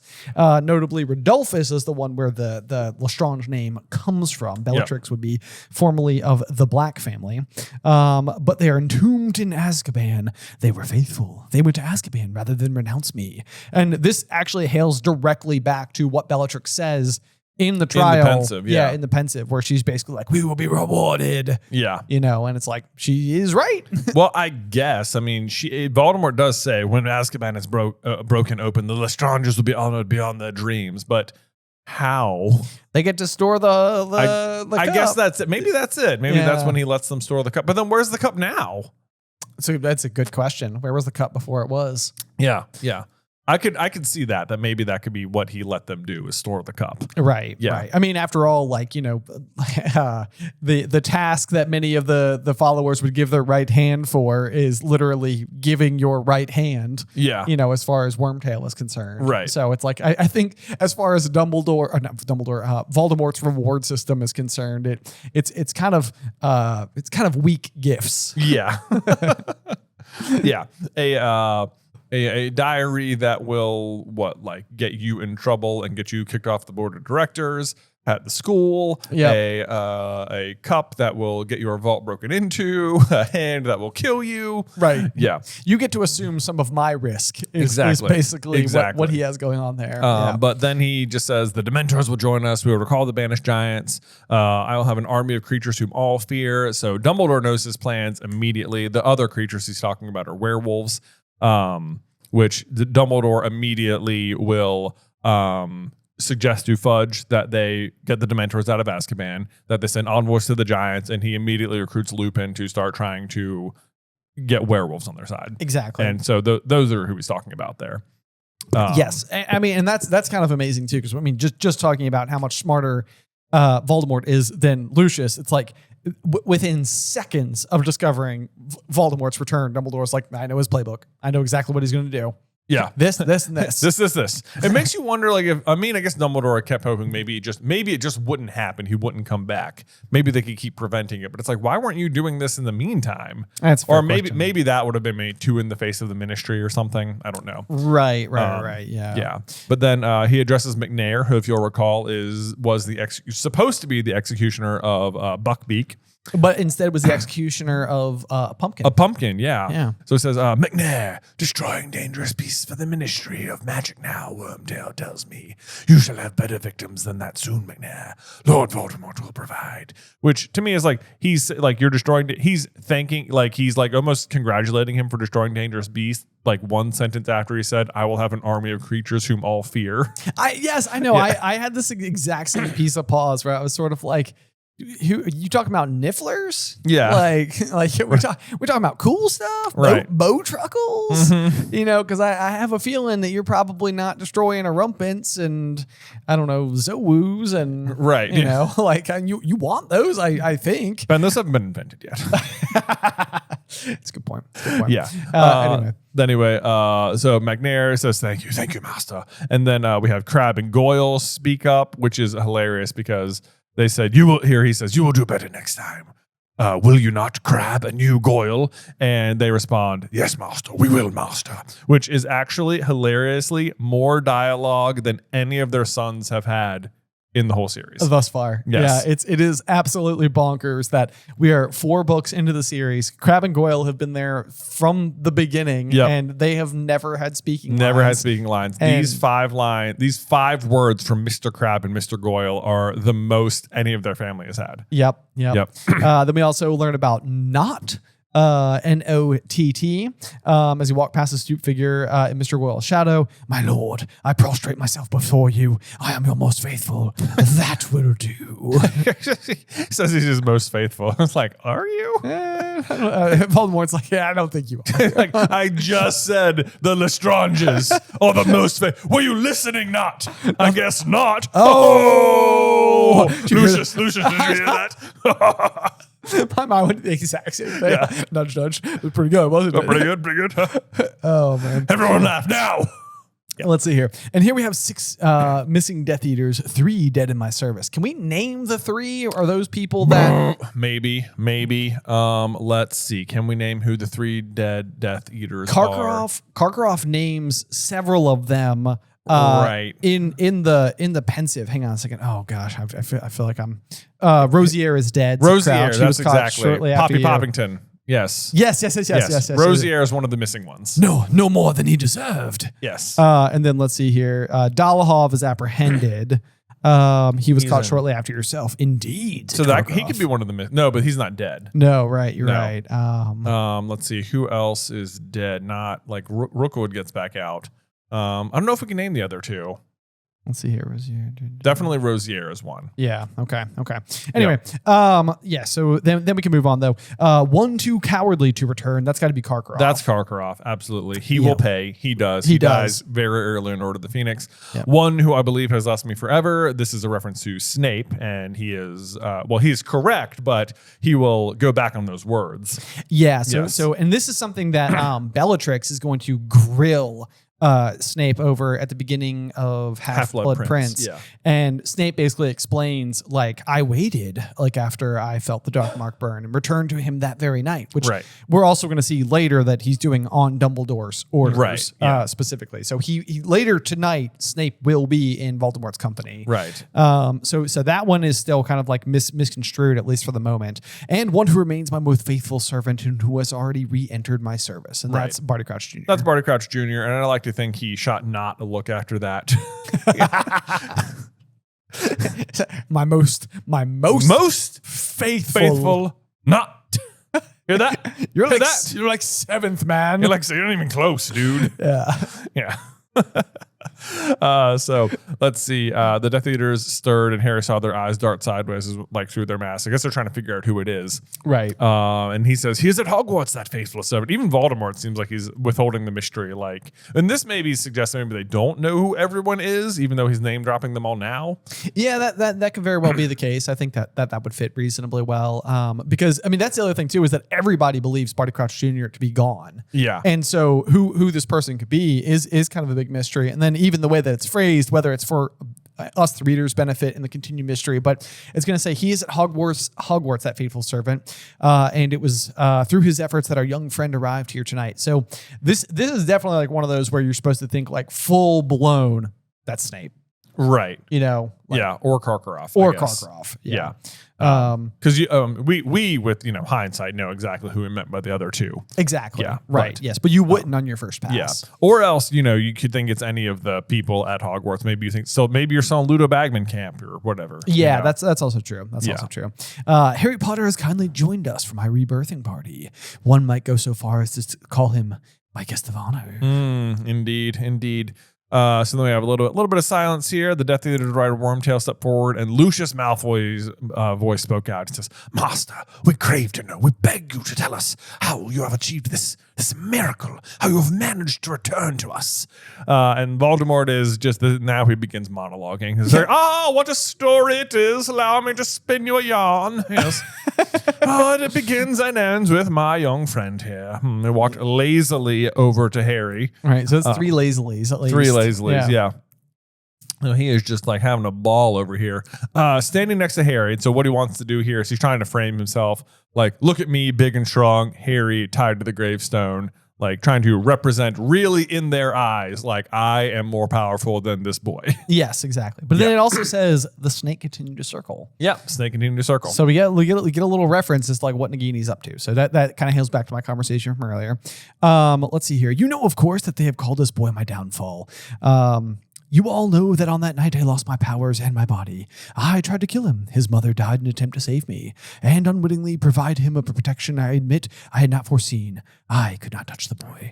Touch the boy. So he is going with unwittingly. Basically, like he is operating under the assumption that Lily had no idea that her sacrifice would save. Yeah, I mean, I think that's true. You think it's okay, like yeah. that? I mean, I guess it sort of makes sense. Like it feels like a hard thing to lay intention behind. Yeah. However, it's like I think that's sort of like fate rewarding goodness. Yeah, I mean, I think that's part of it. It's kind of like Harry can't know he was going to come back. Right? Like that's part of like the whole thing.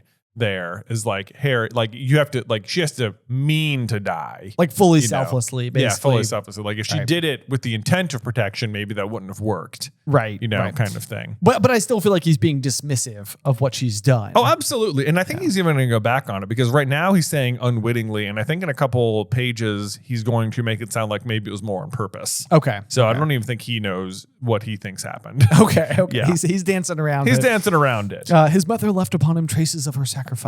This is an old magic. I should have remembered it. I am foolish to overlook it. What a lame excuse.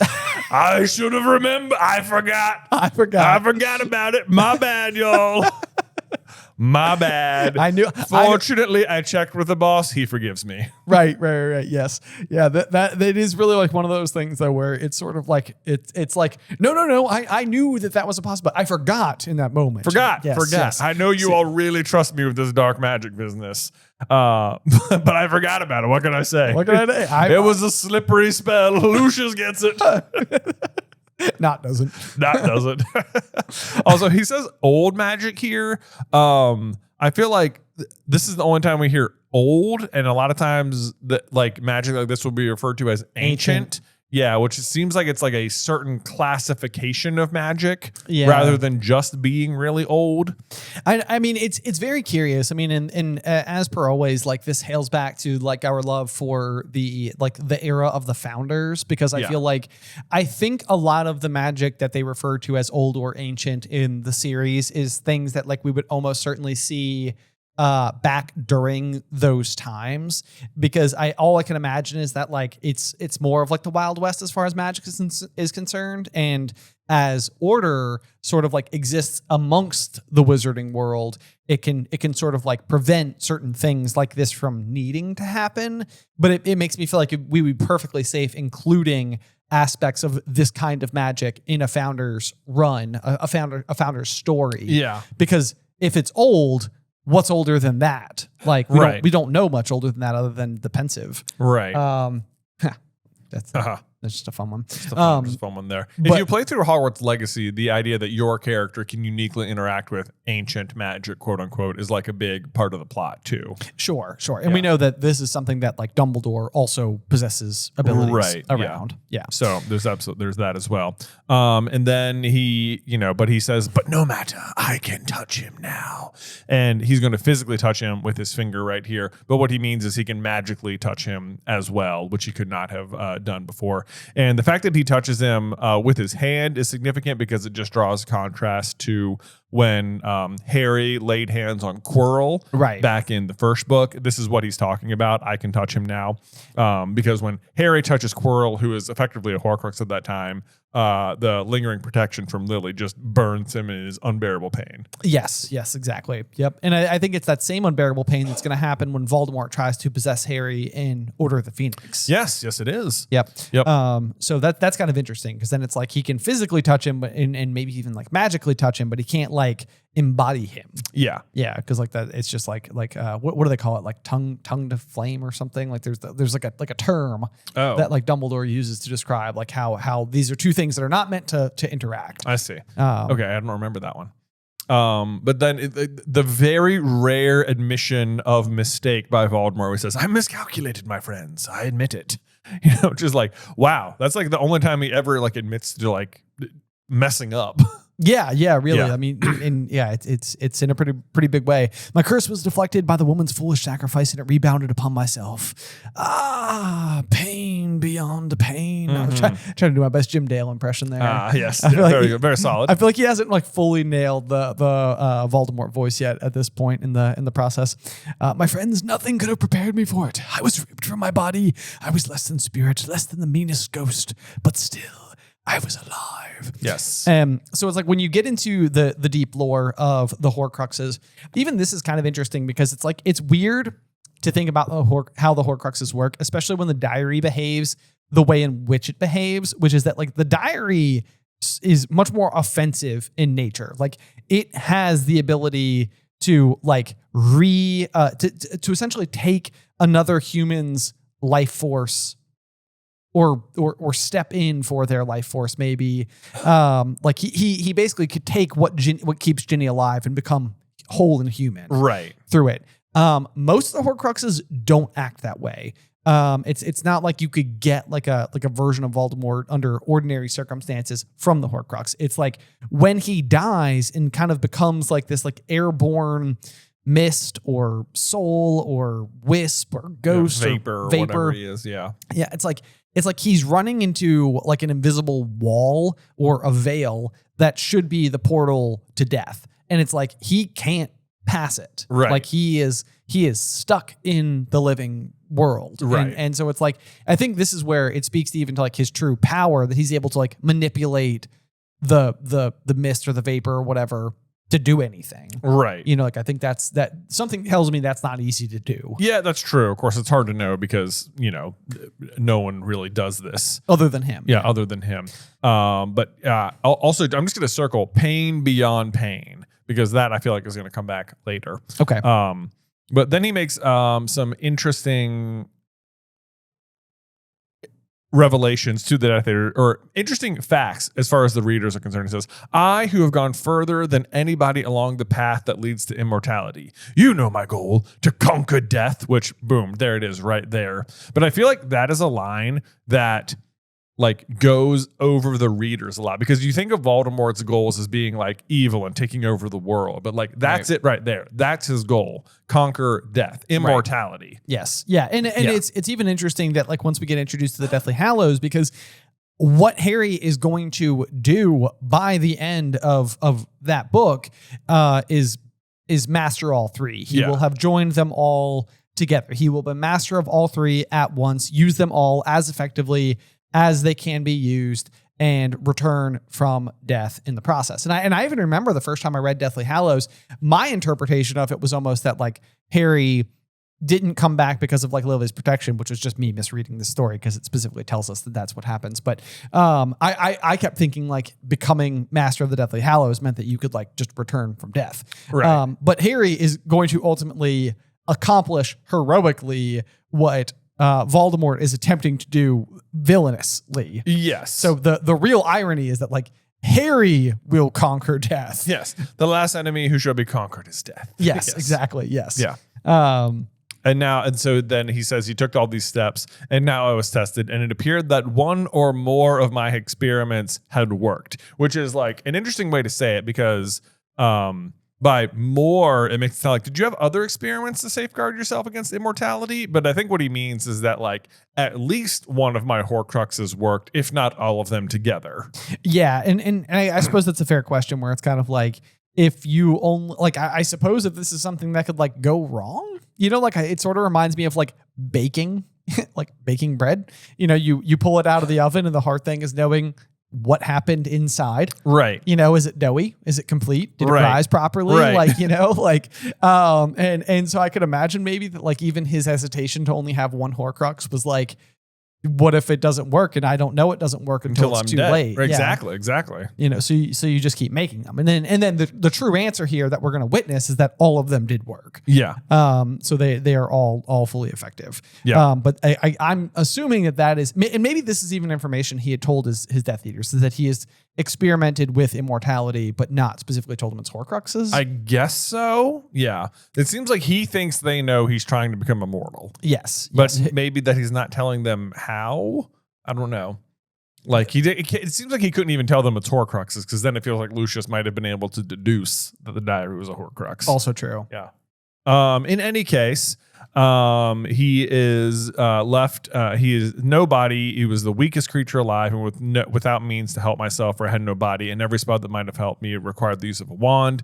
I remember only forcing myself sleeplessly, endlessly, second by second, to exist. So that sentence, I feel like, is very important as well, because it's just like endless suffering, basically. Yes. Which does not seem preferable to death, you know? No.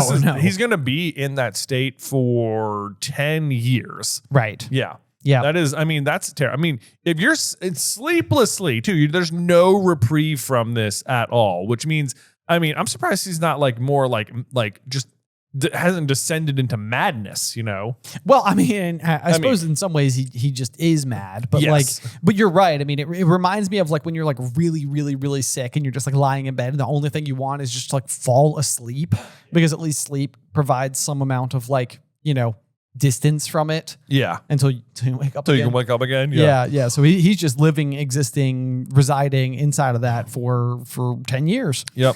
Yeah, so that sounds absolutely horrible. Yeah. But we do get one other piece of interesting information, which I feel like could be a really interesting trivia question, is that there is only one power that remains to Voldemort while he is in this state, which is that it is his ability to possess the bodies of others. Yeah.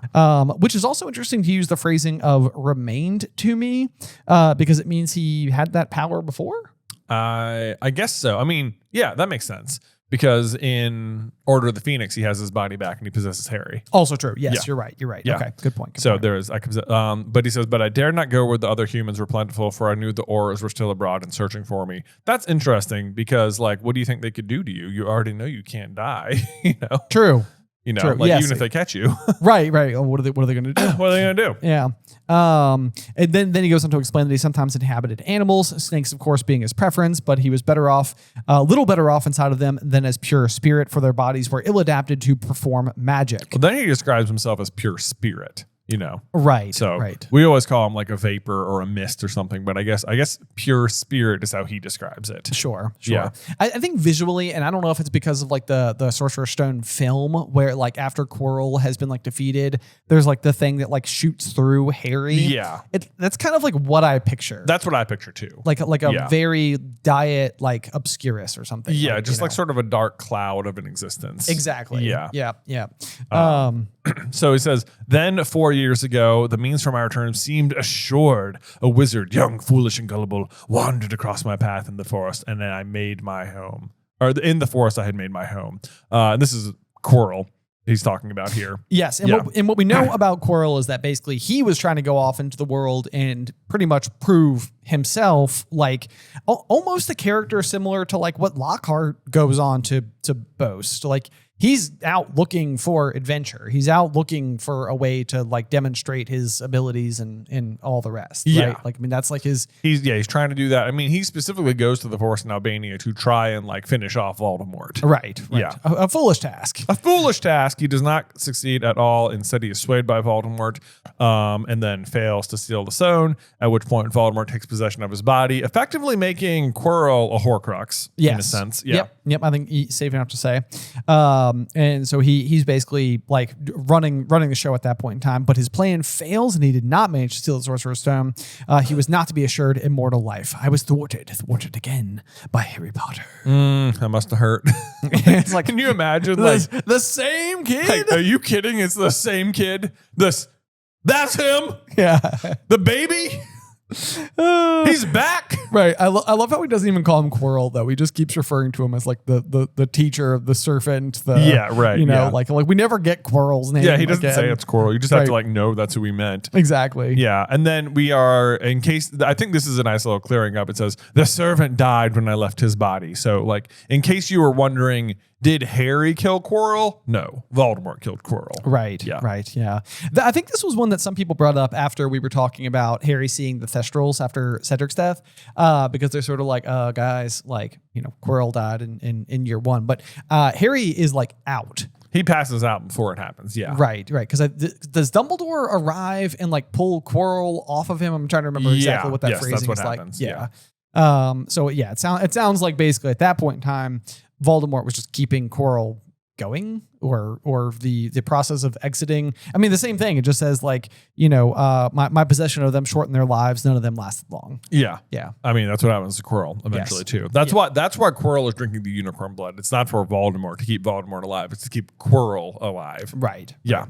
Who then goes on to live a pretty darn cursed life. He sure does. He dies very soon after. Yes. And he says, yes, that was perhaps my darkest hour. That's funny to me. And I have a feeling it's specifically because it was Harry again. He's like, I mean, if it was Dumbledore, that'd have been one thing, but Harry Potter a second time, like, no. He didn't even cast a spell for that whole book. He didn't even cast a spell. Like, this cannot be the case. Right. There's no way it's him. Yep. So he returns once again to the forest of Albania, a place that we still don't know, like, the real reason why it's important, or which Albania we're even referring to. Well, I know which Albania. This is like, you don't want to get too deep in the weeds in the history here, but like we know the reason it's important to Voldemort is because it is where Helena Ravenclaw hid the lost item of Ravenclaw initially. Yes. So Voldemort, or Tom Riddle, visits the forest, finds it, and then rehides it at Hogwarts, and then he goes and hides himself where he found it, effectively. So we know that. Why it was important to Helena Ravenclaw, we don't really know. Right. But here's the thing: 1,000 years ago, when Helena Ravenclaw was alive, there was no country of Albania. Instead, what was known as Albania then is actually what is now known as Scotland. And so you're like, did she go to and then it makes sense too, if you're Helena Ravenclaw, that you were hiding it in Scotland because that's where Hogwarts is assumed to be. So then you're in a forest much closer to where you are. Right. But it's so strange because it always seems like this far away place. But It does seem like a really far away place. Right. Like, I mean, like the distance from Hogwarts to what would be referred to as Albania would be less distance than the distance from King's Cross Station to Hogwarts. Right. You know, like that's across the whole country. Yeah. I mean, this is like, you gotta cross the water, Yeah. Yeah. Like you're really far away from the modern day country of Albania, especially if you're just mist form, Exactly. forcing yourself to exist second by second. Right. But whatever. But yeah, so basically, Hard to know. Voldemort has given up hope now that any of his Death Eaters cared of what had become of him. And then finally it says, not even a year ago, when I had almost abandoned hope, it happened at last. The servant returned me. Wormtail here, who had faked his own death to escape justice, was driven out of hiding by those he once counted friends and decided to return to his master. I love the way he phrases this. Like it makes it sound like the Marauders betrayed Peter rather than that Peter betrayed them. Right. Yes. Driven exactly. out by people he used to. He had friends, and look what they did. This is why you don't have friends. And it's like, no, they had a friend. They had a friend. He was the jerk. He was the jerk. Yeah. You can't have your cake and eat it too. You can't yell at him for being traitorous and then also accuse the Marauders of not being good friends. Exactly. Yeah. He's having both. He's having both. He's like, I will not give Wormtail any credit if I can help it. None. Which, to be fair, is kind of our position too. So Look, in this way, we agree. And then this is what I talked about earlier. He said, he sought me in the country where it had long been rumored I was hiding. So if we go back a few pages, let's see. Lucius Malfoy said, had there be any sign from you, any whisper of your whereabouts. So I like to think he's staring directly at Lucius when he says this. He sought me in the country where long been rumored I was hiding. Lucius. We do get the indication that he was helped along by rats that he met along the way. Wormtail has a curious affinity with rats. Do you not, Wormtail? It's kind of interesting because probably most of the Death Eaters don't know about his ability to become an animagus. Yes, exactly. And we won't see him in rat form again. No, yeah, not for the rest of the series. Yeah. But yeah, he says his filthy little friends told him there was a place deep in the Albanian forest that they had avoided, where small animals like themselves met their deaths by a dark shadow that possessed them. So they told him like they can speak English? Or? Yeah, so he speaks rat? Talks to rats? Right. I guess. I don't know. I guess that's what it means. They have some kind of communication amongst themselves. Right. Yep. Okay, so this part of the story I had to like reread a couple times to make sure I was getting it right. He says, but his journey back to me was not smooth, was it, Wormtail? For hungry one night on the edge of the very forest where he had hoped to find me, which makes it sound like he hasn't found him yet, right? Right. Yep. Right. He foolishly stopped at an inn for some food. Okay. All right. And who should he meet there but one Bertha Jorkins, a witch from the Ministry of Magic? Right. Cool. Got it. So Wormtail has not found Voldemort yet. Stops in an inn outside the forest, meets Bertha.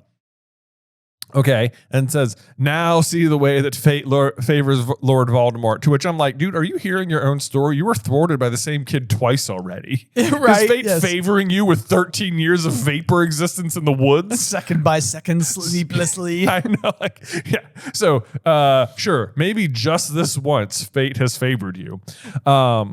But says, this might have been the end of Wormtail and on my last hope for regeneration, but Wormtail displaying a presence of mind I would never have expected from him, convinced Bertha Jorkins to accompany him on a nighttime stroll. He overpowered her, he brought her to me. So Wormtail hasn't found him yet, but runs into Bertha Jorkins, overpowers her, and then brings her to Voldemort. Yes, yeah. It's like, well, I mean, it's such a crazy thing too, because it means that like Wormtail's on this mission to go and find, the Dark Lord. There's a prophecy that says on that very evening that he will return to his master. You mean, you're right. It's like before midnight, right? I mean, that's what it says. No, before midnight, he'll set out. Oh, yeah, okay. Yeah. On that very night, he's just like, I'm hungry. He's like, man, I spent a couple hours in the Shrieking Shack. Serious, would not stop talking. Oh my gosh. I am famished. I have run all the way to Albania, apparently, tonight. Apparently, yeah. But it also means that like Wormtail is in there on this like very important mission that has like ramifications that will send ripples through all of wizard kind. It will impact the non-magical population. And he starts hitting on Bertha Jorkins. Yeah. Like he doesn't have Voldemort yet. He doesn't even there yet. He doesn't know what use she will be. If anything, she could discover that he was still alive, and that would be a problem. That's probably what he's doing. He's probably covering his own tracks here more than anything. Maybe so. Yeah. Yeah. But then he's like, "Nah, I gotta keep this lady with me." Bertha, you're one of us now. Like, I really gotta find Voldemort. Yeah. Right. And the fact that it ends up being Bertha Jorkins, that's probably where more than anything, fate favors Lord Voldemort. Yeah. Because it's like she is a very specifically, uniquely important person in terms of the information that she has as it pertains to the Triwizard Tournament, as it pertains to Barty Crouch Jr., the current status of the wizarding world. Yep. Bertha Jorkins, who may have ruined all, proved instead to be a gift beyond my wildest dreams. Yep.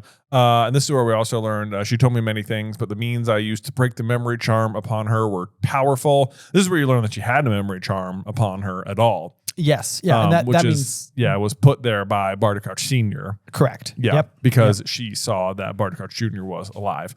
But so apparently he tortures her so bad to get this information that her body and mind are both damaged beyond repair, which is horrifying when you think that her body must have been damaged beyond repair. Right. Yeah. Right. Yep.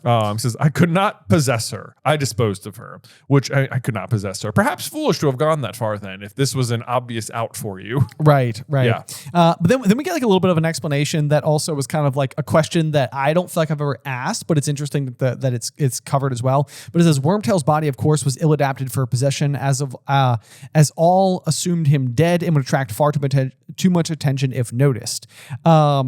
And so that I think that answers the question of like, well, why didn't Voldemort just take over Wormtail the same way that he took over Quirrell? Right, and that's basically the reason. That's the reason. Yeah, but that's not actually a hitch I've ever been stuck on. I've always been like, that plan didn't work. Let's choose a new plan. Yeah, but like even that explanation is only paper thin because like Polyjuice Potion exists, right? You've been using it all year.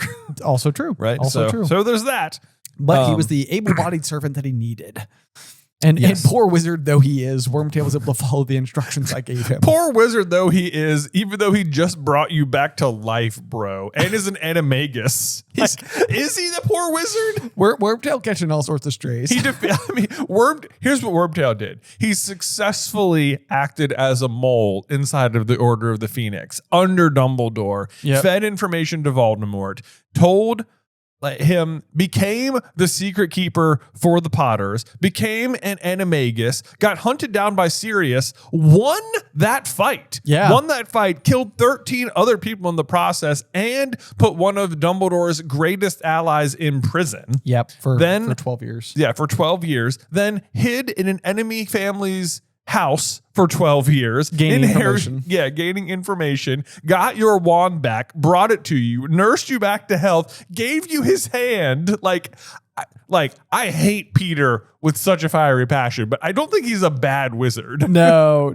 Yeah, I totally agree with you. Yeah. It's just sort of like, it's like you clearly just don't like him, man. Yeah, he's just being so mean. Doesn't want us at the same lunch table. Jeez, I know. Yep. Anyway, Voldemort then explains how he got back to a rudimentary body with a spell or two of my own invention, a little help from my dear Nagini, a potion concocted from unicorn blood, and her snake venom. So for a long time, I was confusing this potion that he makes with the potion that brings him fully back to life. This is just to get him back to the rudimentary body that he's sort of been in all year. Right. Yeah. Right. Yeah. And we never really get like a very clear indication as to why the snake venom from Nagini would be useful in this particular potion, because we also don't know what breed of snake Nagini is. I mean, she's just like a maledictus, I guess, right? Right. So she's just kind of like her own snake. We know that she's got such a venomous bite that it's like very difficult to heal the wounds, that Arthur Weasley will eventually end her from it. And that she's, I guess, inflicted with like a blood curse, which is the malediction. Right. So there's I suppose then if she's the maledictus, like that human to animal, that human to snake form shifting could be somewhere in her blood, and like that could mix with the unicorn blood, like give life to that. I don't know. Especially it says then he just says it like very vaguely, a spell or two of my own invention. So who knows what those are doing? True.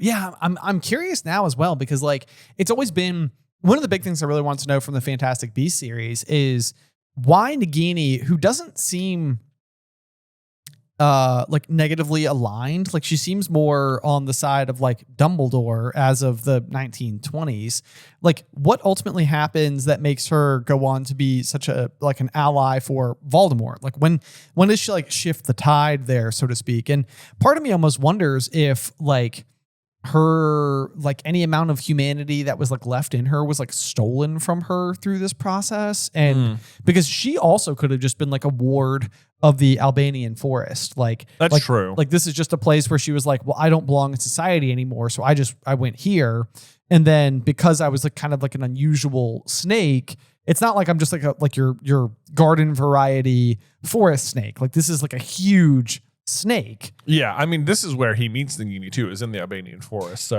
exactly. that tracks to me. And it's like, well, to that end, though, I suppose the only other significant thing we know about the Albanian forest is the connection to Ravenclaw. Right. So then it makes you wonder if Nagini knew something about Ravenclaw. You know, or there was a connection. She spoke to the Grey Lady or something and went to that forest for some reason. Oh, you know, what drew her there? Or did what drew Helena there also draw Nagini there or something? I know. It feels like we need more information on this forest. Yeah, this forest seems like a magically important place. Yes, it does. For some reason or another. Anyway, but yeah, there was no hope of stealing Sorcerer's Stone anymore, for I knew that Dumbledore would have had seen to it that it was destroyed. So at least he has a pretty good measure of how Dumbledore would act, because that is exactly what... So we know that Dumbledore has a good measure of him, but he also seems to have a good measure of Dumbledore. Right. Yes. Yeah. Yes. Yep. And so he sets his sights lower. I would settle for my old body back again and my old strength. Well, this is an interesting phrasing too. He says, but I was willing to embrace mortal life again before chasing immortality. And it's like, but what do you mean? I would settle for my old body back and my old strength, which is what you have now, but that you're already immortal, right? Like you're not. Yeah. I know it's a fair question. Like it almost seems to me like he still wanted like the Sorcerer's Stone in some capacity. Like, but the Sorcerer's Stone seems as limited to me as Horcruxes are, if not more limited, because you can hide Horcruxes, but you must continue to drink the elixir. Yeah. Yeah, that does seem like a weird back. It's not like you drink the elixir and then you're immortal. You must continue drinking it. Yes, exactly. Yes, yeah. Because that's what Dumbledore says. He's like, you know, they have enough set aside to get their affairs in order. Exactly. Yep. Yeah. So anyway, he says, I knew to achieve this. It is an old piece of dark magic. The potion that revived me tonight. I would need 3 powerful ingredients. Well, one of them is already at hand. It's an unnecessary T in that sentence. A hand. Yeah. It was already a hand. Yeah. Oh my gosh. Oh, flesh given by the servant. Anyway, I love the pun. I love that he's just trolling him so bad.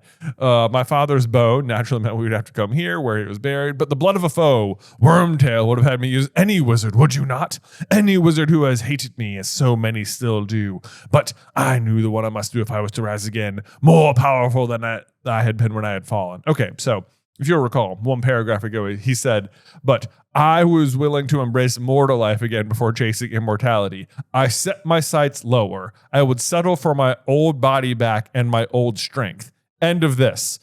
More powerful than I had been when I'd fallen. So, like, just contradicting himself immediately. I'll settle for my old body. If by old body, I mean way better than my old body.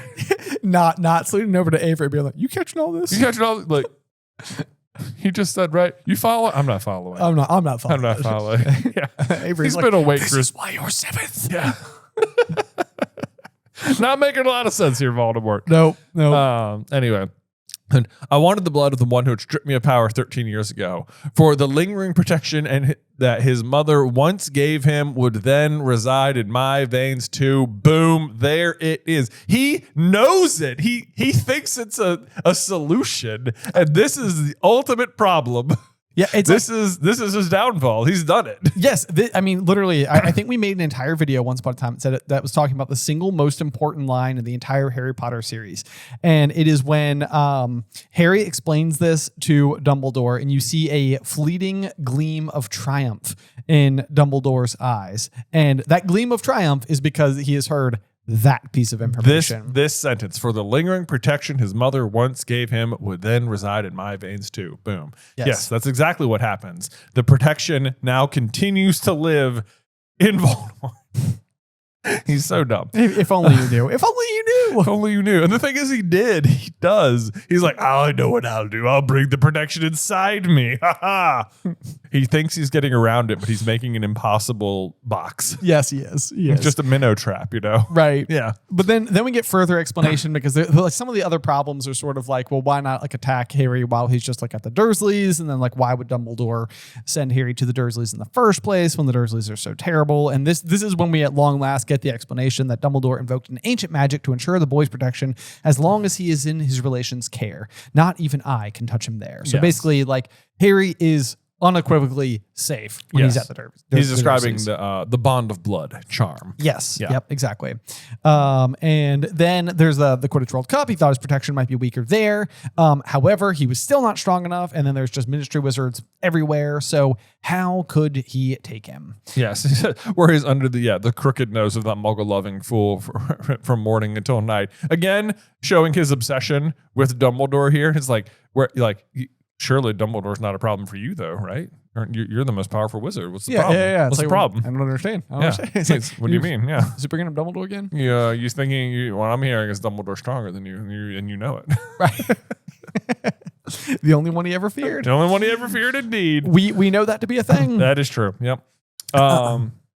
So let's see. Why? By using Bertha Jorkins' information, of course. Use my one faithful Death Eater stationed at Hogwarts. That's misleading right there. That really makes you think it's Snape. It does, because it's like stationed. It's like stationed sort of leads you to believe, especially when we're coming off the heels of like the Quidditch World Cup, like Mad-Eye Moody, as we believe him to be, would not have officially like started this position yet. Wouldn't have been stationed there yet. So not stationed. Yeah. Yeah. Like there are other things that still need to happen. So we're kind of getting the Cliff Notes version, but we'll get the full version from Barty in the next chapter. No, 2 chapters. 2 chapters. Yeah. Yeah. So then you learn that he'll use his Death Eater to ensure that Harry wins the tournament, that he touched the Triwizard Cup first, the cup which by Death Eater turned into a port key. So that makes it sound like it turning into a port key wasn't a plan for the tournament, although I still feel like it must have been.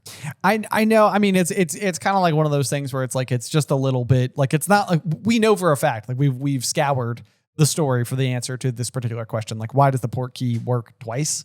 Like nothing about the way the port key works as it pertains to the Triwizard Cup really fits in with how we know them to work under every other situation. Yeah. And so maybe there's just like more port key math going on there, or maybe like the idea of like setting a time associated with like when it works is like something you can manipulate about port keys, but you don't necessarily have to. Mm-hmm. Maybe that's just like for transporting large groups of people or something. Yeah, I don't know. Yeah. Yeah.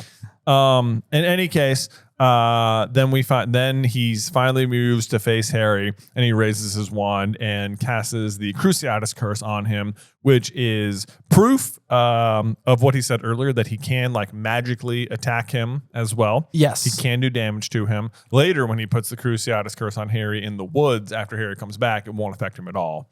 Right. Yeah. Right. But that is because Harry at that point in time has basically sacrificed himself for himself.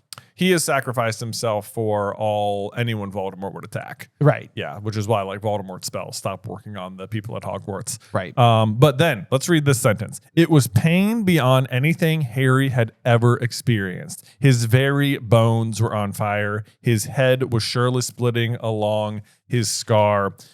His eyes were rolling madly in his head. He wanted it to end, to black out, to die. Okay, so I think this is such an important sentence right here. Okay, because this is like Harry.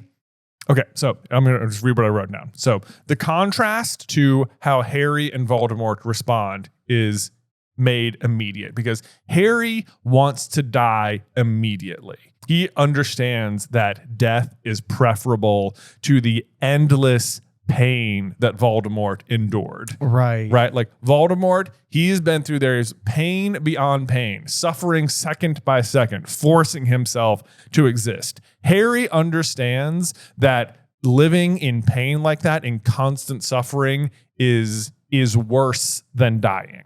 Right. Which is, I think the relationship with death is like a huge, like important facet of this entire story. Like it's really like what everything kind of ultimately comes down to. And then you see this exact same fate play out in the forest again. Ultimately what ends up happening is Harry goes in, he's accepting death. He is just willing to do it. Like he knows he must die in order to save everybody, and he's just going to do it. But then in the meantime, Voldemort has like marred his soul so badly that he will never escape limbo. So that same description that we heard before, where he's just like living second by second, like that is effectively what his fate is in perpetuity. That's how he'll spend eternity. Yes. Yeah. Like, cause now he can't die. Yeah. Like death would be like, death would be preferable. Yeah, exactly. Yeah. Yeah. So instead he fights it forever and ever and ever. Yep. He'll just end up in endless suffering. Right. Either dead or alive. Yep. Right. Yep. But either way, so then the spell is broken, and it says, and then it was gone. He was singing limply in the ropes binding him to the headstone of Voldemort's father, looking up into those bright red eyes through a kind of mist. The night was ringing with the sound of the Death Eater's laughter. Yep. You see, I think how foolish it was to suppose that this boy could ever have been stronger than me, which is just words he's going to eat so fast. Yep. But I want there to be no mistake in anybody's mind. Harry Potter escaped me by a lucky chance, and now I'm going to prove my power by killing him here and now in front of you all, and where there is no Dumbledore to help him. Because if Dumbledore's here, well, let's be honest, I'd be screwed. I'd be screwed. Yeah, right. And no mother to die for him. I will give him his chance. He will be allowed to fight, and you will be left in no doubt of which of us is stronger. So that's where we finally get to that key point where it's like this is why he is going to rearm him, because he thinks he's just playing with his food at this point. Like he is not concerned at all. He is like fully back. He can now perform magic. Like that was the problem before. That doesn't exist anymore. Now it's on. I mean, the other thing too is that like he just continues, like we've been pointing it out the whole chapter, where he's just contradicting himself constantly in his own monologue. And like he even says it right here, and no mother to die for him, as if he didn't just say the lingering protection his mother once gave him resides in my veins. Exactly. Like, you know, it's like you just said it, dude. Right. Like you just said it. It's still there. It's still there. It's still there. And had he been able to hit Harry, if not for the twin chorus here, if he just hit him with it, it would have come into play immediately. You know? Right. Yeah. And then finally, here's the piece that I wanted to circle back to with my thing about Nagini, because then it says, left in no doubt which of us is stronger. Just a little longer, Nagini, he whispered, and the snake glided away through the grass to where the Death Eaters stood watching. Yeah. So that kind of goes, that was, I think, what kind of like rounded off my sentiment about like what Nagini's role in this evening was supposed to be. Yeah. Like on numerous occasions, we've been like kind of given information about what Nagini's doing. I mean, I suppose it could just be as simple as Harry dies, then Nagini gets to eat him. Well, I mean, that's what he said in the dream chapter, right? Where he wasn't going to feed Wormtail to the snake, but he's going to feed Harry to the snake. Yes. Yeah. Right. Yeah. So. So all that I guess kind of comes down to whether or not you think there's a world where Nagini could have been vital to how the plan was supposed to go. Right. The rest of the night. Right. You know, assuming there was supposed to be some type of transformative situation going on, especially what we know Nagini can do with Bethila Bagshot. So that was sort of what I was coming down to. Yeah. But then we end the chapter with the line, now untie him, Wormtail, and give him back his wand. What a terrible mistake. What a stupid mistake. Give him your wand. Give him your wand. You know what? Here's the thing. Just kill him. Just stab him. Just really, just let Nagini do it right now. Right now. You can do it. I'm not actually sure that would work, because that still has a bit of Voldemort's soul in him. So that might not have worked. But that's true. That's true. The protection might work against Nagini. Right. So anyway, though, I'm very excited for chapter number next. We're going to be chapter 34, Priori Incantatum. But before we close out today's episode, Jay, do you have a review for us? Well, I sure do, Ben Jam. Let me see if I can pull it up here for us. This review comes from Ari Fike. And this was less of a question, more of just like a fun update on what we've been talking about. It sounds like Ari is British, and she says, is pronounced differently in England. Hey, brothers, love the book and look forward to your podcast every week. Absurd how many insights and theories y'all are able to find going through it in this way. There's something, though, that I've been wanting to point out that I figured out myself a few years back since I'm American. I'm pretty sure it's written as because R is pronounced like at the end of sentences in England. So it's really him just saying the normal stammer filler word, especially when you think about the Sphinx's riddle, the spider or spida, which is how you would say it in like British. Like, sure. It's a spider. The spider. The spider. Okay. Yeah.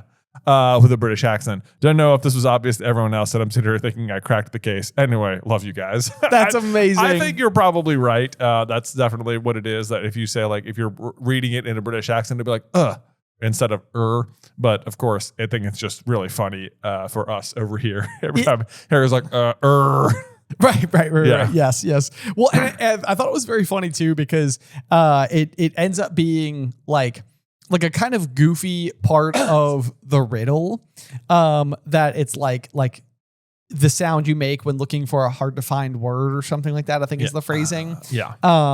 And it's I think it's funny because it's sort of like he nails it, but he's also been using it the whole book. And I'll be very curious as we go into like Order of the Phoenix if we find that he continues to do this. Yeah, or if this was like set up specifically for the Sphinx riddle. Exactly. Yeah. So the real curiosity, because we didn't really come to realization on this like verbal crutch until we were inside of Goblet of Fire. So we haven't had a situation outside of Goblet of Fire where we've been like hunting for it. And the hilarious, we almost need somebody to like remind us once we get like 10 chapters into Order of the Phoenix, because if it doesn't happen, we won't notice it. Right. But if it does, we'll of course be like, okay, like see. We'll keep pointing out the ers. Yeah. Now it's like a running gag. Yep. Yeah. The count. The count. I love it. I love it. Well, y'all, thank you so much as always for tuning into this week's episode. Yeah. Thank you guys for your for continuing to listen to the podcast, and we hope you'll join us next week for chapter 34, Priori Incantatum, here on Through the Griffin Door. Today's episode was edited by Ethan Edghill. Vaishon Brandon does our art. Catherine Stein is our production manager, and the show is hosted by me and Jonathan Carlin.